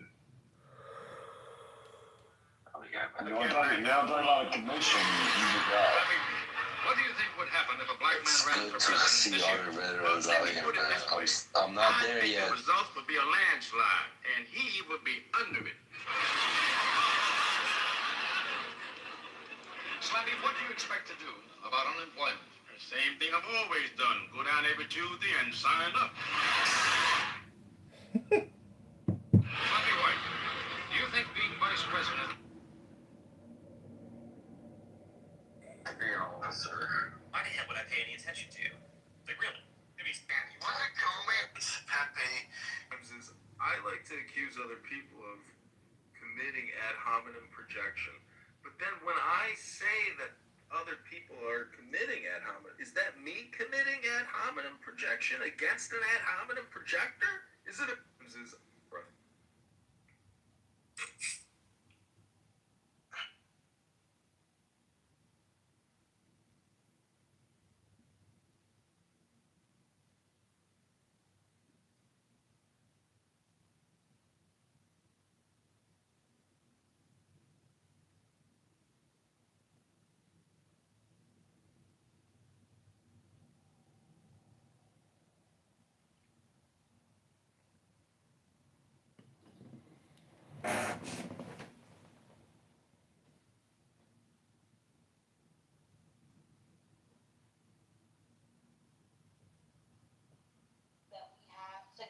my pussy's damaged, my pussy's damaged, my pussy's damaged. So they all banded together to try to create one big pussy. And they thought it would be stronger. It wasn't. It's still criminal activity again. Don't go after this ridiculous 8647 shit. Make it substantive, make it stick, make it matter. Yeah, that's one of the problems I have too. I think this is shallow and superficial. I don't think it's good enough when we have evidence of him doing seditiony things. Propping up the Russian collusion delusion, making the Steele dossier seem vital and important instead of gossip and innuendo. It's very frustrating. Hey, Edie. I think it was a crime when he opened investigation against Michael Flynn. Me too. It's very hard to swallow. Roger Stone, Michael Flynn, Sidney Powell, all the people that supported Trump were targeted in lawfare. It was a political intended to tie them up and bankrupt them. So in this instance, while people can argue and he'll have to argue what he was meaning when he was using the term 86. What's wrong with him taking his own medicine? Like, I don't see it is politics. It's not like the Democrats are going to, they would have eased up on their lawfare until this indictment came out. They were literally promising to go after every Trump official when the House gets back in office and investigate, or when Democrats take majority in the House, and they're going to investigate every single Trump official. So, they're already promising lawfare against Trump. Shouldn't Trump fight fire with fire? I'm going to go after Pepe. I 100% agree with you. I'm somebody who believed that when President Trump is in office, a lot of people need to go to jail. The way they went after Trump and those around him, they had to play dirty, and I don't know how else to do it. I personally do not really give a shit about Comey. I'm not the one who brought this up, but we kind of the conversation started before Comey. It was about radicalization of the shooter, but when it comes to the people that were going after Trump, yeah, I do think something drastic needs to happen to them because they will just keep on doing it. How else do you stop it? Well, what you could have done. Hold on, I said I would go after Pepe, please. So 2 points. Abby, I back-channeled you a PolitiFact that said that the odds of the Senate being retained by the Republicans has gone up. I think the Southern Poverty Law Center scandal is having an effect, and we should push that and amplify that. And that goes back to the propaganda message. We have evidence that people are being manipulated and told that white supremacy is the #1 threat to our country, and we know better. So we should educate on that. And the second point is, Joe, we are tossing out odds about how likely is it that with this charge, Comey will be convicted and found guilty. The highest percentage the stage gave us was 5%. What's yours? Talking to me? I'm sorry, Yes. Yes, sir. How you doing? Good to hear you. I was getting accustomed. No, I don't think it's likely, given the state of clearly in this room right here, if Republicans are thinking it's a bad thing, Comey better get a bunch of clubhouse Republicans on his jury to not convict him. Well, the thing of it is, generally speaking, one of the big things I think is being missed here is from one of the biggest complaints is Trump's first term was he promised in his 2016 election that he was going to lock Hillary up and spend the steady build up. And then after going through 2020, yeah, but I have one more comment and then I'll go on mute after Joe. And in the years under Joe Biden, it's actually polling very, very strong with Republicans, according to big data polling. And I can look at where it is now, that many of Trump's MAGA supporters wanted indictments, and they want convictions as well. And maybe they don't have the goods, but there was a lot of rattling of the chains a year ago by supporters saying, where are the convictions? Where are the indictments? Why aren't they going after Trump? And I think it actually hurts Trump's chances more with his base, and it is red meat. This is to get the base up. This is to get the some enthusiasm that Trump's sorely lacking with his Iran war. Okay, and my concern is we should go after people which we have the evidence to indict, convict, and jail them. And if we're going to put up these charges that have little chance of convicting and jailing them, we're wasting our time and our credibility. And I get that MAGA's mad that more people aren't in jail. And also, I don't think this is it. And so I'm frustrated because I want justice too. But this is smacking of vengeance and revenge. This is not on our priority list. Ahead, Putting James Comey in jail is not our priority. Our best shot at Comey would have been in 2018 and 2017. That would have been under the purview of Sessions, which he was a twit, and the DOJ was flustered. We had illegal wiretapping, misuse of a FISA court, omission and tampering of evidence to fit a narrative to go ahead and get those. That all occurred under Comey. Now, whether you could have pinned that to Comey, that would have been a different thing. But he still violated the Hatch Act. He also interfered with an election process in which that does carry criminal charges under it. So he could have we could have prosecuted him. They didn't do that with Comey. I don't know why. It's a short thing. But Comey could have done it. The Flynn debacle, as was mentioned, yes, it should have absolutely been reviewed and probably could have been over the pardon. And we could have probably found out that there was some mishandling of evidence and misalignment of that. The problem is, what are you going to pin her? She survived, big guys. Like, all the evidence that people have, you have to prove that she's criminally liable. I hate to tell you this, but I can't stand that cunt, and she is the worst person on this planet in terms of our political system, but they get away with it. Like, they're clean. There's nothing that sticks to them. There's nothing you can really pin on the Clintons. I mean, shit, the guy lied under oath in front of the American people and they re-elected him. The power dynamics there are you have to sometimes say, hey, there's really not much I can go ahead. After the hearings, Hillary's stock went up.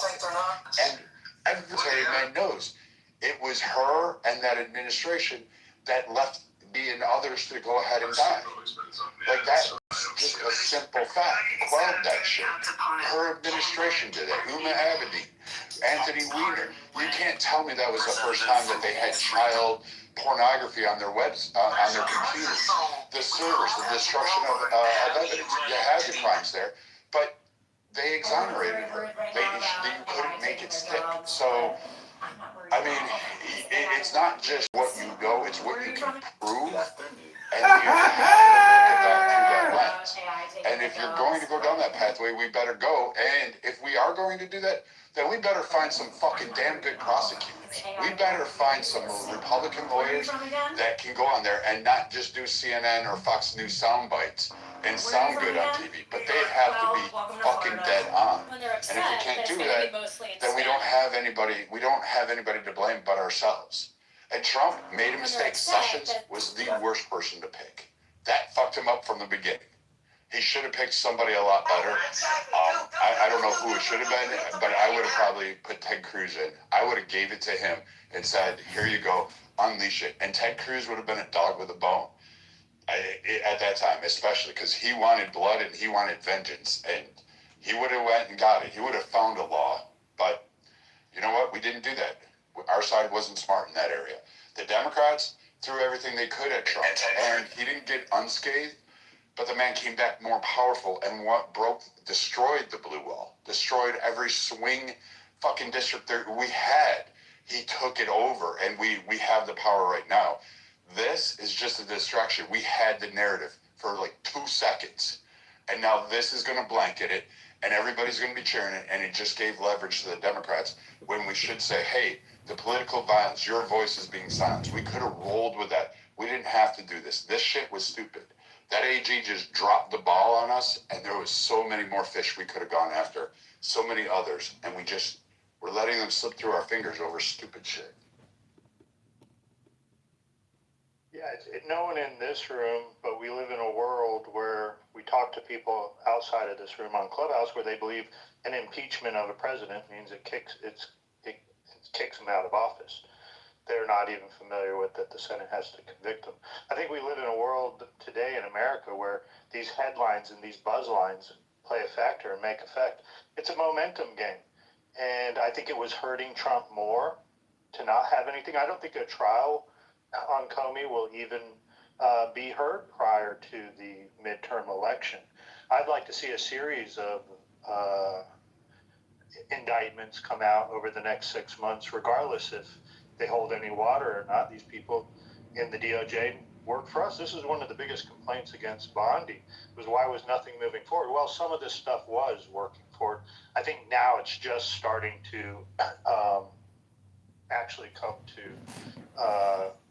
the news cycle, because I believe they were working on this grand jury for quite a while prior to this, even when Bondi was still in office. So I don't know. This is the machinations of what has occurred over the last year from some of the base demanding some of this stuff. The guy from Rasmussen Reports, he went right into Trump and told him back in the fall, Mark Mitchell's his name, and said, look, your base wants indictments. Your base wants convictions. And at least according to his account, it was like, oh, okay, they want indictments. They want convictions. So we'll see. We'll see. Was doing nothing better in putting us in a better position than doing something about it. And I'm on the side that says do something about it regardless of the outcome. All right, if that was the case, so take a look at the impeachments against Trump, the prosecutions from New York City, the release of his tax returns, creating fucking new state laws, manipulating a law to turn a misdemeanor into a federal crime, and then charge him, 31 times with the same fucking crime. Then you go, all right, we've got this. Then you got the Georgia, what was her name? Stacey Abrams? Not Abrams. The girl that was, yeah, whatever her name is. Yeah, Willis. Fanny. She's in a hotbed of water right now, and she's like trying to survive the next day. They tried to do it in Florida, and the Democrats lost on it, which gave power to Trump. I'm not necessarily saying we shouldn't have done anything. I'm saying we didn't have the people that were really going to go after it. We put the wrong people in play, and I'm kind of grateful to Trump right now because he didn't necessarily go after Hillary, because that would have been front page and it would have been a failure. It would have been a failure, another failure, and who knows how this election cycle that just passed would have turned out if Trump, under 2016 with COVID shit that was happening, started prosecuting everybody and lose. That would have been an epic loss on our side, and it would have hurt us much more down ticket, and we wouldn't have had the powers to basically shift a lot of things. And I still don't like Mitch McConnell, but hats off to him for securing the courts and making sure a lot of provisions down ticket, down ballot actually worked in our favor to help propel up and to help us have that that sweep of a victory, and played it right. He set us up. Now it's up to the our team to hold on to that, and we're going to hold the Senate, and we have a chance. We're probably not going to win a major majority in the House, but it's still a coin flip. We can still take 3-4 seats over and still have power, and it would be an epic win for Trump to be able to finish out his term, being able to do a lot of the things he promised, and maybe somehow we get a better win and set up the next administration that could be a Republican, whether it's Vance, Rubio, or somebody else. We could have a shot, and if they do good, we've got 12 years at least. We've got 12, guys. We have a shot for it, a good shot, not just like some imagination, but an actual good shot. I just don't think throwing shitty fucking prosecutions that all the media is going to cover and not cover any of the other shit. We're just giving too much fodder to the other side to use against us. It's a good point. It did when the Democrats did it to Trump, they weren't effective. They never got any conviction on Trump other than the civil. They never got any conviction on Stone I rise to wish a very special Attorney General Garland. Steve Elon Bannon. Musk is a Democrat. Steve Bannon. They got conviction from Steve Bannon. Oh, they did. That's right. They did get a conviction. Yeah, but he kind of set himself up. He can't do that whole Sandy Hook thing. Wait, that's Alex Jones. No, Steve Bannon was the one. Oh, yeah, Steve Bannon. I'm sorry. I was thinking Alex Was he Jones. in contempt of Congress? Bannon? Oh, he was contempt of Congress. That's right. Yeah, Bannon was contempt of Congress. But I mean, that's a nothing. Like, that's not a big win. Did what, 5 months? They were also going after him a while back for raising private funds to build the wall back in the first term. That's Do you remember that? Yeah. Shit, I don't. Man, there's been so many of them. I can't. He's kind of a slime. I think, he's gotten worse. But you're right. I mean, Brad, good point.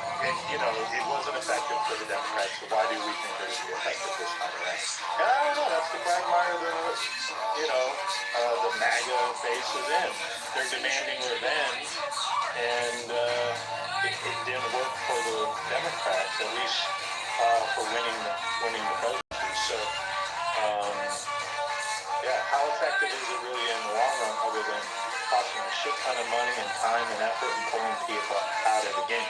Hopefully, maybe going after Comey satisfies the base and not going after a figure like Barack Obama, that would really rally the base of the left. Because I think going after Hillary or going after Barack would definitely bring the left some momentum. So That's a fancy piece of wood.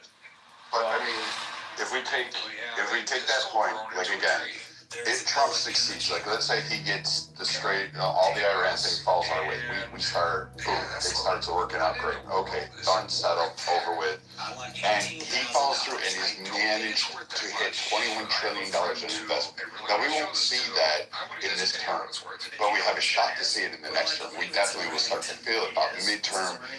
After the next administration, that'll trickle down. And he puts that on there.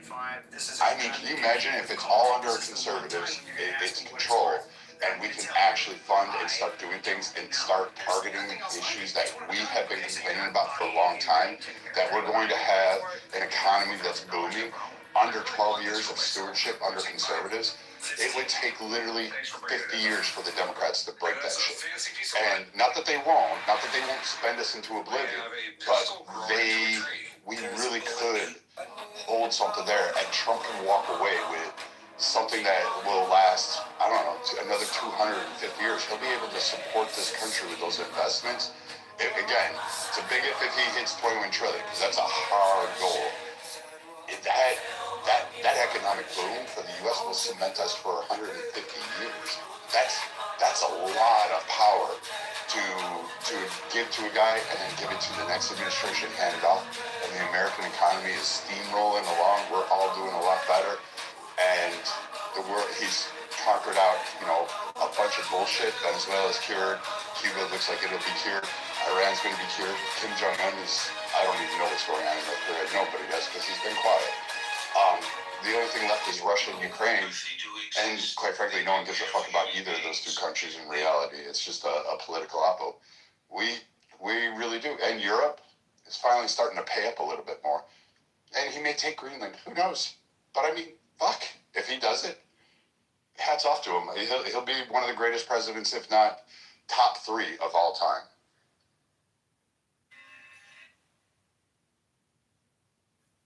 Ready for Mount Rushmore? What is that 18 to 21 $trillion investment? Like, what is it? It's AI. So part of that is going to be AI transition, because there's, obviously they're going to take over some of the workforce and everything else. So there's going to be, I remember Elon was saying something about universal basic income, which they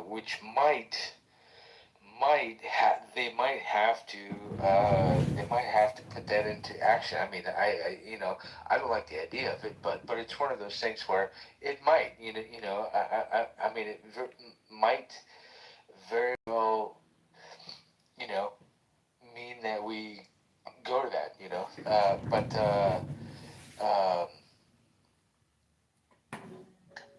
so it's mainly going to be the AI transition.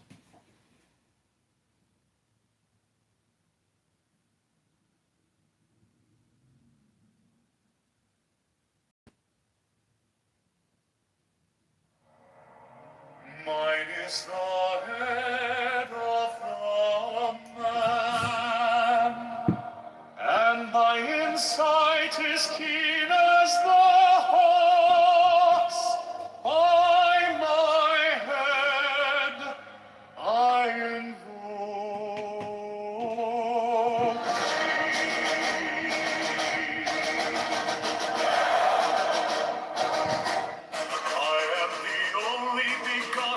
child of my father and mother, my father is dead.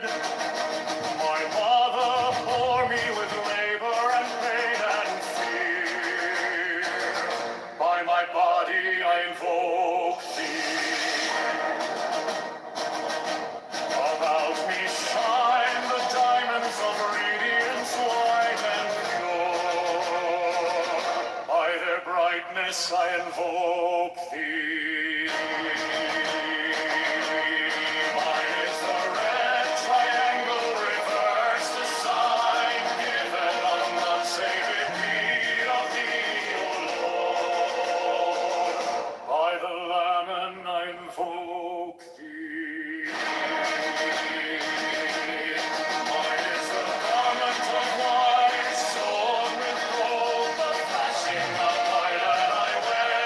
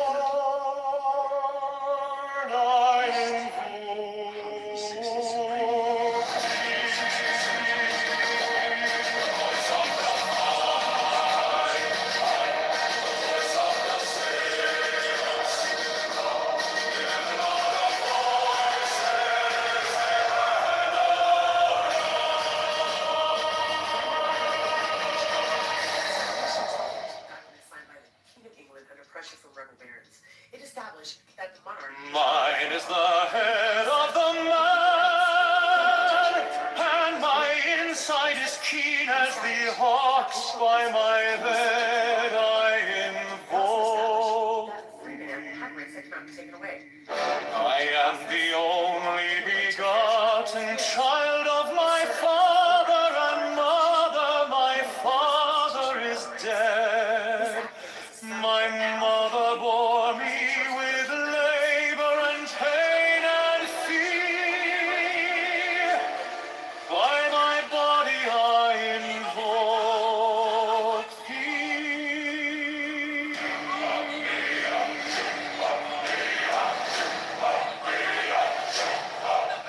About me shine the diamonds of radiance, white and pure. By their brightness I invoke thee. Mine is the red triangle, reverse the sign given of none, save it be, O Lord. By the Lamed I invoke thee. Mine is the garment of white, sewn with gold, the flashing of day that I wear. By my robe I invoke thee. Mine is the sign of a prophet and Typhoon. By the sign I invoke Mine is the turban of white and gold, and mine the blue vigor of the intermediate. By my crown I invoke thee.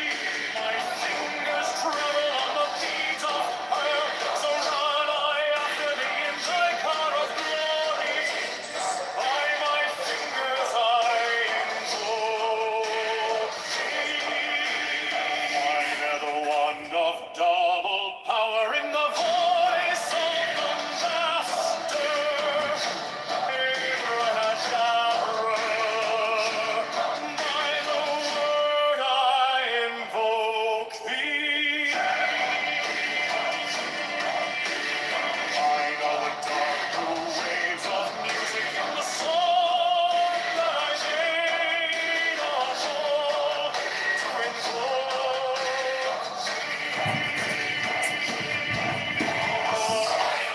Strike the master chord, draw the flaming sword, child and conquering Lord, Horus Avenger.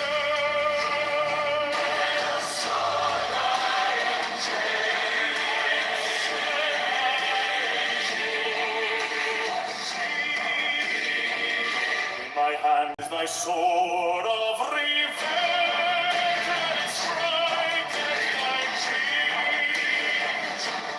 By the sword I invoke thee. The voice of the five, the voice of the six, 11 are the voices. Abrahadabra.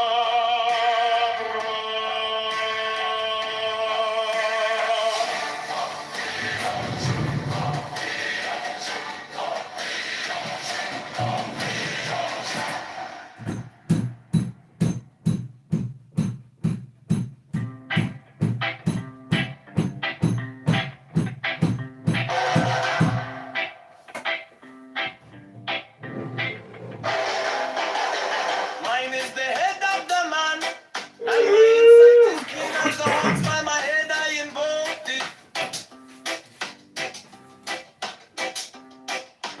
I am the only begotten child of my father and mother. My father is dead. My mother bore me with labor and pain and fear. By my body I invoke thee.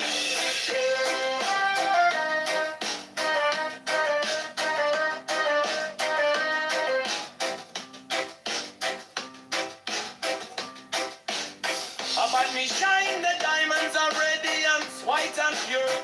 By their brightness I invoke thee. Mine is the red triangle reverse, the sign given of none. Save it be of thee, O Lord. By the Lamb and I invoke thee.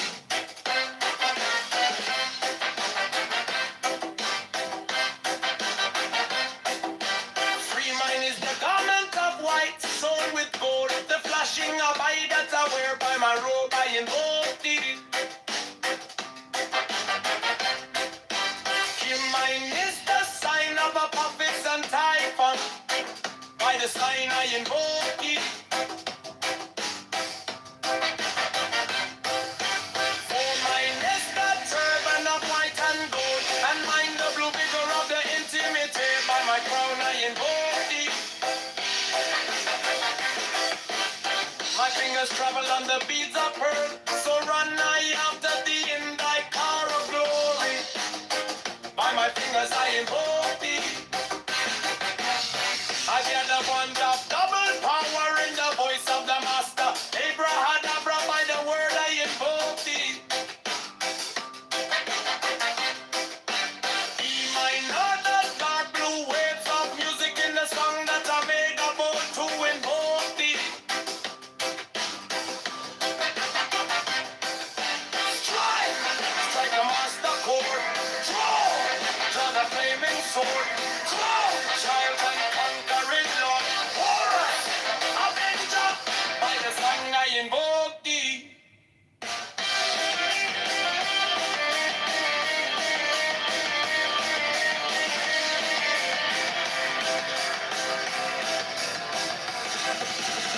In my hand is my sword of revenge. Let it strike at my bidding. By the sword I invoke thee. The voice of the fight, the voice of 611 other voices. Abraham of blood.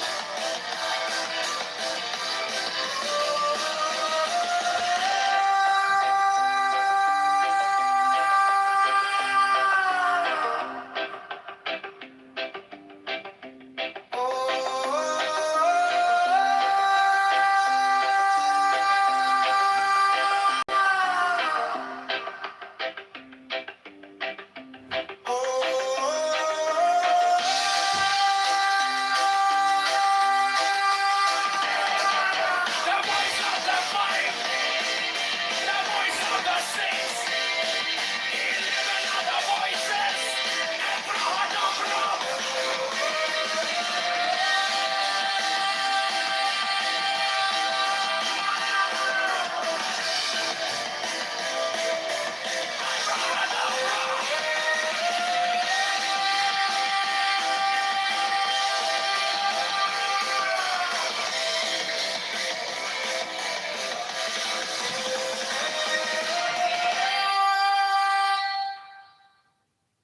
Mine is the head of the man, and my insight is keen as the ox. By my head I invoke thee. I am the only begotten child of my father and mother. My father is dead. My mother bore me with labor and pain and fear. By my body I invoke thee.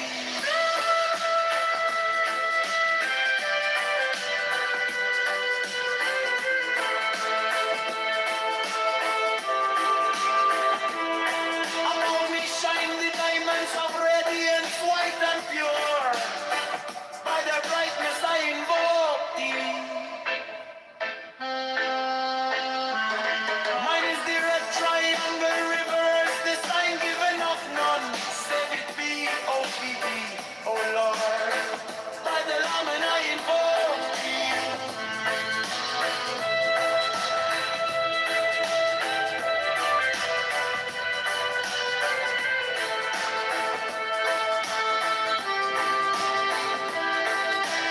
Mine is the garment of white sewn with gold, the flashing of eye that I wear. By my robe I invoke thee. Mine is the sign of a puppet and typhon. By the sign I invoke thee.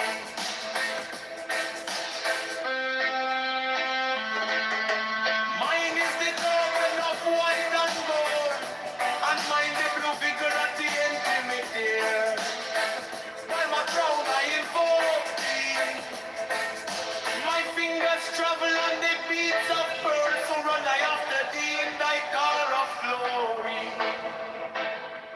fingers I invoke thee. For that the one that double power in the voice of the master. Abraham, by the word I invoke thee. Hey, my heart, the dark blue waves of music in the song that I made a vote to invoke thee.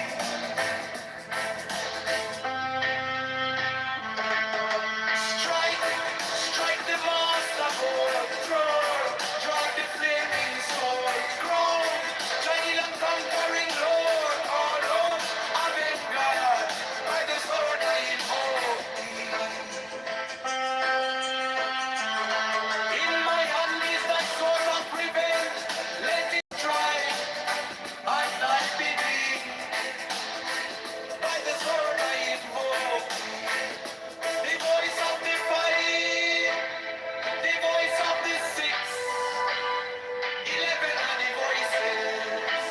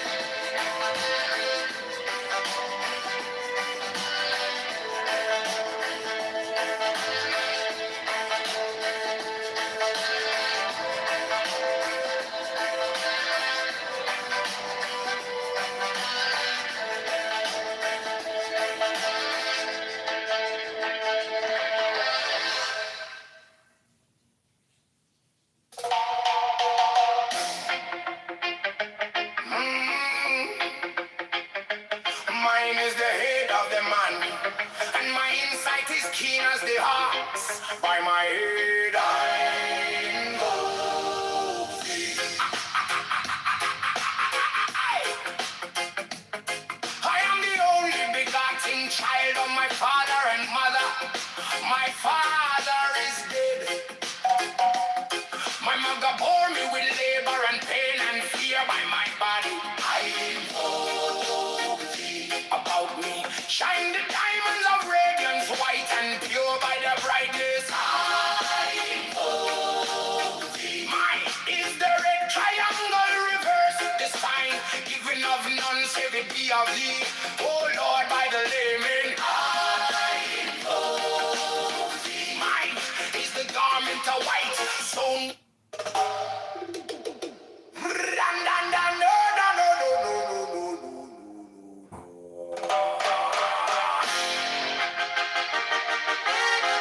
mine is the head of the man, and my insight is keen as the ox. By my head I invoke thee.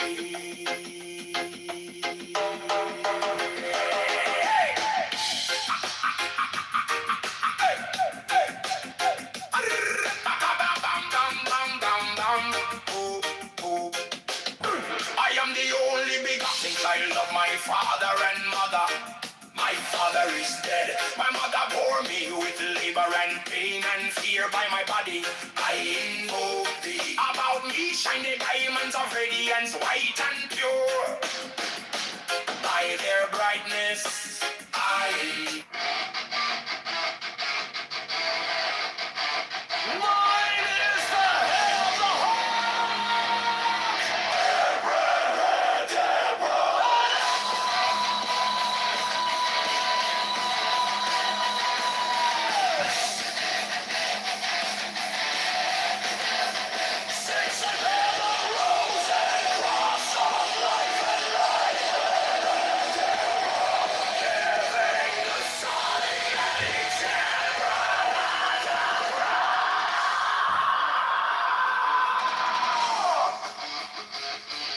remaining in the sign.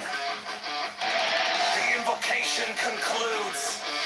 Therefore I say unto thee, come thou forth and dwell in me, so that every spirit, whether of the firmament, or of the ether, or of the earth, or under the earth,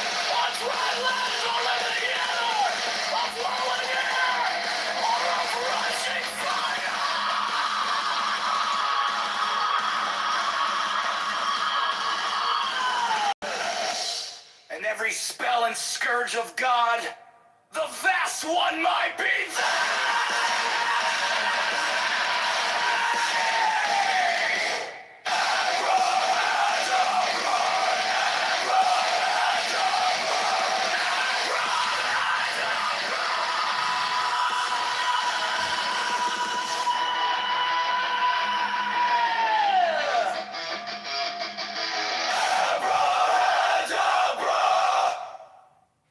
Mine is the head of the hawk, Abrahadabra! And yes, I bear the rose and cross of life and light!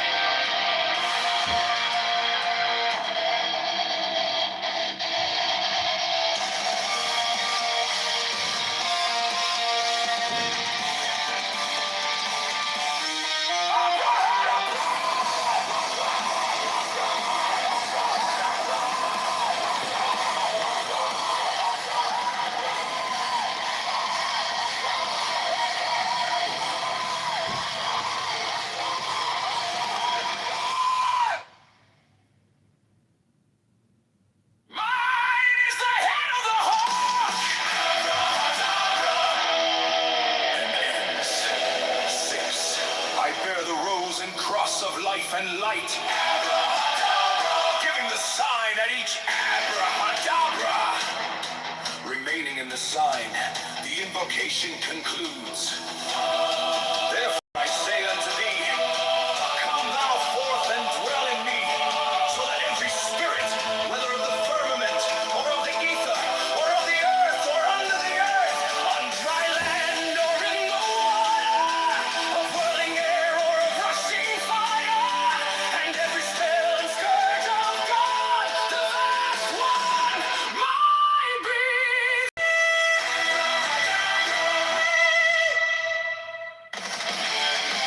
Mine is the head of the hawk, abracadabra, and ends.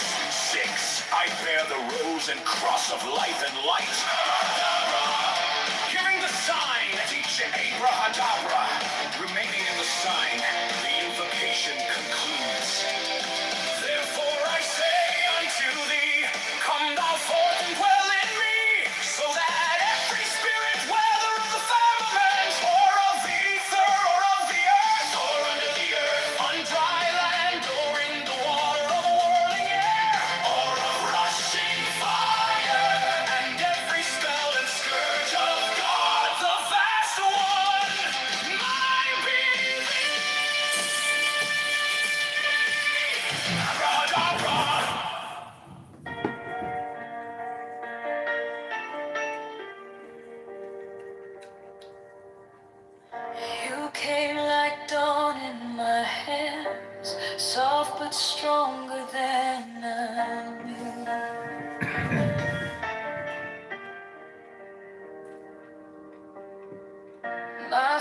turned gold in your eyes, and my whole night broke in two.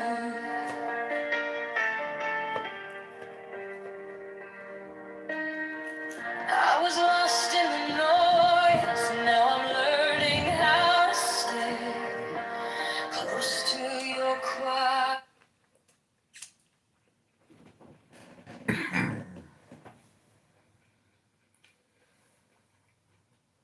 We'll have all the channels. Just depends on how you.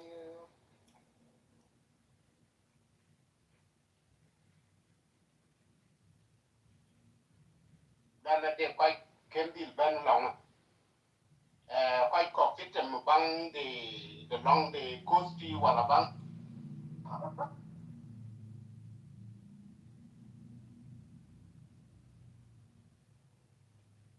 Starbucks, and that's because it's from Seattle. Everywhere else you go, you can get jalapenos at McDonald's down here. It's kind of wild.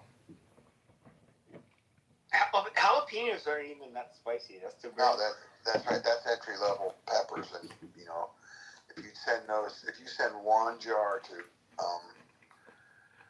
New York or Pennsylvania, you got to send an SDS. You're gonna have people showing up in plastic suits surrounding the jar and saying, "What the fuck is this stuff?" But it just turns out how you get started. What's the hottest pepper? Is it the Asian peppers or the jalapeno? Well, they have like height. So you have to look this up because for the last like decade or so, you have hybrids where they basically ended up like there's like Carolina Reaper.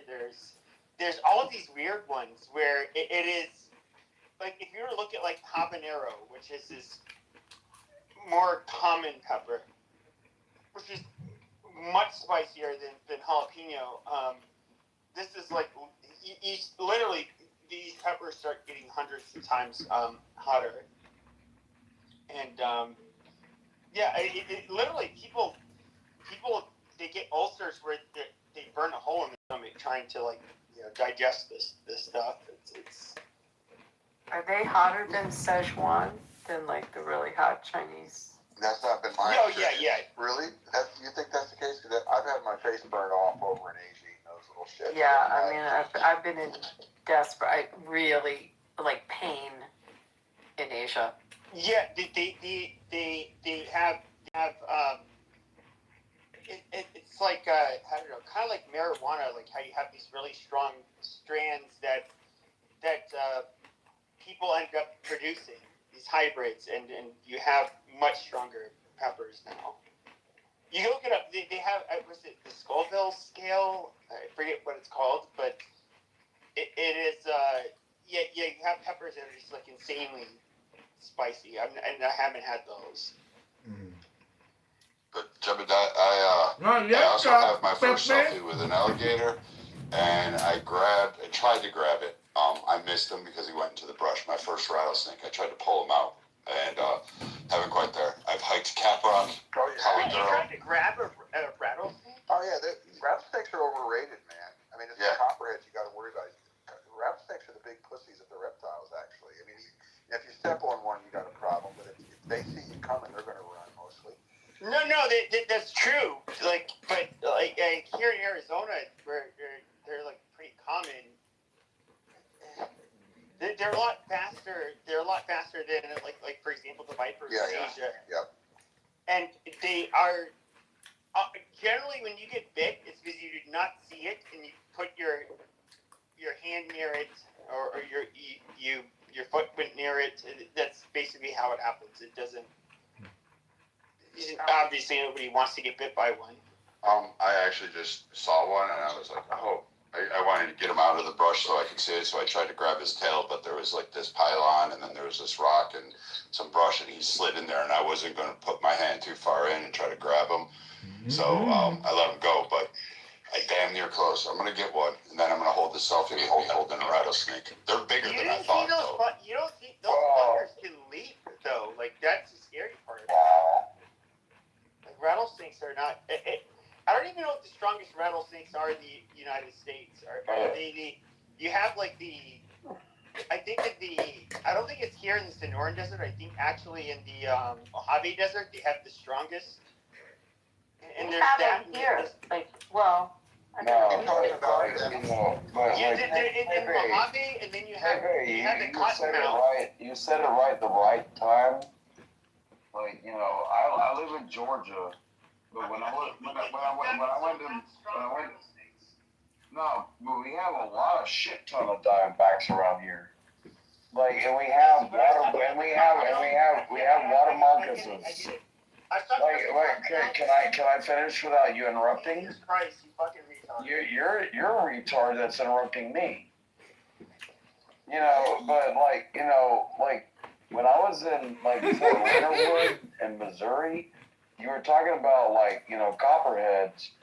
You know, I had to dig an over-under when I was like in the field, and I was in my sleeping bag, which we call a fart sack. You know, and when I was in my fart sack, I woke up and there was a fucking copperhead. Okay. Well, I believe again in Canada. I mean, you have convinced me that Canada would not, you know, would be like the movie Red Dawn. Like, y'all would fight. You know, so. Oh yeah, like make no mistake about it. People would definitely fight. I mean, would they like it? No, and I mean, especially, and I mean, does anyone want to get, like, I remember when this whole thing started when Trump threatened Canada, I wasn't the only person that was just like, excuse my language, are you fucking kidding me? Because the thought of fighting Americans, as much as we may have, like, you know, a friendly rivalry, especially hockey and stuff like that, whatever, it's like having fights with your cousins. In a way, like we all share the same continent. We've been through wars together. We've exchanged and we're trade a lot together. It doesn't. No one would feel good about fighting Americans. That is not true. Because we lose when we're not. It's not. You just don't want to do that. It's like fighting a family. Why would you want to fight with your family and feel good about that? Like, the thought of it is just. I don't even know if we'd want to. I don't know if anyone would have like the stomach for it because it's just so weird. There's so many interactions that we have together that we have, I mean, a lot of Canadians have properties in America and vice versa and go to vacation all the time. It'd be super weird to be actual foes. Hey, Marlene, I have a Donald question for you. Trump wants to. I was going to say, for Donald Trump to say to take us out of NATO, that is just dumb.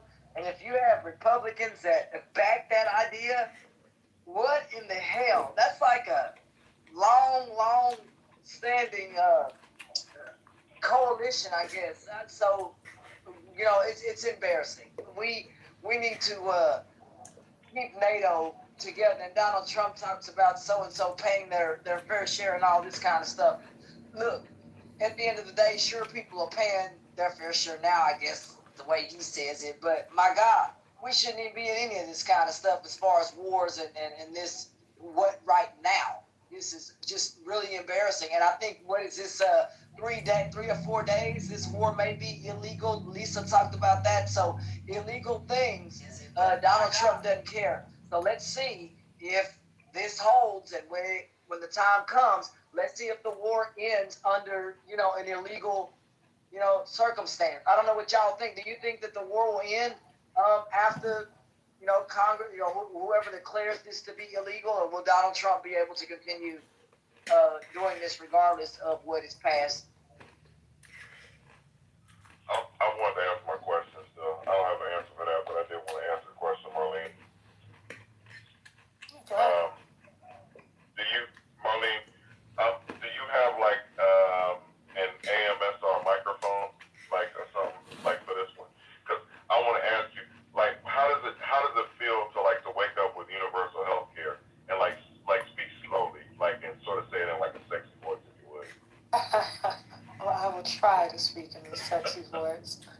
But what does it feel like to have universal health care, though? Like, I mean, really? Honestly, the fact that you, as a country, as successful with the amount of millionaires, billionaires that you have, and leaders of the, quote-unquote, leaders of the free world, the fact that you don't have universal health care is barbaric to me.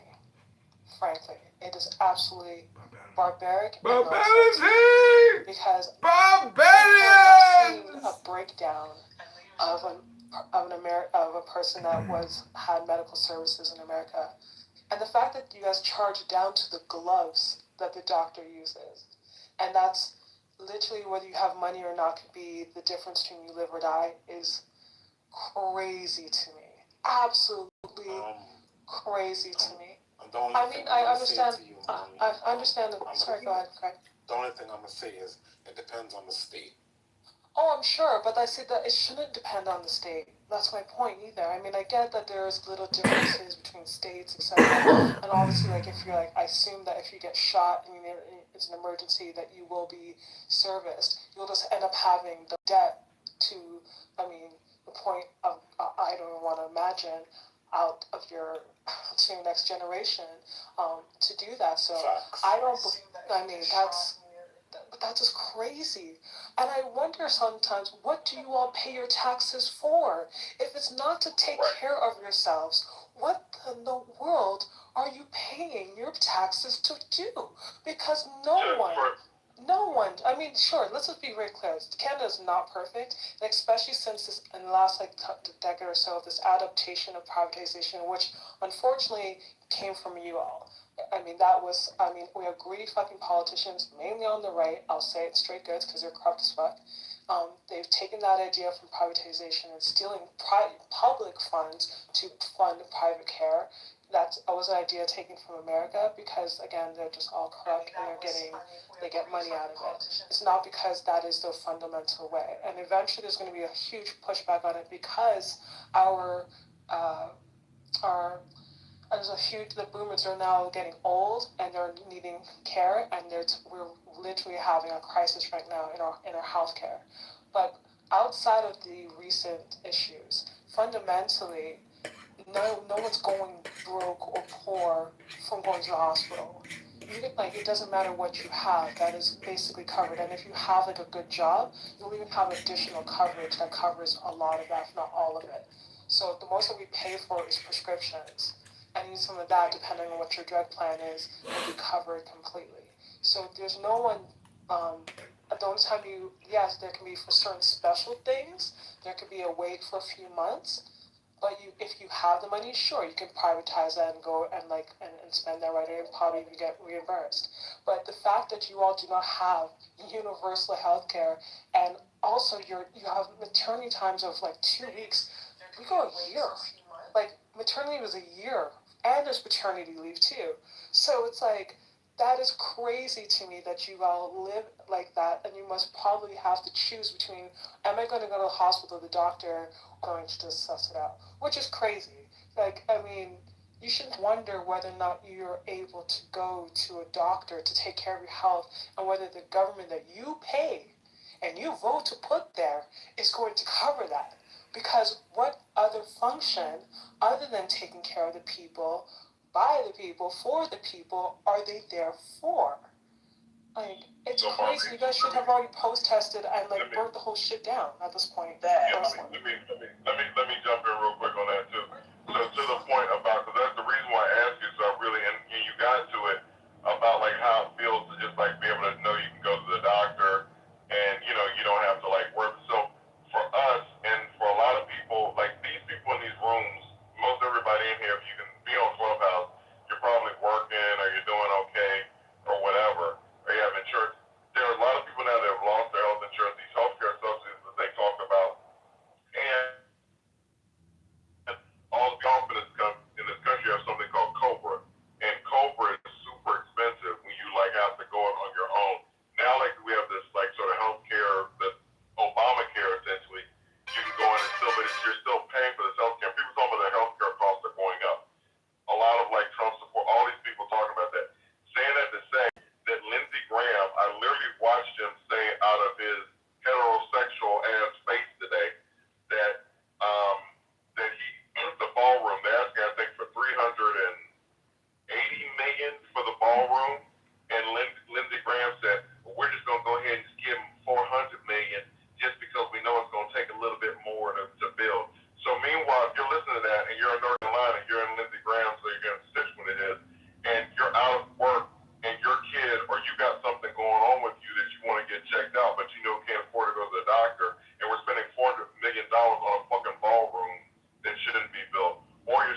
watching this war, to what Lisa was talking about earlier, where these ships have been out for a year, and the amount of money that it costs for us to run this war, I think it was like, $1 billion or something fucking, I don't know. It's like this money, it gets to where like the numbers like fucking monopoly money. But saying that to say that people, so for y'all to have universal health care, we don't, and we're literally watching people just burning through our money, and people literally out here are like suffering behind it. So that's why I was just asking just to wonder like how it feels to be able to just, if you have something wrong with you, just go and just get it taken care of and not have to worry about like going into debt. Hey, Michael, just go ahead and do it, brother. Let's move to Canada. We'd be glad to have him. And honestly, I don't know how you guys do it. I have no idea how you Americans have not burned shit down. In fact, I'd burn that damn ballroom down to The question I think everybody unfortunately when's the I'm sorry, but there's no freaking way. I think you guys, to me, America right now under Trump is having a let them eat cake moment, which is just. Hold on, when is the Michael Marlene wedding? Oh, yeah, okay. Omar, I want to respond to Omar real quick. So Omar tries to minimize shit and feels like I'm doing too much, and he's minimizing. So the shit I'm saying is real shit. So I'm not moving to Canada. So I've got family here, we bled and died on this motherfucking soil. So I'm just saying that we need to get, I'm just saying, we need to get our fucking healthcare fixed. So what I want to happen is that there'll be somebody like a Maxwell Funk, there's gonna be younger or the people coming up like your kids or whatever, like it's like on my kids, like they're coming up, they're gonna go ahead and push for this shit to get us to where we need to be, because like to Marlene's point, all the taxes we pay in this country are watching our money being squandered for everything, and there are literally people that can't take care of themselves financially, they literally can't medically take care of themselves, and yet Lindsey Graham got on there, and like I said, he's gonna up it $20 million over like what the estimate was, so it's gonna take a little bit more to go. All I'm saying, go ahead and get that AM radio host. I think all the protests What I'm saying, what I'm saying, Omar, is that people really die on shit. So if you wanna play around or whatever, that's cool. Just like you did the Trump video where you show Trump has black friends. If you wanna move the narrative like that, that's fine, Omar. But I'm saying people literally are really suffering out here for this. All I'm saying, there's a little brown sugar in Canada, and it's not maple, it's brown. It's not a joke, brother. It's like, but if you wanna and joke, that she got free health care. That's fine. That's fine. Hey, may your family never have to deal with this bullshit or whatever the rest of us have to deal with. So I guess you're living outside the bubble, so that's good, man. You good. You're proximity to whiteness. I guess saves you from that. Yes, sir. That's right. Your proximity to whiteness saves you. So we don't have that issue. We like Canada. So anyway, I'm sorry, what? Yeah, it just Omar, like I say, just like again, people in this country are dying, and I'm just saying, just Omar with this bullshit or whatever, he's just annoying as fuck. But again, I don't know. Like I said, trying to make a serious point, and Omar is just being like a dickhead or whatever. But it's like it's all good.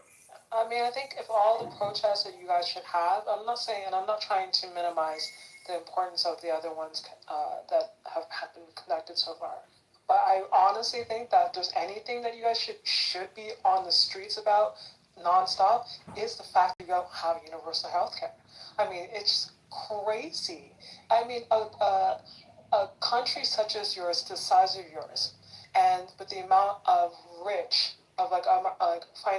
amount of rich people and the amount of resources should not be operating less than a third world country, because that's exactly what it is.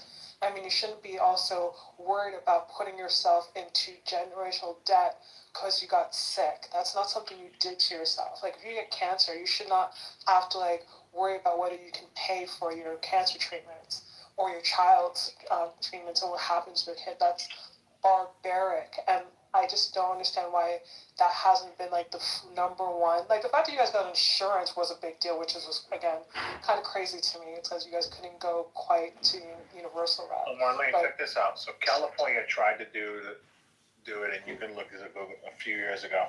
It was billions of dollars. It was so expensive. It wasn't even something that they could do. Of course it's expensive, but hold on. So, Michael, let me exactly. I was just about to say that because we say that, but you find out that you're spending $2 billion a day on war. And how, I mean, do someone else do the math? You guys have been over war for the last 30 days. Don't tell me you guys don't have the money, because when you guys need the money for bullshit like this, you've got, I mean, America finds it pretty damn quickly and pretty damn easily. I mean, millions of dollars should not be poured into into missiles. And especially, it's not like you're on the I say this respectfully, but most of the time you're not even defending yourselves. You're going out of your own borders to go to involve yourself in some sort of foreign conflict in order to steal some other shit or help some other person, like, advance, like, just, it's so stupid. At least take care of your own first. I don't understand. Let's go America first, baby. And we're the greatest, and we love America. You know, I mean, we're number one. But yet you have your brother or sister that can't afford their damn medication. Huh? That is crazy. And you guys you guys recently gave tax breaks to some of the richest people. You can't afford a vaccine. I mean, you're crazy. For a private jet. Yet a child who's under the poverty level can't get a fucking free lunch, and that is totally normal in America. Oh my God! That is crazy. The fact that you're just like, oh yeah, it's fine. It's like, that's crazy. I'm good. That's crazy. I go to bed knowing just fine that people are unsure or can actually go into the hospital and they're not going to reject it. No one's asking them for a bill or shit. They're only asking like, hey, listen, that's it. Hello? I could not. I couldn't be. So as fine as your American brothers are, there's no way I could live in America No at way, all for brother. so many different reasons. No fucking way. Not without universal health care. I could never do it. I could never do it. How could you do this to yourself? Lifestyle is usually at the expense of other people, because that's exactly what it is. It's not like people are just making their money and they're doing their thing. No, it's literally at the expense of the general public. When the general public is poor. You guys are even like poor. Wait till the bills come in on after this war, plus the tax breaks that are being given. She ain't lying. Big beautiful bill. My God. God. I don't understand how that should be protested. That should be protested on a daily basis. If you guys really want change, that is the number one aim that I would, as a citizen, if I was you, because that's crazy. People are going to get older, people get sick, and people, especially if you don't have any regulations regards to your safety in the workplaces and the quality of food, all that stuff, that makes people sick. And if you cannot, if sick people cannot enjoy money, because you can have money, but if you don't have your health, you have nothing. And if your whole populace is getting sick, that affects your economy, that affects the workforce. So all of it's connected, and taking care of each other and making sure that your generations are taken care of for the future is for the betterment of the country. You can't talk about, oh, it's going to cost us this much. Actually, it's going to cost you way more in the long run. But that's just my opinion. I land. So to that point, also, they've talked about the SNAP benefits. So people also, we don't have medical, but then we can't eat. So there's a story of this woman that literally talked about she was crying when she went for a physical. She lost 40 pounds in a year. She talked about being at $375 per month for her SNAP benefits for her food.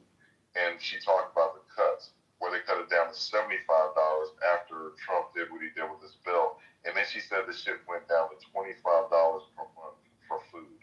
So it's an elderly woman who's having issues. I can't remember if she was disabled, but her went from $375 down to $25. They're literally killing people.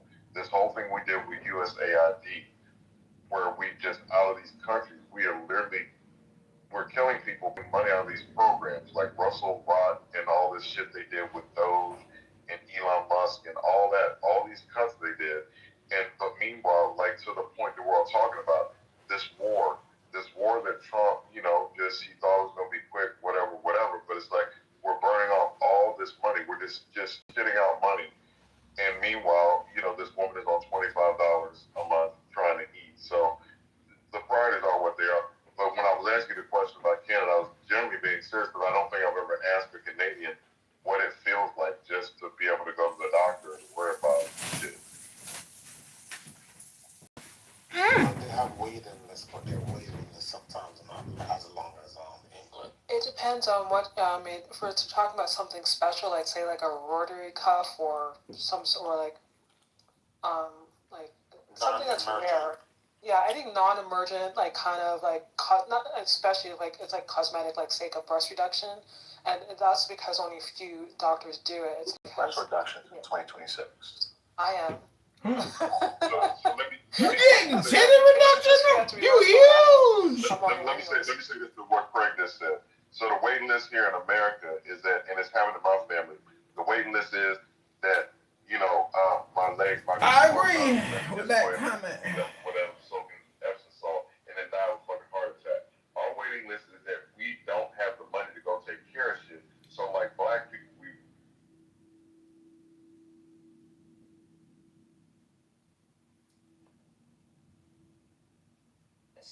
that the people that I have blocked are the only people that I wouldn't want listening to me, right? Or they're the only people that I, would not want listening. So you're welcome. I mean, like, you're welcome to be a nun. I'm not angry anymore. I don't know how to remember that, but it's a good, it's a relief, because if you block people that you don't want listening to you, they can't make it into your room if you're a mod, which is wonderful. Oh my And god. there are these 3 ladies that are demons, that are on this, and I really mean it. Listen, when I say that they're demons, I'm not exaggerating. One of them today, I swear to you, was, now I didn't hear it directly, I heard it secondarily, but it's credible source.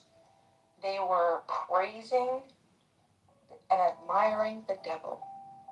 And I thought to myself, wow, that fits perfectly. Oh, and there's John Kitover. Yeah. I'm telling everybody, John, do you know Uma? John, I think you should know Uma. I think everybody should know Uma. I really want Uma to be my neighbor. Won't you be my neighbor? Why? What's so special about Umma? I think she's just fascinating, and she's fun, and she's funny, and I feel like she's crazy like me. And I think Well, you're we're just crazy? getting to. I think we could probably even each other out really well. Wait, why do you think you're And, crazy? I think we just have such a fun time. What? Why do you think you're crazy? Yeah, I know. John, what are you doing? What do you mean, what am I What have you doing? been up to? I've been seeing some videos come through, some notifications. Oh, look, and then there's John smiling in the camera. Yeah, here's me. You're just sitting Anything there. goes. What? So, do you know what I'm sad about? I was just What? reading this art. Apparently, this woman, and it's frustrating, and it gives me a good reality check. There was this woman, this hero, this savior, that apparently there was this fight that was going on at this bar, and this woman had run into the bar and said, help me, somebody's beating me up. And then she had left, and one of the women that were in the bar, who has kids and everything, she went out to check on her, and her and her friend was getting beat up by this guy. She interfered. The guy ended up pulling a gun and killed her. And she died. And do you know how many times I've gotten involved in broken up fights? So many times. Like that's I mean, so many times. So what you're saying is, in hindsight, you're thinking to yourself, you know what? I shouldn't have even have gotten involved. That's what you're thinking. No, that's not. What I was thinking is that I need to do it much more. What is the word? Intelligently? Like I have to be really certain of what's happening, and if I'm not armed, I mean, like I need to keep a distance. I don't think I can get involved. Mm-hmm. As involved as Well, today a couple walked past my house today, and she was screaming, "Why don't do this?" And he's like, "Leave me alone! I'm gonna punch you in the face! Leave me alone!" And I swear to God, last year, just about the same time, it was the same fucking drama. And I put it on YouTube. I'm like, this is the second time I've recorded this couple. It's so crazy because. Recorded them? Yeah, I put them on my YouTube account. Oh my god. It's the only weapon we have. I'm not going to call the police, but at least I got a little social justice. Oh, for being disturbed. Yeah, they do this all the time. It's like, take your drama, keep it inside your house. What, do you think people? You think people want to hear you guys? Shut the fuck up. Ah, you're pretty funny. Do you know what? You are funny, and do you know what else you're annoying? Yes, do you? And then there's like a percentage of you that's also lovable, and there's also like a credible influential, incredible influencer, I guess you could say. Well, do you know? Right, but that's a small Do percentage. you know what a highly annoying person is versus an extremely annoying person? What's that? Basically, an extremely annoying person is highly argumentative, but a highly annoying person is just totally obnoxious without even being argumentative. Oh, wait a second. So say that one more time. I mean, I'm just kind of making it up on the So spot. if you're highly, do you think I'm highly argumentative? Oh, yeah. Some people say I'm argumentative. Do you think? Oh, you are very high on the index. No, I disagree. See, Uma is a highly annoying person and an extremely annoying person. She's both. Yes, give it all to me, bitch. You see what I mean, Beavis? She gets it. Woman, my favorite. What is his name? Do you know this person for real? Speak to it before? Yeah, Alistair. Yeah, his name's John. He's very popular on the app. Oh, then I added him already. I'm not popular on this app, Bima. FYI, it's a big universe, and you can go into rooms with like hundreds of people. Infinite universe is not only English. I'm a nobody on this app. Universe doesn't speak English only, gentlemen. Are those begonias in your PTR, Uma? Wait, what? I don't know. Don't talk to me. I gotta tell you something, Uma. So, a couple days ago, I had gone out. By the way, those flowers are absolutely gorgeous. I had gone out inside, and I was just laying on my grass, and it's so interesting because I couldn't see visibly standing up any purple at all on the grass, none. But then as I laid down in the grass and I put my head on my chin because I was laying on my stomach, I saw this little teeny purple flower, and it was so small. And then the most sweet thing happened.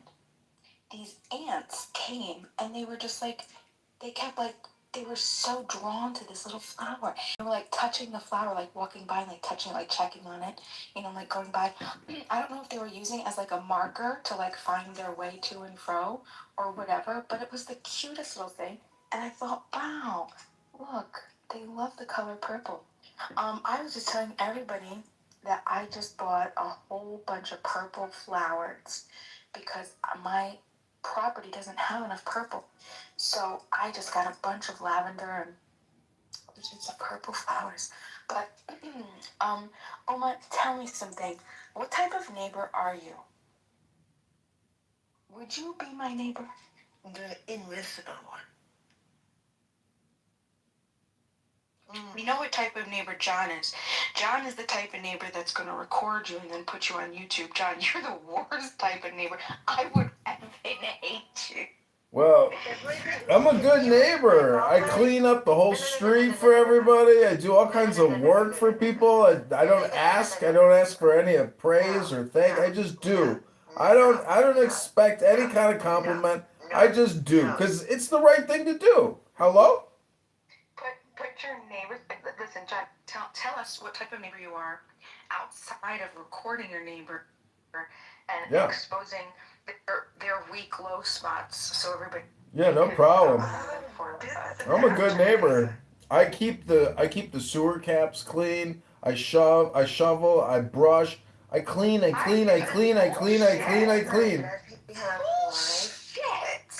Bullshit. I clean all the time. I go around with a bucket and a picker and I pick up all the garbage all over the place that these fucking animals throw all around the street. I clean up. And my mom is so obsessively compulsive. One day she was like, "Come on, let's go clean." My mom walked us like 3 blocks to the main highway, and my mom for 2 hours was cleaning the fucking highway. I was like, what the fuck are you doing?" That's actually really sweet. Okay, but I don't know if you do that. I'll send you the pictures. I'll send you the pictures, and you would be amazed at my garden. Because I believe your mother does. No, I my don't work, believe you do it. my cleaning here in Chicago, and I have a big garden. You don't know this about me, but every day when everybody is around here talking all day long about everything, I go outside and I work in my garden, and you're gonna be amazed at how beautiful it is, and you're not gonna believe the flowers, the vegetables I'm growing. I'm becoming self-sustainable. I'll be able to save hundreds of dollars eating my own vegetables and my own. Hello?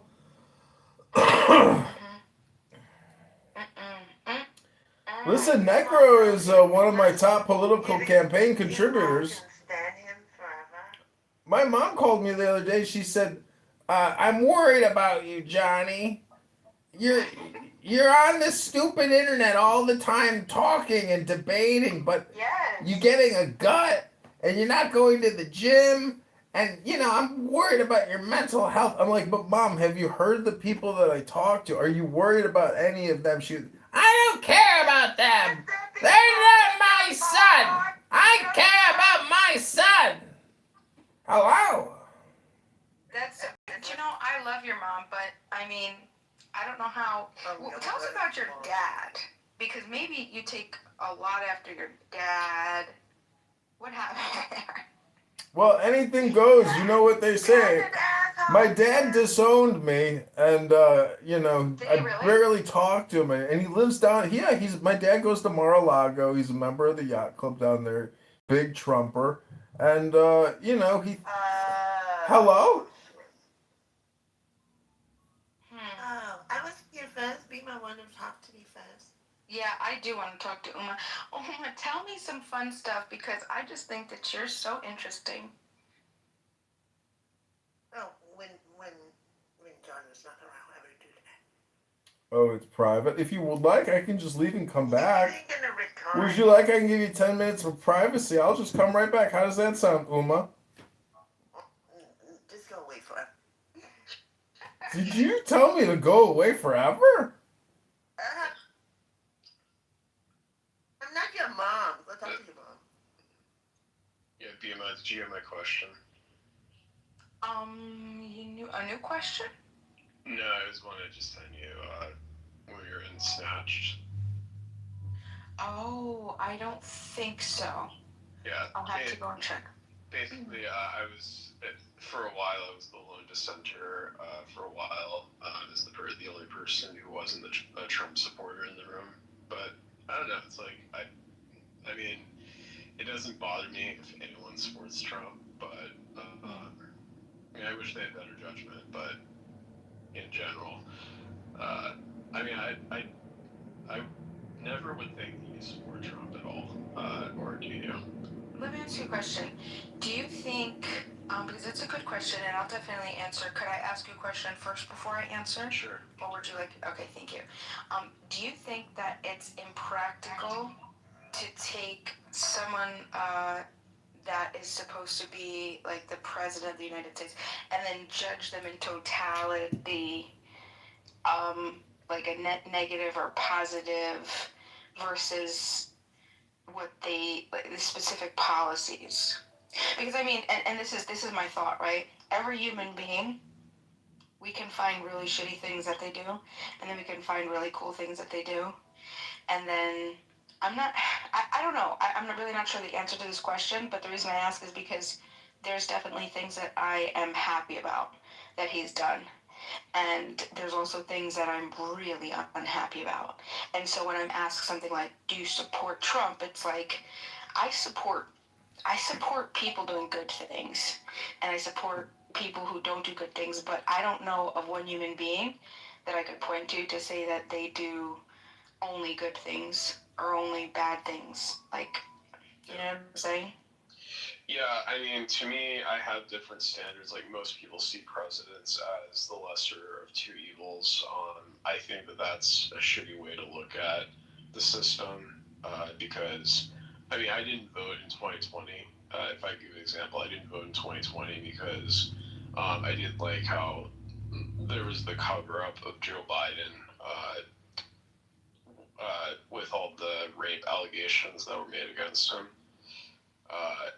And I couldn't vote for Trump either specifically. So, like, to me, it's like, I think specifically, the idea specifically, like, it doesn't matter who this person is, the fact that they could have potentially have committed rape because they are still voting in line with what I want overall, specifically, and it essentially allows our leaders to be deplorable characters, specifically, which I think is disgusting.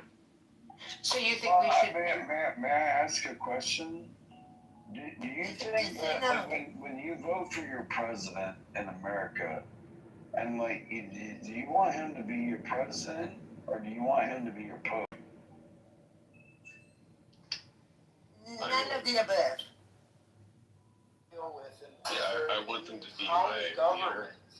It didn't even occur to, and I'm not saying that this is analogous to Trump's experience, but this is what I can conjure up.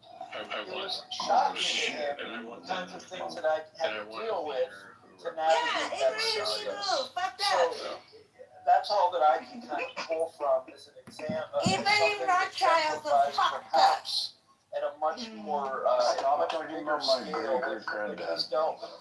It's probably nauseating and that's probably one of the things So that yeah, I mean, overall, I can say that, like, I mean, because why wouldn't like, I can say, like, I agree with some of his positions, but I still can literally, like, say I don't support them at all. Like, Joe Biden is a person who I really like the economy, but I couldn't say that I supported him as a person. I mean, it's not so much of an age or anything like that. It's just specifically, overall, I wasn't really Joe Biden. That's what I imagine was goes through mostly his head. just how it was being covered up. Do I like I it? don't No, believe I that change necessarily. he was competent enough, is what I think. Try to empathize with his plight. You know who he could have been describing? Woodrow Wilson. But then again, I don't think that Trump is competent enough to I was going to say Woodrow Wilson was much in the same way. Yeah. He took a lot of pride. I don't think he's competent a lot of stuff he says. Like when he talks about how in his administration they had H2O or things like that, as if that's significant. Very differently, just like I think on another presentation could probably be on record saying, "Oh man, it would be good." I have a question. Well, I just want to know, like, so would you say, like, overall, as far as Trump is, would you say that you support that? I have a question for you. Well, no, I just wanted to know if you had, Yeah, maybe she ran away once the reasonableness started. Yeah, so I just want to know, like, when you say that Like, how old are you? No, I think it was I'm 27. So, Abby, let me ask you Why? this. Like, who Why is my age important? Why is my age important? Who is your no question. I want you to. Oh my gosh, Uma, look up this flower. No, it's Glen It's called the Loveliness Dianthus. It is the funniest looking thing. Like, absolutely. It's so like Everything raggedy. about I him, just have to buy seeds. From, on a purely statuesque, Lincoln-esque kind of style. His auditory skills, his policies are spot on. He was a popular governor. He managed his state well. I mean, he just hits on all cylinders. I'm just thinking we need smart Republicans to have their voices heard more. Like, it doesn't I don't hear a lot from the GOP intelligence. And he was a one-term governor, right? Because they only allow one-term governors which there. I think is so interesting. Why he's not in the cabinet now or in some position? I mean, I'm surprised Trump hasn't found a place for him within the government unless he doesn't want it. And I don't know if he would throw his hat in the ring, but if you're asking me who would be the perfect candidate, or even in a VP spot, I mean, I hope he gets activated. Do you think Rubio's brand is? I think Rubio is probably one of the best political animals in the Republican Party, but I think He's Lil Marco. I think he's so much better than Vance or DeSantis. How do you all? But I think this war is going to tarnish him. I think first off, we'll have Trump fatigue. And the fact that he was Secretary of State in an unpopular war, I think his brand is going to. I mean, I think maybe 2032 he could reboot, but I think for 2028, I think Rubio is he's just damaged goods right now. Scott, we had Vance campaigning for Orban, so it's like there's some egg on the Vance belonged nowhere near that shit. I don't know why the president sent him. It was dumb. I would love, if I saw Rubio in a debate with Gavin Newsom, he'd rip him a new one. Rubio would destroy in a debate Newsom.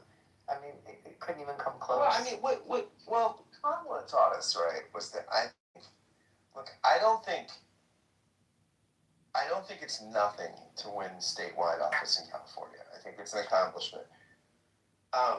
It does not make you a viable national candidate. And so I think people that think that anybody from California would be a formidable national candidate as a Democrat are clinically insane. because California is just so far different than the country. I like California. I love it out there. I think it's great.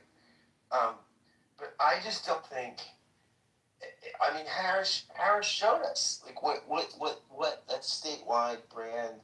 As a Democrat, now as a Republican, it's different. If you win statewide as a Republican in California, you've, as a minority, won the majority, right? And so I think like Reagan, Nixon, I mean, these people that can do that are singular impressive people. But I don't have any confidence or respect for a Democrat just because they won statewide in the most liberal state in the country. I don't think that's again, it's not an accomplishment, but it's not going to be. Or if I ask you if you stop beating your wife. Hey, stop talking. Let the woman talk. Do you know what the coolest thing of this is my favorite site to buy seeds? It's called Gurney's. Gurney, and one of the coolest things about the site is, you know how you have your grow zones, right? Once you put your grow zone in the website, and you could look at whatever you're looking at, it'll tell you, oh look, this grows in your zone, or nope, you're SOL, you know what I mean? So you have an idea of what is perfect for your zone, and you don't have to go and check, blah, blah, blah, blah, blah, and it's just so wonderful. Is that like from my Willie? Hello? The trans man and Uma stays forever. Is this a grow zone? Anything goes here. Anything. Uma's part of the grow zone. Oh, anything goes here. Anything. It's a grow zone. It's a grow zone. Hello? Yeah, you do. Oh my gosh, he's back. He's back and better than before. He's back. He's unstoppable, this one. Uma, there's hope for you. Necro love fucking tranny. Ooh. Necro does like fucking tranny. Listen, ooh, juicy. First of all, anything goes. This is rich. Anything goes. The worst worst part about Rich is that he has thousands of accounts, or at least hundreds. Unstoppable. Great, wonderful. Unlimited power. www.temp-number.com. Bro, you got 100,000 trains on your fucking website? Unlimited power. I would just like to say that Pro is like the worst human being I've ever met in my entire life. Pro is wonderful. I No, love he's Pro. a horrific person. Why? Why would you say He's such a terrible. horrible thing? Oh, I love. Why? He's a mass serial killer. Yeah, that's horrible to say, Rich. He is. Rich, you know, you make He it. wants to kill all the Jews. Rich, Go. I don't believe he ever said that. Kill all the Jews, you said? Yeah. Well, Bima said that she would join Hezbollah. Bima said that she would join Hezbollah. Bima said she would join Hezbollah and fight to the death with the terrorist Muslims if they were trying to destroy her house. Thank you, Rich. At least Rich is If I lived in Lebanon, I would probably fight for Hezbollah. Shame your mommy. If I had my family killed, blah, blah, blah. At my property taken. My property taken and Dude, stolen. gross. Another Catholic Zionist. Bro, ooh. I dickhead, bro. Why would you want to be associated with A-Check Pro? A-Check? What's wrong with A-Check? Horrible. I love Wait. Yes, that's what A-Check does. He's adorable. He's a great character. And Bima, thank you for saying Skyny's like the second worst person I've ever met on here.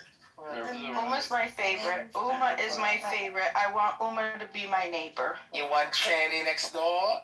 Me and Uma would have so much fun. Bima, do you remember when I roasted a Chuck? Oh yeah, I don't remember that. When I gave him that quote from the show House. Never forget that. Oh man, it was epic, bro. Who is Hella? Hella, do I know you? Hello. Hi, Hella. Do I know you? You're new. Oh no, Lex, she wants to fuck you, Hella. What is wrong with this one? She wants a black dick. Look at her. What is wrong with this man? Hey, Rich, the people making jokes about gay people are the people. Oh, he's like Somali or Ethiopian, so I don't know if that counts. No, I was just trying to throw you off the top of I think he's Ethiopian or Eritrean.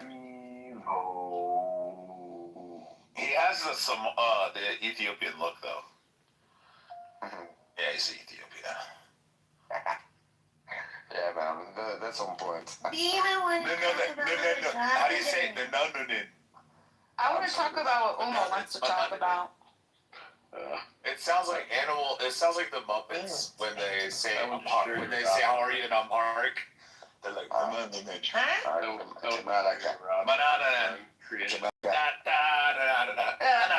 say that. Yeah, banana. It's something like that. It's like nanananin or something. Chevy, look at my PTR. I can't remember how. Oh, you sound it. Yeah, whatever. That's tranny dick. I mean, I'm black, but you're racist. No, it's not racist to clearly look at you and tell phenotypically you're Ethiopian. You're either Ethiopian or Pull it back just a little bit. I'm not. It's not racist to say he's Ethiopian or Eritrean. Look at it. You either, whatever you either. Or Somali. He might be Somali. But he might be like northern Somali. Shut up. Chevy is unbridled. He's a. I just told you I could don't run that shit over and over again. Let's look There's through his nothing we houses. can do. Let's look through his houses and He's see if beyond help. Ethiopian. Yeah, do that. Who's beyond help? Chevy. We just have to do it. Oh, he's part of Talking Apes, so he's functionally retarded. If I had my house ready, they're ready, but you know here. I don't like anyone on Talking Head anymore. They fucked up the people. Yeah, they are. So was I right? Eritrean or Ethiopia? You just fucked up. You know, I know I'm right. It's one of the three. It may be. Hold on. It may be Somali. But I'm leaning towards. If he's Muslim, he's Eritrean. If he's Ethiopian, he's obviously Muslim. But and if he's or Somalian. If he's Christian Orthodox, then he's Ethiopian. Which I'm guessing he's Orthodox. He's Ethiopian. Well, you can't deny there are some Orthodox in the country as well. Right? Yeah, That's what I very think. small. You do. Go get a room. Yeah, I mean, Yes. you guys What fought over Islam and Christianity and gold. That's why you guys separated. we're not fighting. Oh yeah, he is. Wait, he is. What are you two doing? I'm just checking you. You know your stuff. No. I mean, you guys fought over gold and Muslims and Christians. You guys are like the Sudanese and the South Sudanese. Yeah, but who are you then? Like, what do you mean? Oh my. Who are you? Like, that's an anonymous picture. So and he's drunk, so clearly he's probably not a Muslim. He's probably Ethiopian Orthodox. Sherry, where you come from? What? Where are you? Not from tranny land. That's where I don't come from. And who's tranny in here? Oh, Thai girls. Look at yourself. I'm not a tranny. I mean, you're Thai and you're tranny. Oh, then Bima, I don't like this guy anymore. I don't like the guy. Let's get rid of him. Yeah, get rid of him. He'll just come back. And then he'll ruin the room. Shelby, Uma says you have to pull it back a little bit. So we found out that Hella is Ethiopian.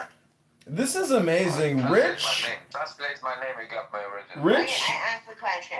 Rich is a very powerful Clubhouse user. Can you tell us a little bit about Ethiopia? Can you tell us anything that maybe us dumb Americans don't know?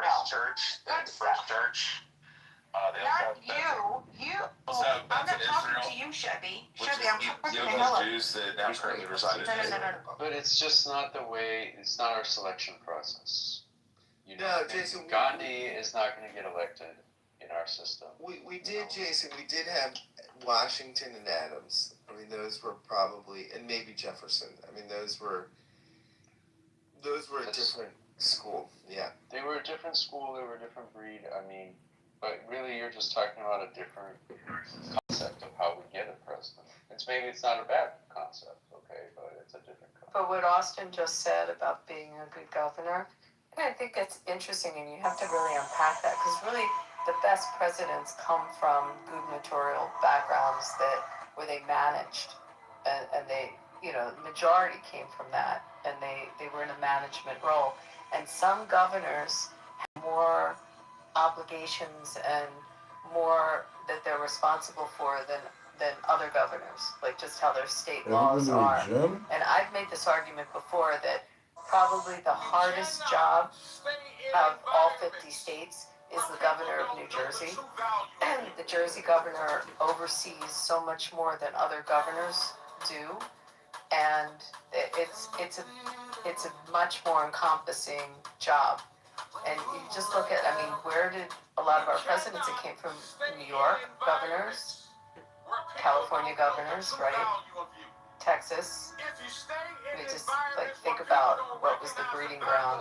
These big states were big or complex. Or complex, and the Jersey governor has to appoint all the judges. They're not elected. It's just he oversees more under his control. And again, it's a good prep. I'm not saying that Chris Christie would have been a great president. I think he would have been a great attorney general. It's kind of sad that they had a falling out. I think he would have done a good job, but the people that I don't know all the different states and their laws and how much are under what's under his control or her control. Yep, the governor of California, Texas, and New York, they're managing a sizable local economy that's located in the economy of those nations. So they have a very important job. And another interesting and weird thing I just remember from Dan's placement at U.S. history, Ohio is really important to presidential history. For some reason, Ohio has been an interesting source. introducing Yeah, candidates? because we had Garfield and Taft. A lot of people. I wonder why. Well, it's one of the most popular. I don't even know how many electoral. It's very popular. It has been kind of a front. It was almost a frontier state in many regards. It's because it's high in the middle and run on both ends. I mean, that's what.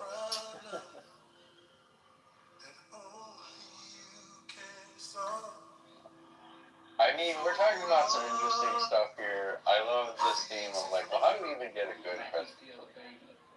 Because I think about, you know, people talk about Trump supporters, but you know, I spent a lot of time with a lot of people who support Trump, and people are like, oh, they're unpersuadable or whatever.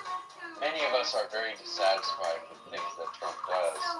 We just don't have a better alternative. That's really what it is. Well, he's like the least bad option. You know, I think about like, just look at the Democrats in Virginia. They took over Virginia, and what they do, they immediately start taking everyone's guns. Okay? This matters to Republicans. You know, I wouldn't hate Democrats so much if I didn't see stuff like that. But, you know, that state is being ruined, okay, in real time. And so many of my fellow Americans are going to have to flee that state, which is not America anymore, and go live somewhere else. And it's just shameful.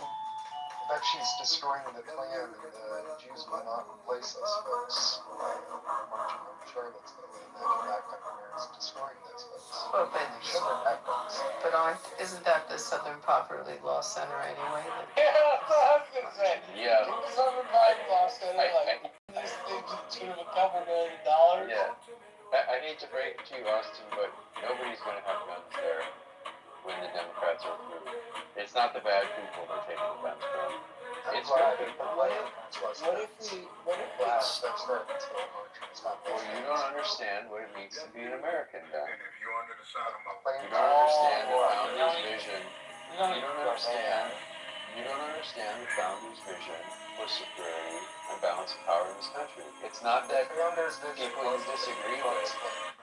It's not that people you disagree with don't have power. It's that you do have it. But the Democrats' vision is that nobody has power. Whoopee, bro. Whoopee. You know, one of the challenges is that we have 4-term and 2-term limits. Imagine you extend it to a 6-year term. The maturation that you see in a president is pretty impressive. Sometimes it's astonishing, sometimes it's terrifying. I almost think that just the mere 2-term, 4-year term cycle in itself lends itself to a certain type of personality growth or persona growth within the space of the presidency. And that in itself is challenging. I mean, imagine if you were an employer, you were taking a position, you knew you only had so much time to get a certain amount of things done. I'm not likening it further to the presidency, but there's something about that makes it challenging in its own right that dictates how you behave yourself. If you knew you had 15 years, maybe you would be threatened, maybe you would feel insecure, maybe you would feel more, I don't know what it is, but I think that is something we don't consider. I think there is something to that, and I wonder if you could lengthen the terms but introduce an executive council so that there still is some change over some time scale. You know? So, like, if we had 7 presidents, like in Switzerland, you know, and I don't know, 3 of them come up for election every year, and, you know, or every 2 years or something, every 4, but they can stay in indefinitely, or they can stay in for 5 terms or something like that. Then you get a lot of changeover, but at the same time, people could build experience, and that could be more balanced. Could lower the stakes as well.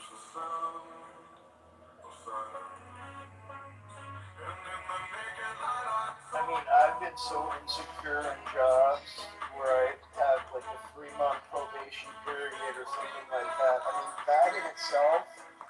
is enough to make the insecure employee act in certain ways, right? I mean,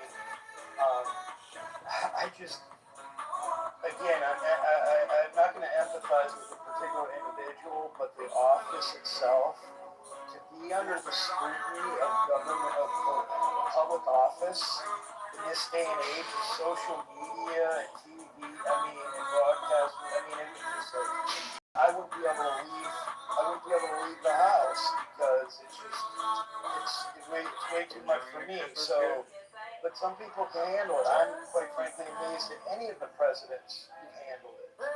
Even the Nepo babies who managed, who had some exposure. Bonnie, what do you think? Nothing about Trump? Yeah. You can respond to the title of what we've been talking about here or both. I won't advise me here. Trump is Trump's a crazy man, but he's the right president. He's already changed 250 years. He's the right president at this stage. I can imagine Kamala being president at this stage. I think look at what he's doing to. He has right message for DC, bringing beauty back into the country because for public service, it seems like politicians, how much you just don't care. There's almost people everywhere. It's the nation's capital, but it should look like, I don't know, I just feel like bringing back culture, bringing back values is something that's very important. Bringing back beauty is something that's very important that we should all look forward to. And he's doing a lot of things, the economy's leaving a lot of deregulation. That's good generally. But of course, there's a lot of pushback. That's to be expected. But he's the right president at this time, and the system is working. I mean, if he got everything he wanted, maybe he wouldn't be the right president. But I think he's challenging the system, and the system's responding as it should. And it gives me confidence in the American experiments, for sure. And so he's stress testing the system properly. So he doesn't like it, but he's doing a good job.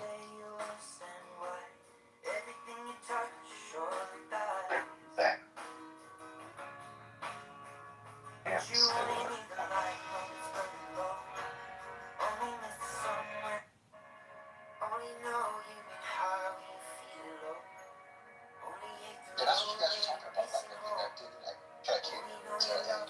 Yeah, largely. Yeah, you hit the nail on the head. Yeah. So we'll see. I'm kind of curious. Honestly, I can't picture what's gonna happen after him. I don't know. For some reason, I can't think that far. I can't think beyond Trump. We'll see. That'll be interesting. We'll get another president and it'll all be informed. Yeah. Yeah, but it's so because after Trump ends, it's like the end of an era because it's been Trump or Trump-esque since Obama left. Right? It always has to, even though Biden came in, Trump has just always made this nervousness. And Obama triggered him to be president, and it's like got bad. I wonder how it's going to snap back. And I wonder how the country's going to move forward. And the next president. I mean, we can't even imagine who the next president is going to be. Gavin, I can't imagine it being Gavin. I can't stand when that guy talks. Honestly, I can't stand it. He feels like he's patronizing me. What he's talking. But The hardest thing. We'll see. The best. If it's easy, leave it to somebody else. Do you know that the hardest thing? Yeah, I agree with you. We'll see. Abby, you researched that thing on Roberts? Once you get used to it, I saw it, and then I tried to find other stuff on it, and it's a citizen's complaint. Like it just doesn't seem like it's pulling any weight. So we don't need to be worried about it. No, I popped up with a sensational headline, and I'm like, whoa, okay, this is huge. And then the more I There's read only it, one of it's these not things that a aren't formal like the complaint others. from anyone. Those four have never made a salient point in their entire life. Rich is so boring. Yeah. Anything goes. There's John. There's John Kitover in his green and white fucking golf shirt, fucking cowboy hat. What's going on, Samoa? Chilling, man. How are y'all doing? You know what I'm saying? We're hanging out. Samoa, what's it like spending 80 hours a week in chillism? The demon Samoa took over Chillism. Wait, who's doing that? Samoa, what's it like spending your whole life in chillism? I'm not in chillism right now. Yeah, 80 hours a week arguing, debating. Oh, what's it like being a part of Nathan's art experience? Yeah, when somebody says your whole life. What's it like being a part of Nathan's art experience? Yeah, but what does that mean to you? I'm asking you a question. Well, your question was a little bit off. Right, your question was a little bit off. Samoa is a great debater on this app. Mm-hmm. He is. He totally, absolutely is. Yeah. He does it for the sport. He could take either side, pro or con, anytime, any place. He might switch mid-argument. It doesn't matter. That's how talented he is. Mm-hmm. He's quite talented. And he's educated, so he's, well, why would you pay a debt if you want him? Yeah, right. And, Hey, the crazy part, Big Man, is that he's the only one that still thinks that when everybody else has already understood it. No. If you go into Chillism right now and ask if you owe anybody money, everybody will say, of course you fucking do. Not everybody. Yeah. No, you're wrong. Samoa, You're absolutely wrong. I'm a reason you're $50 short, right? Oh, yes, you are, bro. Yes, you are, bro. We were gonna make a bet with Joe, and Samoa, Necro jumped in. Oh, go ahead. You still haven't told me, like, damn it, Necro. Yeah, bro. I was like, stop. What are you doing? I want to split the bag with you. Yeah. I'm still waiting for you to say, damn it, Necro. Damn it, Necro. Thank you. You're helping me catch on now. There you go, man. so what is this whole, what did you hear about Fauci aide being charged with covering up or concealing COVID records? Did you hear about this? This is old news. Oh no. Oh, is it? No, he got pardoned for 10 years back. Oh, did he? Oh, wow. Oh, he's not going to be executed? That is old news. Thank you, Uma. No? Yeah. No. Yeah, fuck America. Uma, not all of us. Uma, take it easy. Uma, please. There's a lot of Americans in here that don't appreciate your potty mouth, Uma. Uma, you are an extremely annoying person. A highly annoying person. Oh my gosh, John. It's true. My pussy hurts. My pussy hurts. Oh, anything goes. Hey, John, you don't ever go to correct? Or Lisa's 420, like you don't ever go to those spots, John? Yeah, I record all those rooms. What are you talking about? You're an asshole, Tiffany. Oh, you don't ever hear me in there? Yeah, you seem to have nothing going on for you in the real world because no one could possibly spend this much time talking, debating, ChatGPTing, all communication. Hello? What do you think you're doing? You Yes. sound like you're predicting. He's got a good point, John. You're in every room. Where's my Uma? Uma, where do you live, Uma? Oh, I live in No, I'm not saying that all communication isn't projection. I'm just saying if my analysis of what you're doing is accurate, but it's still a projection, doesn't mean that it's not accurate. Hello? kick that ceramic socket gate. That's exactly what that means, John. Yeah, I don't know if you heard what I said, but even if I'm projecting, it could still be accurate for both of us. I am complete. Absolutely not. You're projecting. It has nothing to do with me. Yes, because all the asshole want to fuck asshole, and mommy is like, mommy is here, mommy is like, you asshole, go away. That was horrible, John. What the fuck? Crazy. Bima. Shame on Abraham Rothschild. Yes, tell me. You see it, Peoples? Who's my peoples? You kind of rolled through with a little drive-by earlier. Who? You. You did an honorable act. What, in Chilism? Yeah, you kind of just rolled through real quick. Okay, robot, bye-bye. I don't like to go in demon time. It's demon time. So, Bima, if me and Rich were in a fight together, who do you think would win the fight over who stands up for human rights? Depends on who's getting the dollars. Human rights or Definitely Necro. Fight. 110%. Exactly. Bima, who's your people? Oh, fight. I'd fucking mop the floor with you. The people that I don't like, just demons. No, because you want to have, huh? Yeah, I'm 6'4" and 260. I can't Yeah, I your don't. skull. Well, and you know, it's not that I don't like. Okay, so I try to stay away from demons, but I know that they need to be loved. So it's a push and pull relationship, you know. You want to be able to, you know. Demon hunters. Yeah. You think you can catch me, Rich? I am all song and look at this name. Oh, but once I catch you, that's the problem. This is a new Yeah. one. Well, I'd love to see you try to catch me. Necro, keeping score, USA winning or Iran winning? Who's winning? I think that the world would win if both of them lost. I think if the war happens, the world's gonna lose. So you don't think that there's a lot of people that are quiet right now, cheering in their minds, like, about time somebody's taking Iran out the way? Like, China is really winning right now, is what I think. I don't think they're winning at all.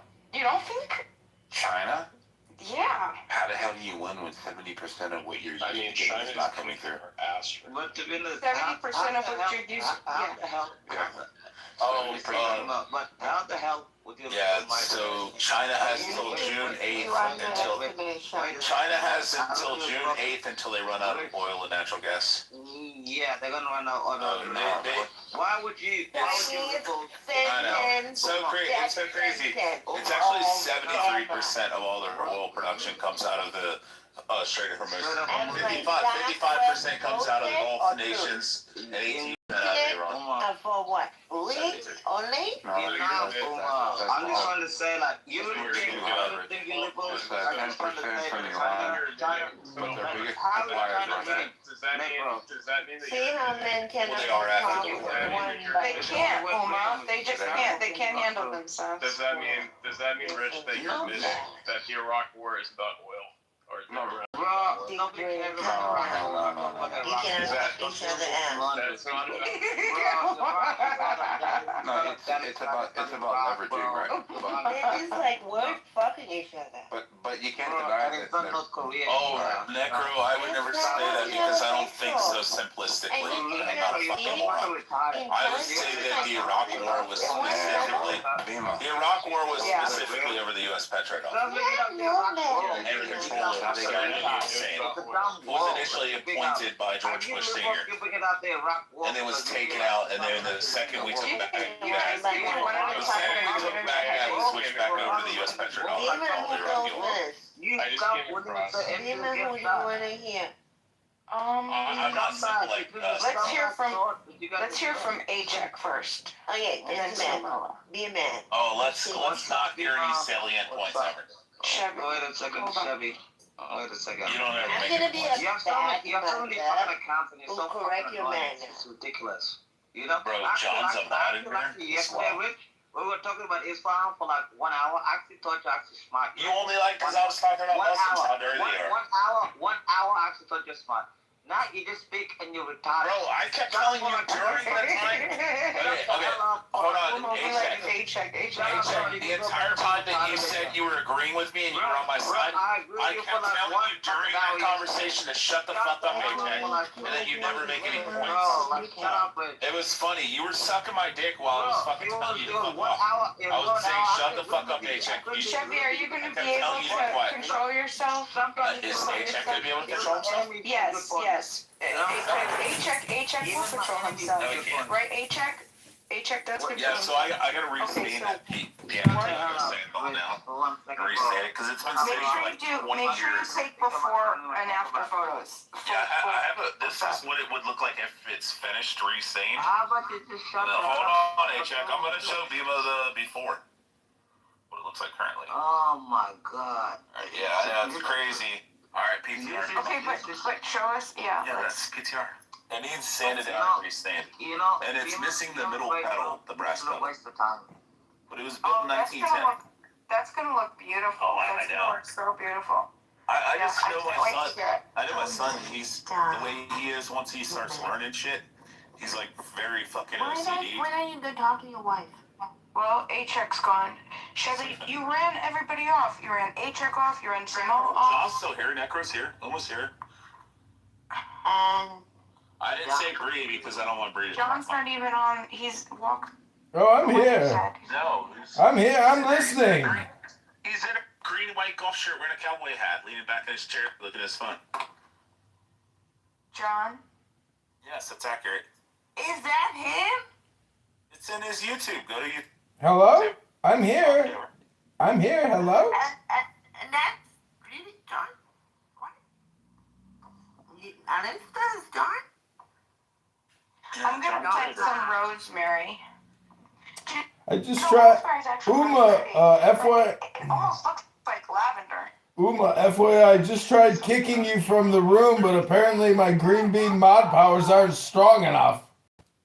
If you let rosemary get like extra big and shit like that, I can't remember what the fuck it does. It turns into like a tree or something. It turns into like an actual plant tree. Yeah. No. John, you can't kick a mod. I know, it's unfortunate. But it's no longer useful Cannot for kick like Uma. Uma stays. I know, I can't, I have no power. And I mean, I could boom the room, but I don't want to do that. I'm having fun. Ooh, John, an old SL Mercedes hardtop 70s. John, you wouldn't do that, right? You wouldn't do that? You wouldn't boom the room? Of course he would. No, he would kick all of us to the audience and then start playing This Is All Hypnosis fucking psychology fucking No, videos. it's Beamer room. If she asks you anything, you have to do it. No, he'll kick everybody in the audience and then he'll start playing fucking like audio. No, it's too late to play those games. John wouldn't do that. I'm getting ready to go to bed pretty soon. Those are more things you do in the morning, you know. Try to break up people's patterns and habits here on this app. Because you know how they say in those rooms where they're like, I'm an expert at pattern recognition. I'm good at looking at finding patterns and such. Like those types. What was that, Uma? Why do you make them sound black? All I'm trying to say is that it's true. We are actually more of a pattern and an action pattern than anything else. Like being I unfortunately, after 5 going on 6 years of observational studies, it turns out that people haven't learned anything in over 5 years. They're just as stupid as when they started. Hello? John, is that Joe Biden in your fucking John Kitover Instagram showcase? I'm not sure, but go to mayorkitover.com and join the fight to liberate Chicago from the Democrats. Hello? John, you know what it looks like? Go look at it real quick. Click on the link. It looks like Biden's staring at the flag, looking away, looking when he's supposed to be like looking at the audience, and he's like just staring at the flag off in the nowhere. Alaska, I asked both of you, why Clone War happened? It does look like Biden. No, I asked you both, all gentlemen of America, why is Clone War happen? How about gentlemen of Thailand? Oh my, you go. A gentleman of Thailand down there being in their ass and stalking me already in my name. You know what he said on his name? Uma, you dad. What I don't understand is how can Stinny even tolerate this app? Like, part of this app is to actually be annoying and to talk. But how could you spend so much time just listening to these horrible people on this app? That's what I don't understand. What kind of a sick person who likes to inflict harm on themselves actually listens to the people on this app? Because people on this app are horribly annoying. Highly annoying people. Like Uma here. Uma, if it was up to me, I would kick you off the stage. I'd kick you to the goo and never let you up. Hello? It's not. Yeah, the 100 private stops are Uma, you're like part of the immigration crisis in this country. Hello? I got my OD sword and I will shove it in your ass. Oh, Uma's getting triggered. Oh, poor Uma's getting a little triggered. That's okay. You're a highly annoying person. This is what I don't understand is why there are some types of lavender that are more like expensive. Hear that fat girl laugh? You hear that fat girl laugh? Like, isn't lavender? Hello? Like, hello? What's the difference between lavender and sensational lavender? Like, this is really two different. It's all lavender, Bima. Lavender. Yeah, lavender. This is phenomenal lavender, and apparently this is $16.99. Yeah, BB, please. Please open a room. Hey, Kim, where is BB? Just left. Dan's gonna go tell BB to open a room. Bima, I want to know though, will you be my, You could go, Chevy, you could go. Bima, I got a question for you, Bima. Bima, is that your boyfriend in the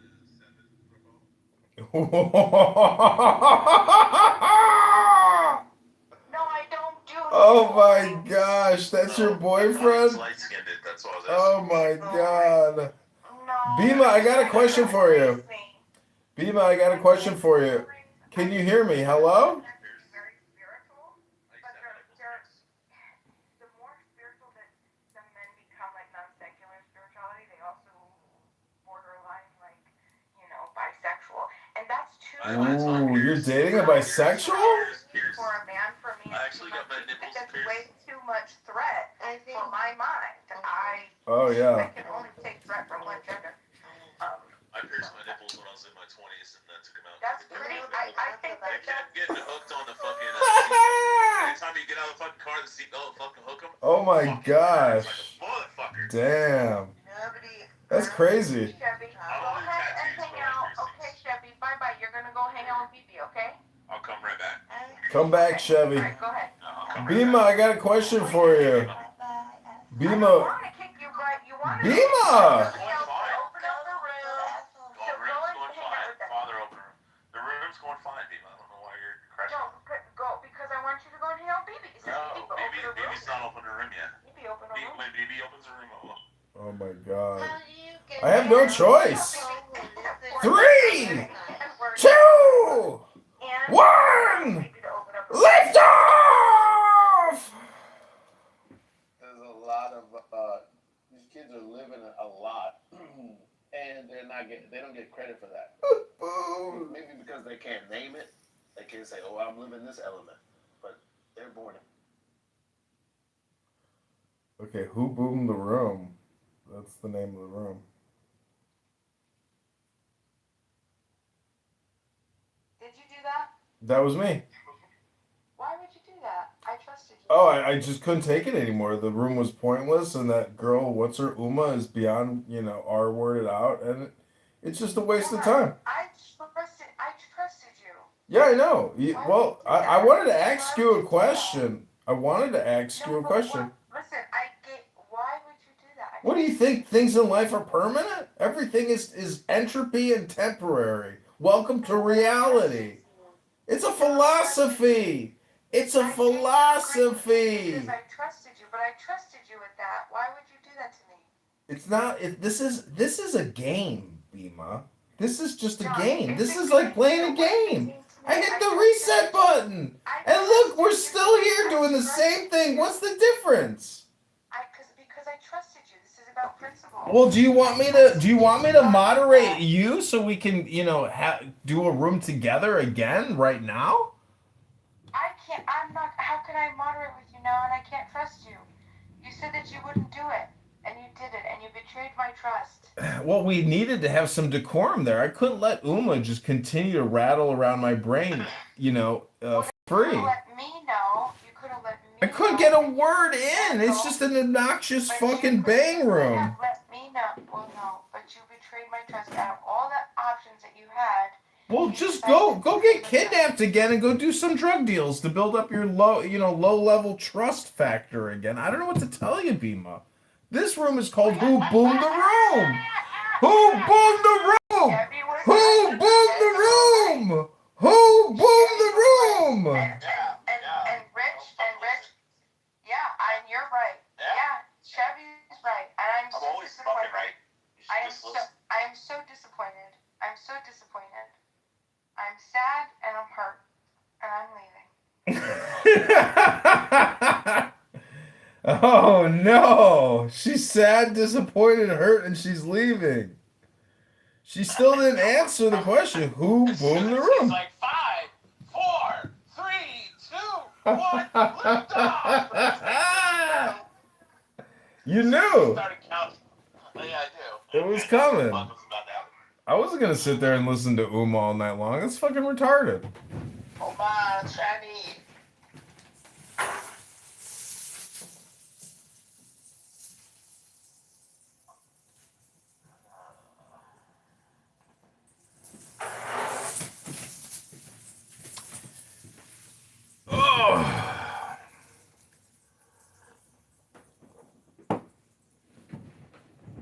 Who boomed the room? That shit. Now they.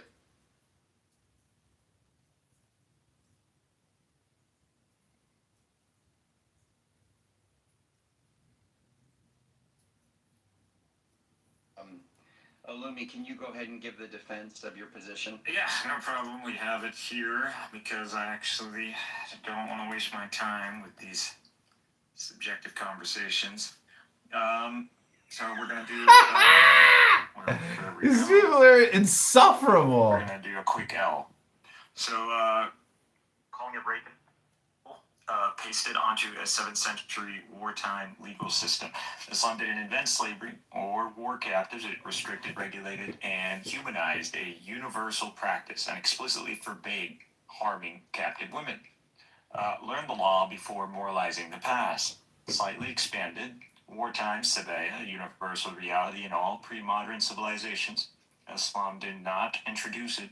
It regulated it. Rights, protections, no coercion outside of lawful framework. Push towards manumission, which is a big deal. Usually people in America don't know what manumission means. Core text critics ignore. Quran 24:33, do not compel your slave girls to prostitution. That alone destroys the idea of open coercion culture. Context, every major civilization at the time, Byzantines, Romans, Persians, Europeans, Africans, all had slavery. War captives, sexual rights over captives. Islam restricted it legally, freeing slaves constantly. Closed most avenues into slavery except war. What's he doing? Real framing. This isn't Islam versus modern morality. It's 7th century regulated system versus everyone else's unregulated brutality. Cold closed. What do you mean what he's doing? You haven't heard of ChatGPT psychosis? This is ChatGPT psychosis! Not comparing, no, it's called research. That's what it is. You're not comparing Islam to its historical peers. You're comparing it to 2024. That's not analysis. That's moral cosplay. I want Deepak to respond. I just want to inform everybody the definition of manumission. It's when you put a dwarf in the end of a cannon. Go ahead, Deepak. I see. I don't know what I'm supposed to respond to. There was some gibberish he read out from somewhere that had nothing to do with Gibberish? I was pretty sure that was high-level English. I mean, high level, well, barely any kind of sentence structure there, but like, sure. That was literally an AI. Are you saying you can articulate better than an AI? I highly doubt it. Like, which AI was it? Can you actually link to it? Because, like, ChatGPT Pro, $200 a month, that gives me everything. I need your money back then. I don't need my money back. You make your argument. Let's just stop talking shit. Let's stop talking shit, you Punjabi loser. Let's freaking get to the point of it. You got a point? You got something to touch? You got something to touch? Olumi, can you put a link to the AI thing to where we can all hop in the room? I want you to show Deepak how this real world immersion thing. You tried to take MJ's. No, listen, Deepak. Again, you give me an atheist and let me pack one. The structure thing is only like, a vaccine for the comment. Okay, go ahead, Deepak. I mean, no, but I'm an atheist Punjabi loser, but he's not an atheist. This has nothing to do with anything, right? Like the whole sort of field rape, wartime rape thing was a comment about how, like, Illumi, what was he before? Cynic Mikhail, right? Was like. We're talking about the past, your memory, I highly doubt is that well. You know, or are we talking about a specific topic and you want to present the truth about it? Yeah, the topic is you, and the truth about you is that in the past. Like, Are you saying you're saying I had a different perspective from the Orthodox Islamic framework in the past? No idea what perspectives you have. If you have no idea, why do you want to continue to articulate something in the past? Because I want to make fun of you. That's the whole purpose of Okay, so you want to make fun of me, so this isn't in good faith. So if I fucking pull my dick out and put it in your mouth right now, that's valid, because this is like Texas rules, PvP. You decided to go into PvP with me. I really like that piece, so I'm going to use that. I'm going to use that from now on. PvP. I just want to make sure people. I mean, they're already saying it, given how much. Just manifesting. Look at this guy manifesting because he's literally telling me I want to talk shit to you, and I'm supposed to let this. Deepak, why this you are everybody. Shit stain? Deepak, hold on. Deepak, why didn't you want to go good faith conversation with him? He was You know Austin would shoot you, right? Because he probably think you're Mexican. I wonder why I wouldn't want to have a good faith conversation with someone who calls me a Punjabi loser. I'm sure there was a reason. What? Bro, get over it. You wish you were a Punjabi. Come on, let's be honest. You wish you were a Punjabi. We all know you ain't no Punjabi. Did you call him that? I say Punjabi loser. Dude, a Punjabi for an Indian is a compliment. That's what that was. Okay. Well, look.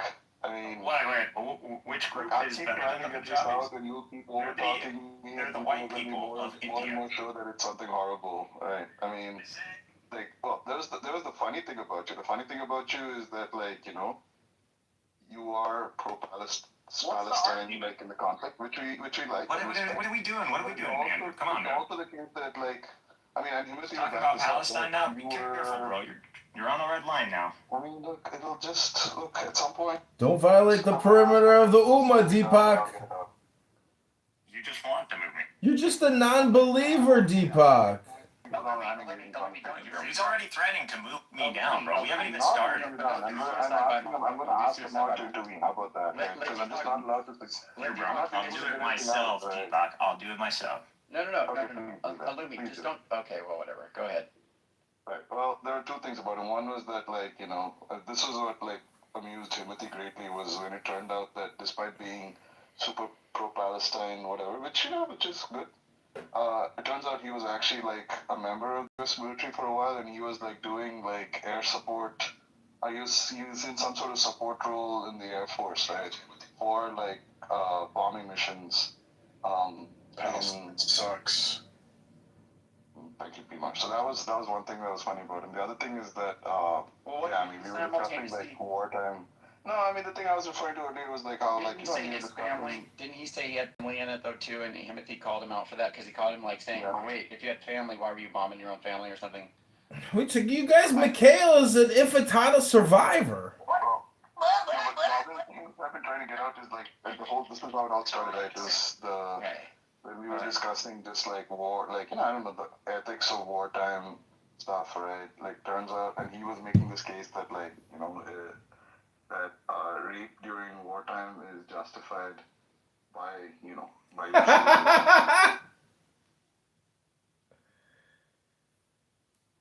This is his song.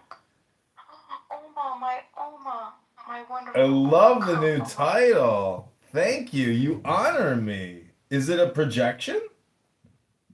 Oh, that's you again. He boomed the room, Uma. We trusted him and he boomed the room. Oh, you're making him on. Can you stand? He boomed the room. So disappointing. So this is a song. This is a quick song. I hope you could make out the lyrics. Okay, here we go.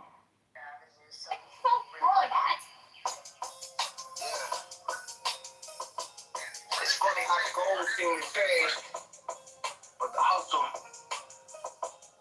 remains the same, you know what I mean?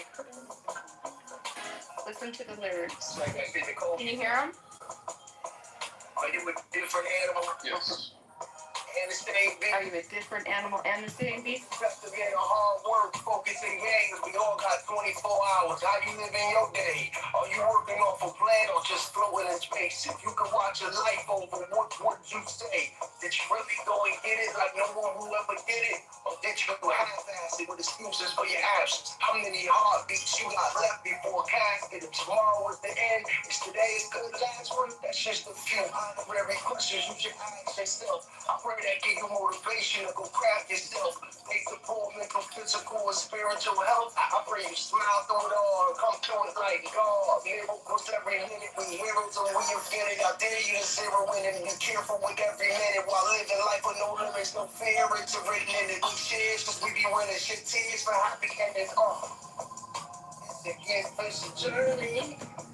See you laying on the gurney. You must evolve like the planet do. Let me get started the planet you. Then get your goddamn hustle and go hard till you go home. This that mama mentality. We gon' make everyday legacy. And I dare you to go and get it. Isn't it so good? I love him. That is Cess the Fifth. That is Cess the Fifth, Mamba Mentality. He is incredible, and I'm just so proud of him. I just love it. Yeah. Yeah. It's interesting though. It's like I don't have a lot of poetry that I've made in a while because a lot of it I did. I got like all my energy out during like the Obama years. So wasn't it just so good? Oh, Yes. Yes. Why do you like it so much, though? because it really captures the, what is it called? I don't want to use the same word. Oh my goodness. One of my favorites is Mr. Edward. Hello, Mr. Edward. And Raya. Hi, Raya. Hi, everybody else.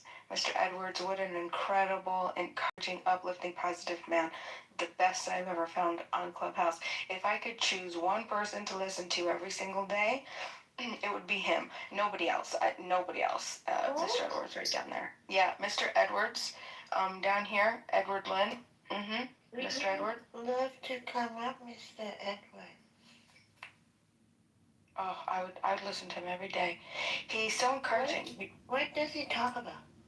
He gives out very just encouraging, positive, uplifting reverberations of go get it.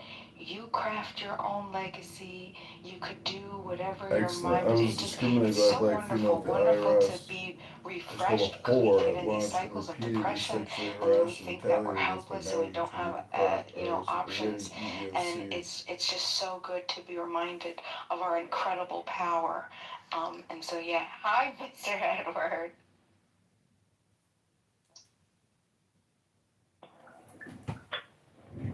I gotta say, Mr. Edward, I kind of find you a little annoying because you're like a broken record, Dr. Edward. When I look in the mirror, all I do is I say, Edward is the problem. Edward is responsible for this. And, I'm just saying, Edward, try to get something new material, something inspirational to help the young people instead of just telling them about personal responsibility. Maybe just read from the Bible, Dr. Edward. Just read from the book of Proverbs. Well, you know what the Bible says, right? Personal responsibility. You got to do it. So I'm going to keep doing the same thing because at the end of the day, we are responsible for ourselves. So we got to make it happen. So. And because I'm the mod, Aleister Crowley, you have to behave. No, who's behaving? That's right. Max, it's my honor to hear your voice and this picture of you and your wife. Is that true? Yeah, that's my wife. That's It's so beautiful. the woman who said yes to me. So I'm very happy. How did you ask her to get married? Well, we've been in the same fellowship for 47 years. You not getting sick of her? Nope. Why would I get sick of her? Okay. No,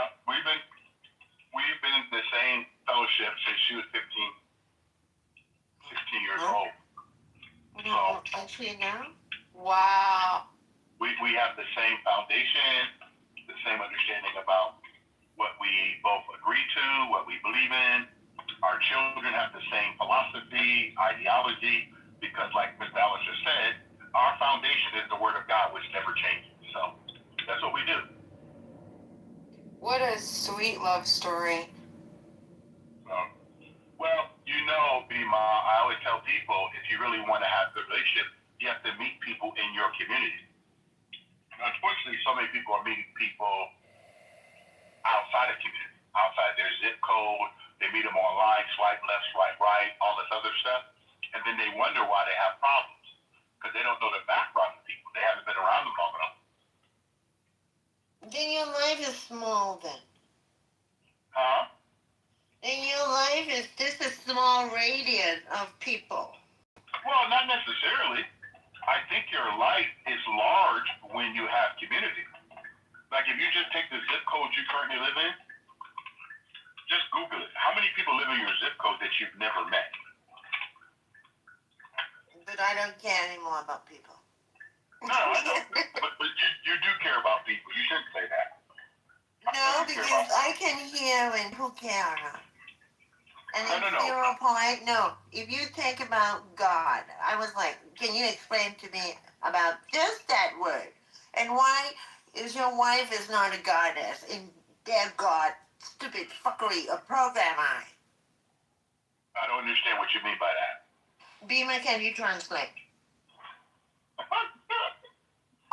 That one's a mom, sorry. I can't translate that one. I mean, like, if I look at you and you're so mean, meet at 15. Some of the people here are still lost soul and being an asshole, like the one who copied my name, follow my ass around this app and thinking he's doing the right thing.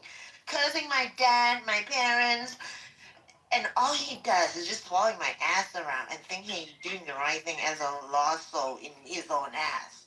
Oh, see down in the audience.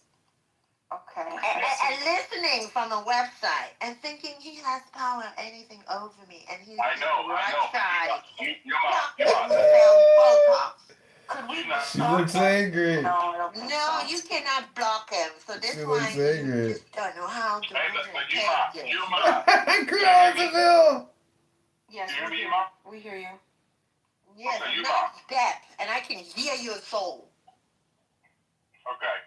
So there's a couple things that you're doing right now that you may not be aware of. No, I am aware of all of my words. Okay. So what do not speak for me, and I'm not speaking for you. I said you may not be aware of it. Oh, you get rid of them. How did you do that? Okay, the number one thing how you do is stop focusing on them. No, Okay, all right. No. I'm going on You mute. don't know the whole story. I mean, I'm using this app to be a tool to learn how to read listening to soul and voice. And I let them bully me. I give them unconditional love for certain people. Of time. I'm sorry, but I don't even know what you're talking about anymore. You're talking about Aleister Crowley. Because that's your name. And Freemasonry, fuckery, of cult of whatever America. Oh, you don't like books? You don't like reading things and then talking about them or trying to incorporate it into your personal psychology or your own artwork? Freemasonry, game of fuckery. I know, but English isn't your first language. What do you speak? Tagalog? No. Vietnamese? No, I don't want to speak to Aleister Crowley. Okay. Uh-oh, go to hell. Ladies and gentlemen, is that personal responsibility? Edward, if somebody was personally responsible, would they ad hominem project like that? Hello? I'm surprised she hasn't kicked you, Mr. John Kitover. You boomed our room and we trusted you, and we're not happy with it.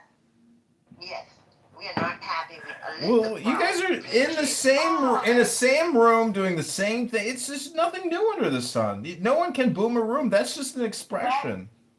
That doesn't, no, you know what you did. And this is, I would say... This is retaliation. Disorder. not taking accountability. Oh, NPD. Now I got NPD. It's just one of my problems is narcissistic personality disorder. You were entrusted with leaving the room, and you did it anyway. Yeah, well, unfortunately, Uma is a highly annoying person. It has nothing to do I couldn't with take that. I wasn't gonna leave. It has to do with Nope. betraying my trust. You understand that? It has nothing I to do with never believed that I had your trust. You're putting out false beliefs. Oh, good, Dennis is here. Hey, Dennis. Dennis is one of my top students as a coach. Dennis has been a huge success story. Dennis, maybe you could share with everybody about your bull riding journey in Spain, how you flew above the bulls. Jesus Christ, nobody fucking Mr. Edward, I think I would advise you to close your ears. Tread fucking lightly, It's bro. bad now. It's bad. The room has turned. It's turned downward, and it's only down from here, Mr. Edward. I would not want to expose my incredible, Edward's gonna talk down to us now. Hold on. He's gonna stand above I us do and not look want down to and expose spit on my all of us. Mr. Edward to this hodgepodge. Go ahead, Edward. Talk down to us. Well, so one of the things I've learned in life is to be motivated. So my motivation is really simple. I'm very careful how I hear. It just makes the world of difference. Edward, do you still use an AOL email address? Try to get ahead with the times, Edward. Maybe you should listen, Edward, when everybody tells you that you're very fucking condescending. Listen, Mr. Edward. Be like, oh, everybody says I'm condescending and I talk to other people. Please allow Mr. Edward to respond. No, it's okay. Because he's black. Okay, so do you think that's Holy appropriate shit. because you say I'm condescending, right? Do you think that because you say that I'm condescending, that means I'm condescending? No, everyone on this app said condescending, except for Mud Shark. No, I do not say. I don't think, Edward, I don't think you're condescending, so he's making an all or nothing statement here, Edward. Liar. You gave me a laughing emoji when I said it. Well, you're teasing him, but it's not totally accurate. Hey, bro, how you doing today, bro? Make John great again. What's up, bro? You know, one of my favorite Tony Soprano... Pro, you know what my favorite Tony Soprano quote is? What are they doing, Uma? They're adding me. Like, they just come in and they add me. What do you mean? Those are my burner accounts. Everybody on stage with my burner. I'm not sure. She's referring to me. Edward, can we try to keep this topical and stick to the room title here? Mr. Edward, I've given you authority. Oh, no, I just want to talk to Pro today, find out what was the most motivating thing that happened to him today. What's going on, Pro? Hearing me speak was the most motivational thing he's done all day. What's up, buddy? How you doing, boss? That's my life, Pro. What's good with you? Nothing. I just got home here, well, my mother's apartment, watching some UFC. Yeah. Nice. Well, I'm heading to the airport. Get ready to go to Fort Worth. I'm flying to Dallas. We have a cemetery funeral convention for the next 3 days. Something positive, or I'm hoping. Yeah. Well, it's convention. You know, convention season. You see all the new stuff that they have, all the new software, and how to grow our businesses. So it's going to be very positive. Edward, do you think, What's the name of the convention? Edward, ICCFA, the Experience International Cemetery Cremation Funeral Association Convention in Fort Worth, Texas. Edward, don't you think there should be federal funding to preserve our national treasures of, burial sites, and then maybe even money to like support families so they can, get a proper burial? Don't you think the government should help pay for some of that? Hello? No, I do not think the government should be involved in responsible for their citizens. I think the citizens, remember what JFK said? Do not ask what your country to do for you. You should ask what you can do for your country. I get it, but Oh, wow. you know what the socialists said? Texas You know what Bima the socialist said? She said from birth to death, from the baby ward to the crematorium, Bima believes the government should help you at all steps of life, and that universal health care is a human fucking right. Hello? Yeah, this should be free. Everything on this planet should be free. Yeah, everything should be free. I mean, I should be able to just. Reassignment surgery for Uma. Okay, so let me ask you a question. Okay, how do you come to the conclusion that something should be free? Because we just say it. We don't think about it, Edward. We just fucking say it. That's what a good communist socialist does. That question was presented to Bima. Bima, please answer. Every fucking thing. Everything I answer. Bima's the one who made the claim. Okay, Not Tom. I'm just going to ask the question. Bima, why do you believe that things should be free? Because they're as free to breathe. Wait, wow. Bima sounds so fucking different. Why do I think things should be free? I don't think things should be free. Okay, so what do you think should happen? I think that each individual and human being in the world is their own sovereign, wonderful creation. And I want to make sure that they have the full freedom scope as much as possible. Excuse me. You're interrupting my flow. And I'm going to kick him out if you do that again. Shut the fuck up, Uma. And so, you're gonna go. And so I believe that he left. Great, thank you. No, I kick him. So good.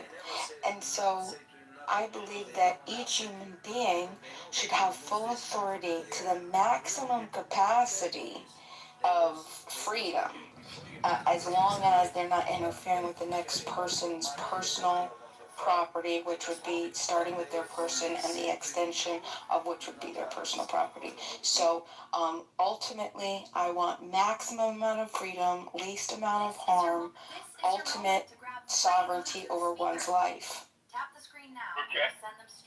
So, do you know the breakdown of the word freedom? Well, the way that I understand it is how I would explain it is the ability to move and make choices without negative consequences.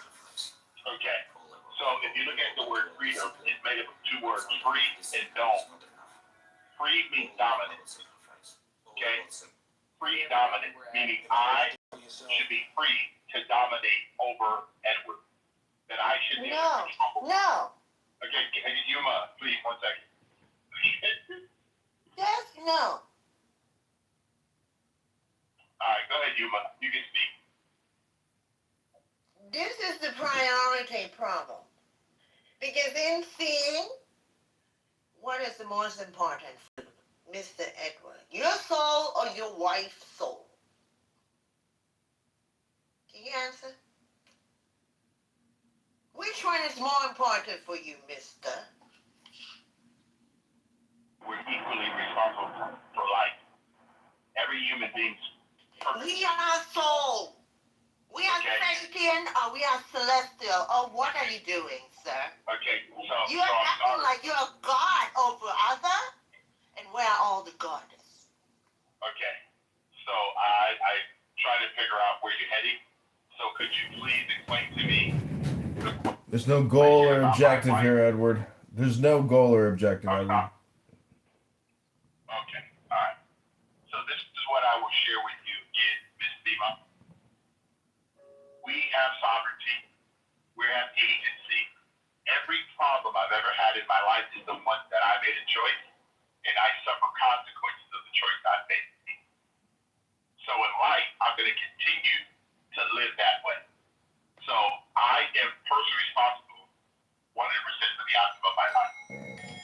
What about that Cameroonian kid that put the copper in your phone? That put the copper in your phone. Did he have the same ability to do whatever you're doing? Before that, he was just not listening for what Bima was. What about like all the people that have to action sacrifice as their lives negative result Yeah. for you to for just children, to, you know, for the woman. Edward, I recently bought a. want from a grocery store. What about those people? Edward, I recently bought a new iPhone. You don't people don't think about those people, do they? They don't. You can go ask your wife and ask her the same question, Edward. And I would say, oh, woman, would just take the pain and the blame for him. Edward, I recently bought a new iPhone, and unfortunately, there was actually a Chinaman's finger in the box. Was it my personal responsibility, or was it the Chinaman's responsibility who manufactured the phone for me, or was it me, the buyer? Edward, do tell. How do we, what's the silver lining in personal responsibility in exchange? Kids like, hey, if you just pull yourself up by the bootstrap, you'll just Exactly. You can really do it too. Everybody can do it. That's what I wrote back to Apple. I said, unfortunately, I found a Chinese finger in my Apple iPhone 19 box, but I'm writing back a letter to say, accidents happen, and this young man can pull himself up by the bootstrap. And if he does, should we tell him the truth? At your expense, I'm blessed. Could you say that? Could you tell him the truth? At your expense, I get to do all these fun. yeah, I get to sit on Clubhouse all day and just conference call while he has to assemble, phones all day. And there's also security jump nets outside the window if he can't take it anymore. That's how charitable we are. Sweatshops. Yeah, slavery is actually just, called something else now to try to keep it polite. But the truth is, many people's lives, they will be slaves for their entire lives. How does that make you feel, Bima? Hello?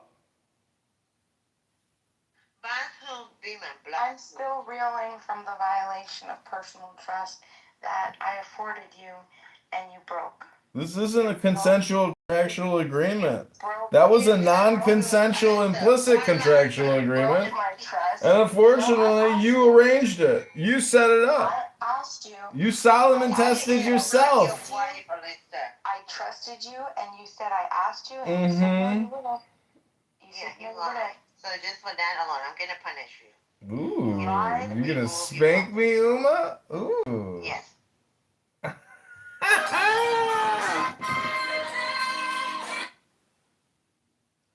She kicked me. Generally, is that RNA vaccines were new, right? Except for like maybe experimental treatments at the time when the COVID vaccine was developed and widely This deployed. is all pedantic, nitpicking on the part of Bob. And he obviously knows what I'm talking about. It's not nitpicking. You're like presenting it like there were only two kinds of vaccines, and I'm saying there are like 5 or 6. Well, I'm not disputing that mRNA vaccines were new. yes, it is nitpicking because you're focusing on technicalities and missing the point. I'm not focusing on technicalities. I'm just correcting the wrong thing you said. Shut up. I'm not trying to argue against. Wait, I'm sorry. Is there anybody here that took the COVID-19 vaccine that has sour grapes and buyer's remorse? Hello? So, if I can just finish. Hey, go ahead. Right. So the idea is we have all these proven ways of making vaccines that have been used for decades. And yet, now, along comes COVID and people have to use a completely novel technology that has never been tested in humans.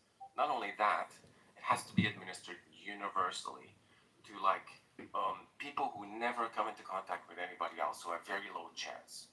I don't know, like truck drivers in Canada or blah blah blah, or people who have COVID in the past 6 months. It suddenly doesn't matter if you had COVID and you're likely immune for I don't know how many months or years. You have to get the vaccine universally. Universal vaccination. Not only that, we were told you're stupid to think this vaccine is not safe. Not only Trust the science. Trust the science. Exactly, trust the science. It was all complete. You guys are all potatoes. None of you went to school. Just them. They went to school. Right. Why does it have to be completely novel technology, never previously tested? Why do you have to lie to people and say you can test the vaccine in 6 months or a year? Traditionally, FDA tests require 10 to 15 years prior to being approved, a medication being approved. It's because it was a national emergency and Operation Warp Speed was a $2 trillion federal funding package. They had to rush it through. Don't you know that Pfizer, Moderna, J&J have your best interest at heart and they would never ever lie to you? And they got to make their billions in profits at your mistake. It's called propaganda, and it was long in the making. It's called Operation Warp Speed. It's a federally funded program underneath the George Bush administration. Look it up. And they just recently arrested Dr. Fauci's assistant, and the whole criminal network is coming down. But it probably won't because no one actually cares. Hello? Okay, let's wrap up the memeing soon. Like, Bob, you're a medical professional. You want to answer any of this? I mean, I agree that maybe some places, I think some of the policies were taken overboard. Like, I'm not sure to which extent it needed to be. I don't think it was, like, it wasn't forced here on anyone. So maybe it was in the US, maybe some groups had it. As far as I know, there wasn't any vaccine mandate. Like, you weren't forced to take it unless you were, like, in the military or worked for healthcare or something like that. Right. We're not discussing Sweden. Like, Sweden on a completely different policy. We're discussing most of the West. In the most of the West, you are forced to take the vaccine. You can't travel. You can't go to school. You're going to lose your job. I'll travel, but yeah, many workplaces, like in the US, like the, I mean, workplaces had. But sorry. What I would be concerned there is like state enforced mandates, not your private company. Yes, state enforced mandates at scale in almost every state. State enforced mandates. Yes, there were, Bob. Yes, there were, Bob. I don't think in any sense. I don't think so. Like, not in the sense that I think Bob means. Like, you could argue, like, to what degree there was compulsion based on, like, say, like, I don't know, when you travel, did you have to, like, did you have to show, like, the T? Yes, you can't even come into the United States unless you're vaxxed. It was Thomas Massey that got rid of that. Say you're vaccinated or something. If you travel to a different country, you have to show your vaccine card. No, look, we're talking about the U.S. now, right? Just for simplicity of case, and we could talk about every single country, I suppose. Yes, we're talking about the U.S. You had to get vaxxed, otherwise your ass couldn't come into the country. Well, that is different, right? That is different? How is that not forced compulsion? Do what we tell you to do and take an experimental cocktail in your bloodstream, otherwise you can't come into our country. I'm saying it's different in the sense that, like, you know, all countries have, like, far more stringent requirements for crossing their border. Like, if you're going to go from, like, fucking, I don't know, well, here's an example. Like, Oh, except for the illegal aliens, the millions that poured in over the border, those didn't count. They didn't have to vaccinate. If you're just going to overtalk, right, then just don't participate. Okay, just kick me because I already said what I want to say. You vax miserable people can live with it. I could care less at this point. Take care of this. Yeah, take care of the anti-vaxxer because you guys all got, you know, buyer's remorse. Hello? Go ahead, Okay, bye-bye. No, I'm just saying, look, obviously, like, Bye-bye. the regulation. Bye-bye. Bye-bye. We're not talking about that. Right? Those are just going to be far more stringent. You know, like, for example, if you have the HIV virus, you're just not allowed in the US. Oh my God, you're not? You have HIV virus? Vaccine was compelled. So, for instance, you can go to school. I don't know why we all know that. It depends on what we mean by compulsion. Right? What is compulsion? What does this mean? What is compulsion and what does it mean? Compulsion. What is compulsion and what does it mean? My company had. Don't tell me what your opinion is. I know the facts. I started talking and you interrupted. You are interrupting me. Do not talk over me, mother chort. Right, and make largely the same point you were going to make. So that there was a degree of compulsion. You mother. Workplace mandates. You mother chort. You. So yeah, look, I'm not saying that we need to determine what the word compulsion means. Judgments, and even, you know, given the information we had at the time, might have been like Hello? The wrong judgment to make, right? Right. It's not just let the anti-vaxxers just horribly exaggerate what happened. It's poor judgment. It's difficult to take seriously. Poor judgment, because you use an unproven vaccine technology to globally vaccinate everybody, right? The potential negative consequences from this is could be catastrophic. There are plausible medical reasons to think that the side effects could have been catastrophic. Like, specifically, it contains a substance that, like the cell that crosses cell membranes. Like the mRNA was enclosed in a type of fatty acid that can cross membranes into any tissue, and it delivers a foreign substance that your immune system can recognize as foreign, and it affects all your tissues. So plausibly, it can increase autoimmune disorders.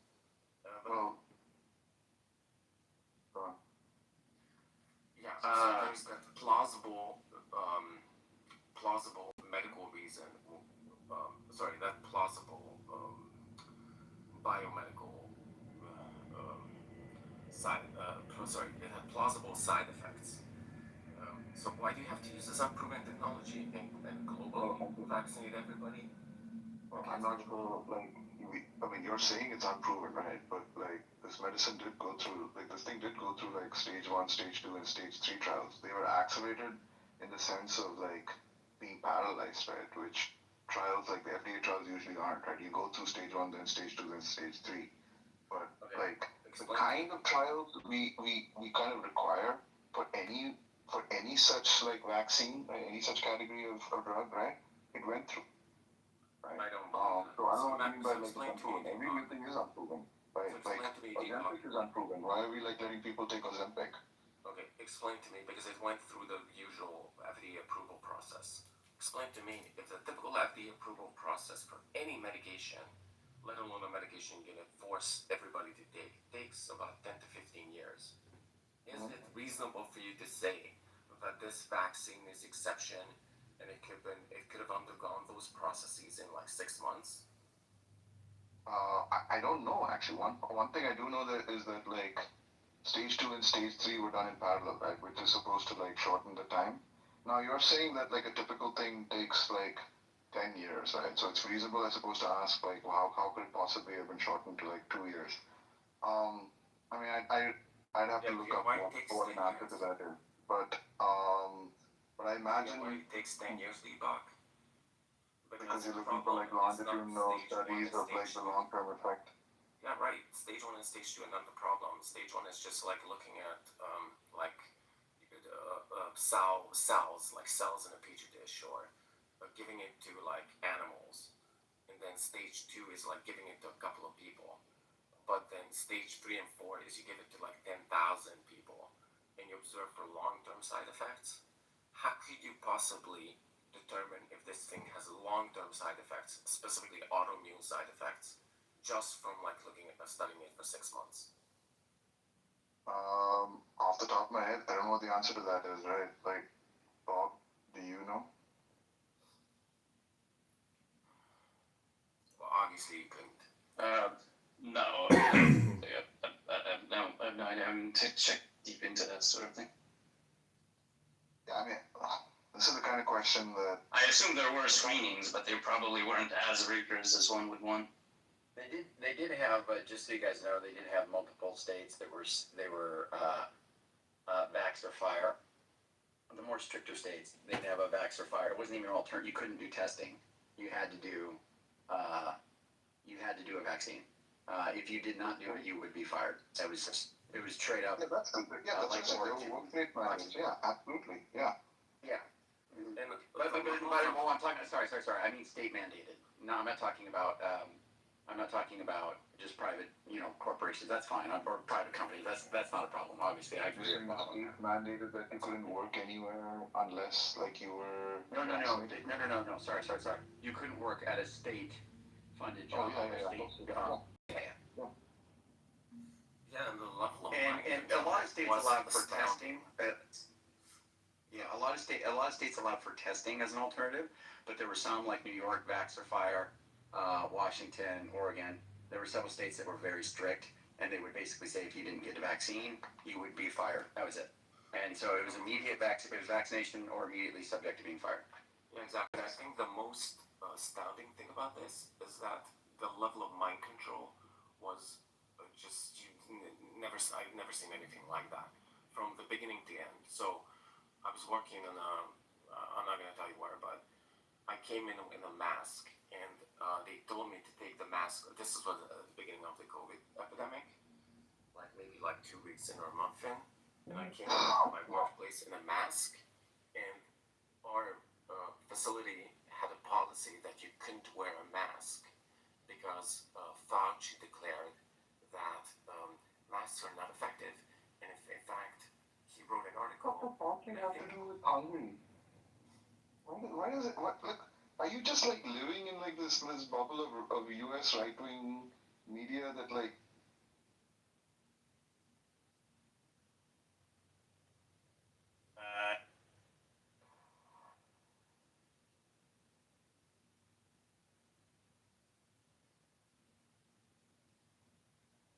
These people.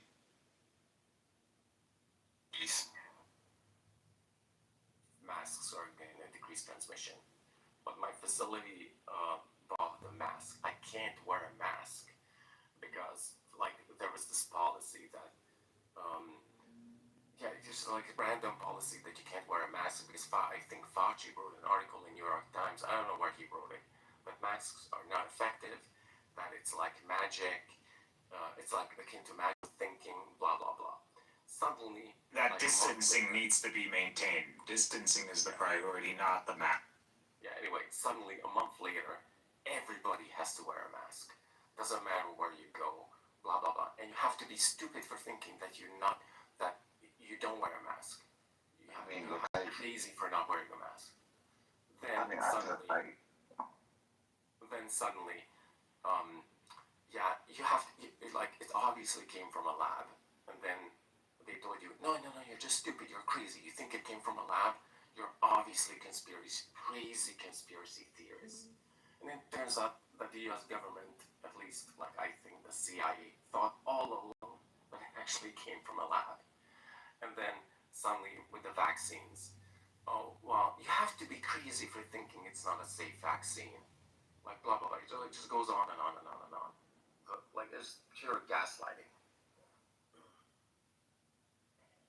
It's like impossible to have these conversations when like Agamemnon wants to do with his polemics. Like, these are just like widely exaggerated points. Yeah. I can't take it. So I can't take it. I can't take it seriously. So what is exaggerated about it?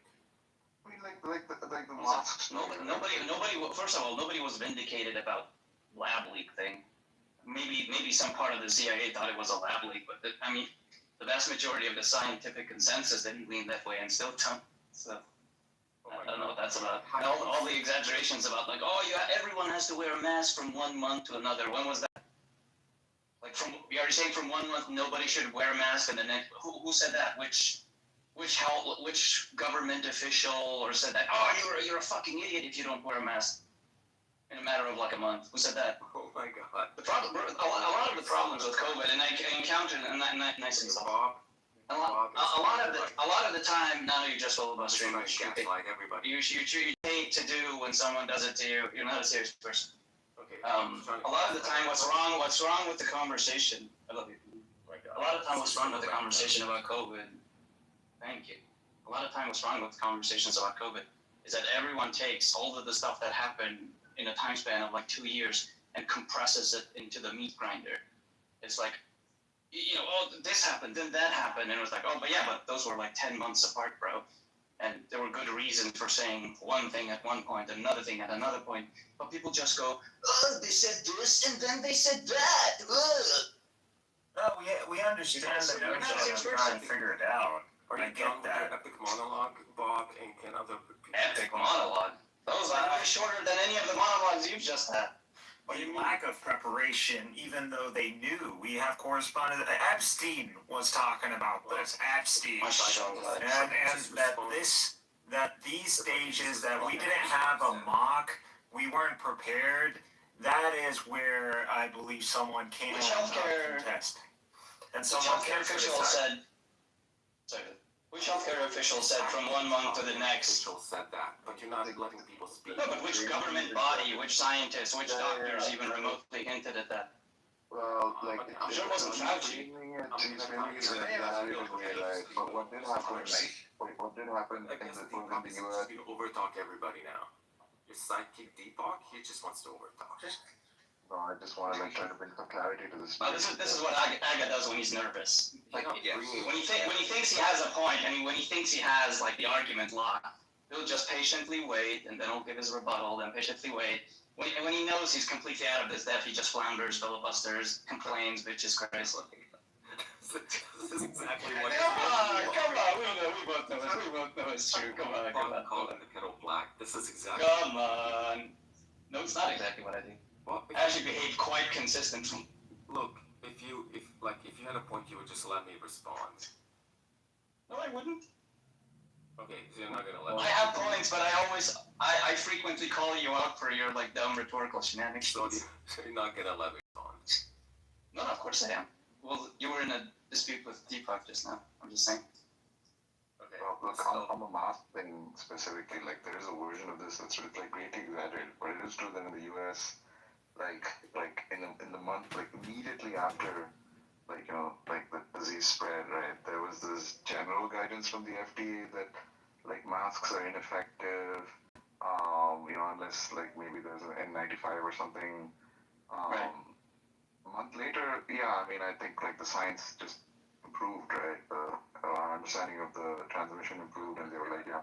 That's the thing I and it did turn out, and what we found out later is that like, there was a great deal of uncertainty, right? It's not like the FDA knew that masks worked, right? They just had like they did kind of over-report their confidence, right, in their belief that like masks would be ineffective.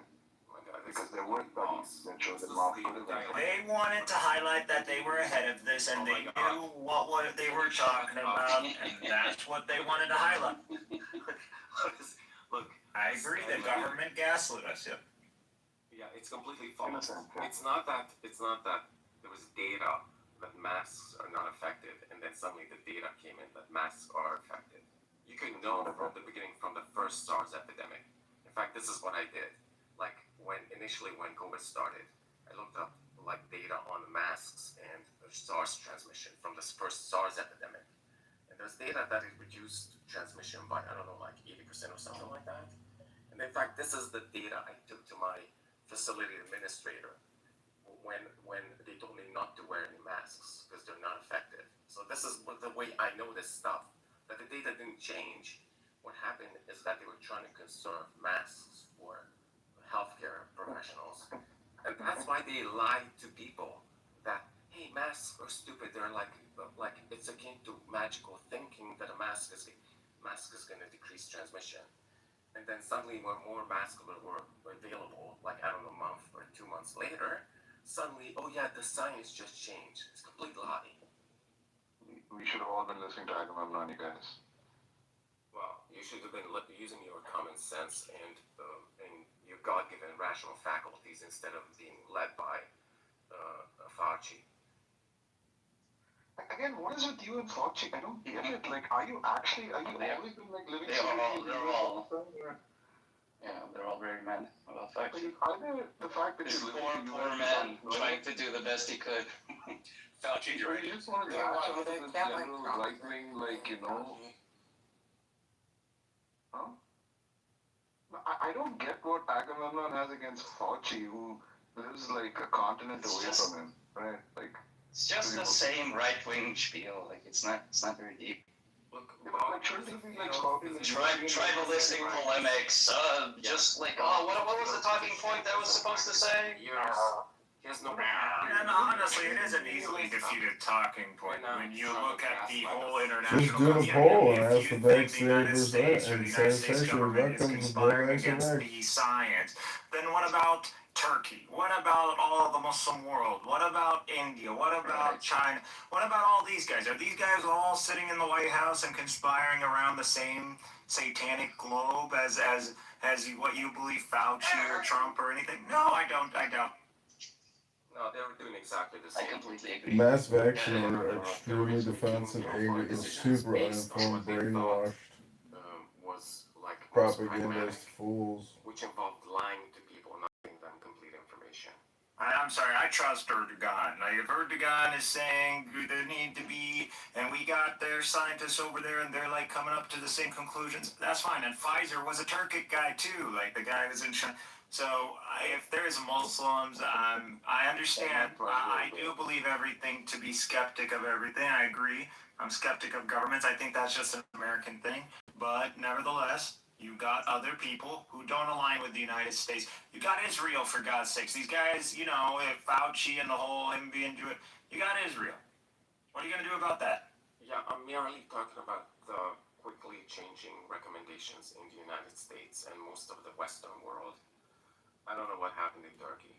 I'm telling you that the recommendation changed quickly and radically in such a way that it was obvious that the science didn't change because science was there all along. It was more like a pragmatic recommendation designed to maximize masks for healthcare workers. But ultimately,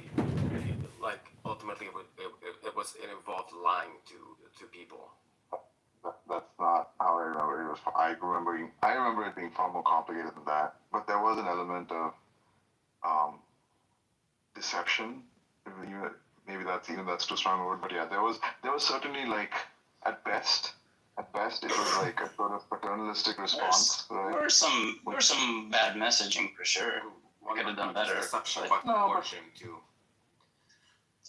That's a different matter, though. Like there might have been more coercion. Like even Bob said, right? Like in many cases there might have been more coercion than that meets the eye. Again, we'd be like comfortable with.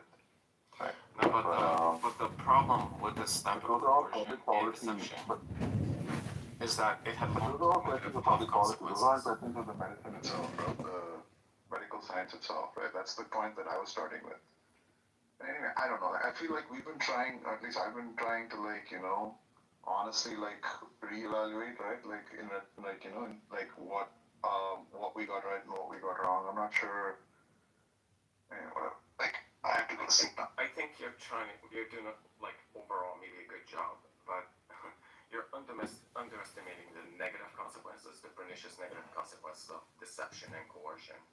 Specifically, when you lie to people, then first of all, their trust in the medical community obviously is gonna go down. Second, these policies had such negative long-term health consequences that a lot of people with cancer or heart attacks simply didn't come to the hospital. They failed to get cancer screenings, and so it wasn't simply that people died during the COVID epidemic, rather the negative health consequences are long-term. People were neglected. Yeah, people were neglected and died. So, for instance, there were dying patients in the facility that I worked in, where the staff didn't allow family to go in, and they just inflated plastic gloves for the dying patient to hold. Just horrible stuff.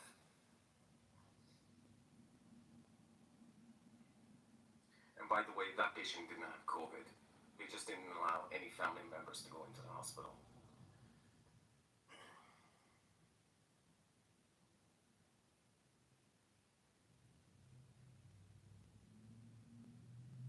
And did we learn from the lessons of COVID? Is there funding meant for these emergency epidemics? Nope.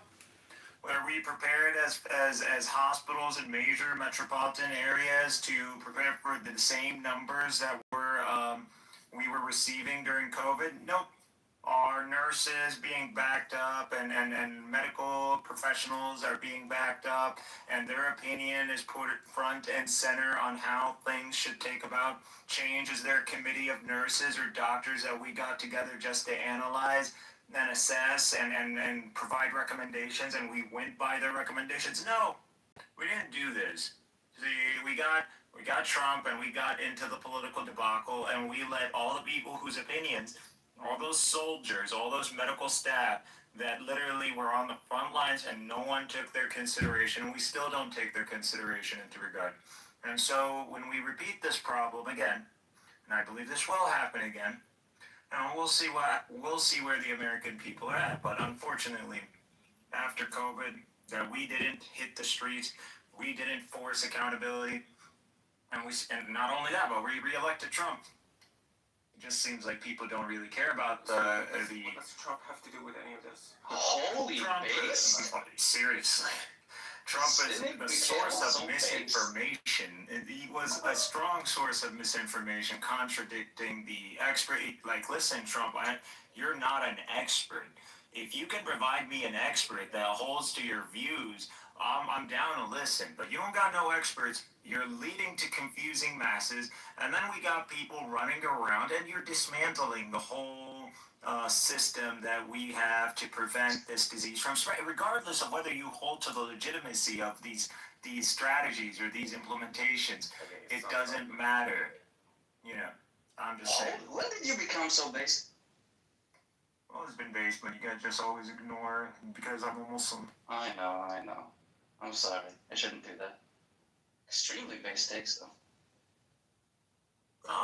This is my country. I'm an American, and I believe that in the prosperity of this nation. And obviously, we have problems, and we need to really address those problems instead of gaslighting each other into ignoring the crux of the matter.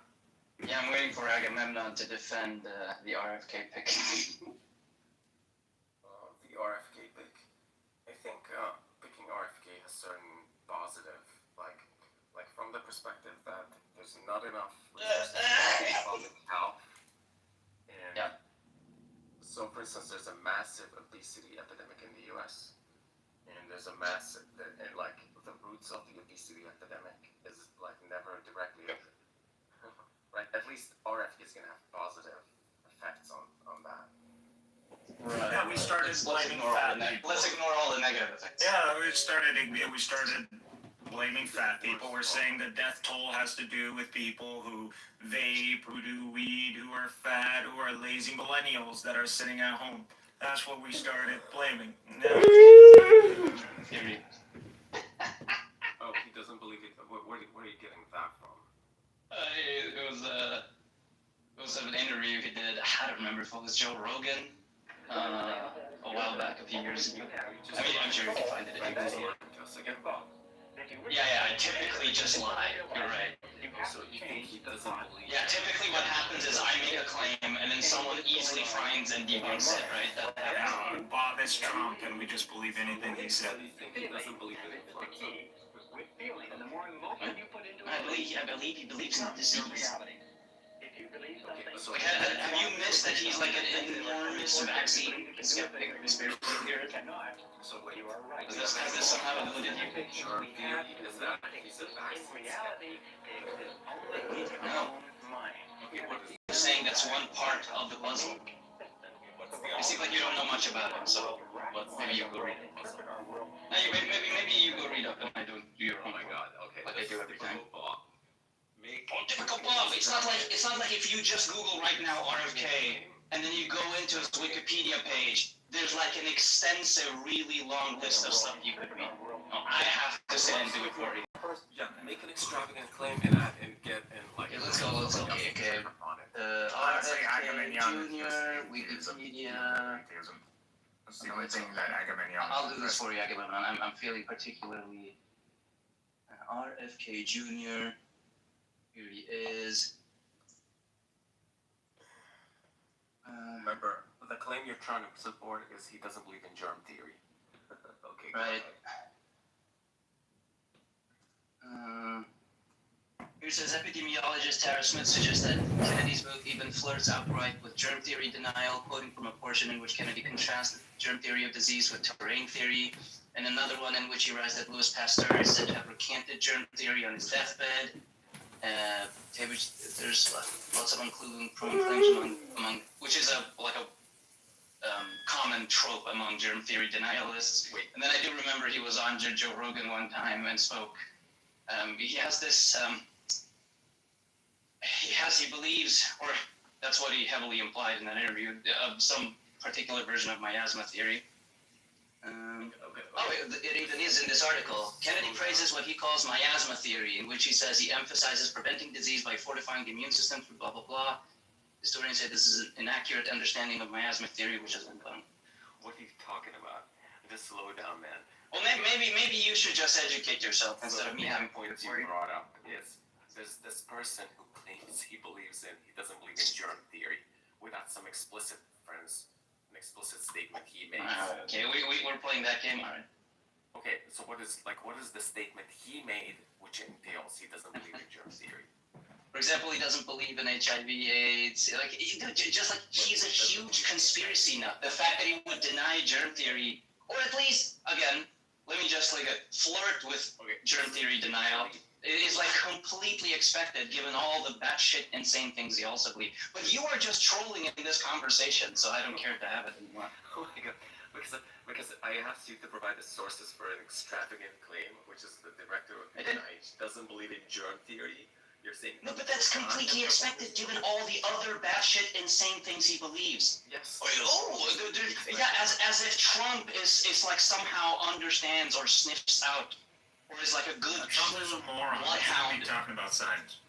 As if Trump is a keen bloodhound of competence, and it would like be completely beyond the pale for him to have appointed some complete whack job. I can't. Yes, such a stupid idiot. The way I'm gonna support my claim is to say it's completely expected in the universe where the sky is pink. No, but I'm just speaking about your incredulity. You're like, oh, could it did something? Yes. One reason to think that could have happened, that the secretary of the HHS could have been a germ theory denial. One piece of big evidence is that he believes in a lot of kooky shit. A second one is Trump is a horrible judge of character, and he doesn't care that the people he surrounds himself are competent in their fields. He just cares about the fact that they're loyalists. So those two in conjunction makes it, really plausible. Like, we're past the era of cabinet members being competent at their jobs. Like, the person he picked to be Secretary of Defense is some guy who holds the rank of Major in the National Guard and has since been a drunk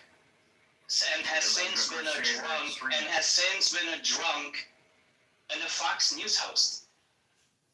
Yeah. Like, who expects Trump to appoint actually competent people? And an extremist who has a tattoo on his arm that literally says idolater. That's right. Your monologues are now you're just doing the right kind of looks. Look, I'll take the concession. Just fact check what you said. Okay, you said he denies AIDS or AIDS. No, he's gonna like very autistically. Yeah, I never claimed he explicitly had said I'm a germ theory denial. He's being reported to question whether HIV causes AIDS. So to fact check your extravagant claims. Claims about the Secretary of War. The claims about the Secretary of War. That's where you're factoring. No, I think he's fact checking the first thing. Checking whether Because he's gonna like, if I said that he's a germ theory denial, that means that unless he himself explicitly said I deny germ theory, then no such thing as implying. They don't imply all the time. Yeah, exactly. Never. First of all, it's a huge leap to go from HIV denial to germ theory denial, because a lot of people deny that AIDS is caused by HIV, but they're not. Yeah, a lot of complete nutbags, a lot of absolute grifting quacks. But the point to bringing that up is just to establish plausibility that that's the sort of quack he is. So once you have that, it becomes much easier to accept the fact that he rejects germ theory. Oh my God, you're such a toddler. Okay, so right? That's the evidence you brought. Right, Aga? We agree, right? Fact check it. Right? So he doesn't deny that AIDS is by HIV. There it is. He said that AIDS is why are you defending Trump, man? Because he's a polemic. He just cares about the tribalism. That's all. Like, he doesn't actually care to butt atheism or theism. He just wants to play. Throw another tantrum, Bob. Okay, thanks. It's not a temper tantrum. What do you mean? I'm just calling you up. You're ranting. I'm not allowed to fact check your claims. You're ranting monologue. You are allowed to fact check my claims. Okay, so let's fact check it then. Let's fact check it. With you and me fact check right here. I'll have my fact check goggles on. Okay, that sounds kind of creepy, but you said that the evidence he's a germ theory denialist is that he denies that HIV causes AIDS. So No. There's a huge jump. Okay, you I didn't say that, first actually. evidence you brought up, which is No. obviously demonstrably false. He doesn't deny that AIDS is caused by HIV. He said AIDS is partly caused by HIV virus. Rather, there are also other factors, like he says amyl nitrate virus is another cause of AIDS. Okay, that's not as ludicrous as saying AIDS isn't caused by HIV, and it's completely. Yeah, but I didn't say any of that in the beginning. Right, but you said he denies that AIDS. He said he denies AIDS is caused by a virus. No, it wasn't me who said it. I don't think. Oh no, I might have mentioned it at some point, but it was way after the other evidence. Like lying or like have memory loss.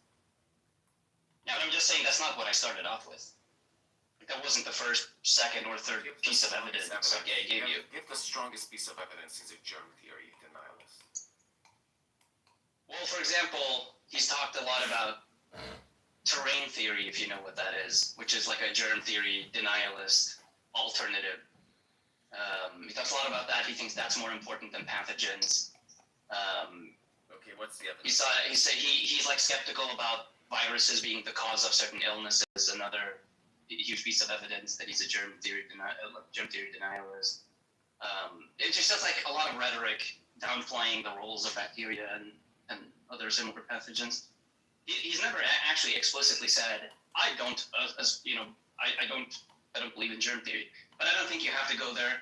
Also, he's a complete nut job in basically almost every field. So it's not, you can create a very, very plausible story about him just believing in wacko shit stuff. And so germ theory, like this incredulity about him not like rejecting germ theory, just, I don't know where it comes from. We already have high priors about him believing this sort of nutty stuff. Then you have these various pieces of evidence that heavily imply that he denies germ theory. Okay, just like so you said the strongest piece of evidence. That's where I'm placing my bets. Okay, so you said the strongest piece of evidence is that he advocated for terrain theory. I've never heard of terrain theory, but I just looked it up. It says terrain theory posits that the body's internal environment or terrain determines health, suggesting that a balanced, healthy body resists disease, while an imbalanced one allows microbes to cause illness. Okay, like, is there something really wrong with this? Like, oh my god, yeah, you're gonna do the hyper charitable route of this thing. Well, actually, if you look at it in some way, doesn't it just kind of make some sense, kind of? I don't know. I'm not interested in this. Like terrain theory is a very well-established trope of germ theory denialism. You just want to make, well, if we look at it from this angle and squint, does it kind of make sense though? I'm not interested in that. This is all like this obvious thing, right? Like it's not like you think Trump is a moron. You think RFK is a quack. Like I don't know why we're having this conversation. It's not incompatible with germ theory. From what I read here, it's not incompatible. Okay. Like look, it just says if you have a balance like this. Talk to Cynic Mikhail. I like when you troll other people. Hey, Bob, I got to tell you, Bob, you are a horrible person to talk to. You don't even know how to have a conversation. You say nothing intelligent. You're highly brainwashed, completely programmed. You're just a fucking highly annoying person, an extremely annoying person. So the Swedish government. Bitch Bob! I hope he kicks me. There you have it, ladies and Base. Brainwashed, you should read it. I just found a book, a very interesting book. Robert F. K. Wrote. It's the book. In the book, Kennedy promotes HIV and AIDS denialism and misinformation about Fauci's role during the HIV epidemic and COVID-19 pandemic in the United States. The book's called The Real Anthony Fauci. It's him denying HIV/AIDS. Jesus Christ. Why the cynic. I didn't remove that. He just left. But it's like if you call out his trolling, he just becomes impatient and leaves sometimes. He'll be back. I don't know why he does that. Dude, I love when he trolls other people. I just get like, dude, like we know each other, right? It's like I know who you are, you know who I am. Why are you and I doing this thing? Why are we doing it? Like,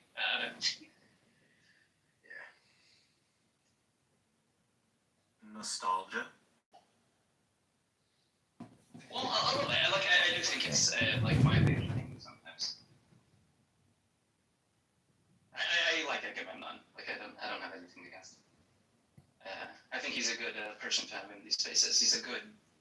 He brings a lot of technical arguments. But like when he does this like polemic trolling. Polemic trolling. What is you mean like when he talks to you and asks you questions, tries to have conversation, it is polemic trolling. What makes it polemicism? What is polemicism? When he lost, he's like, I never really supported. Time for me to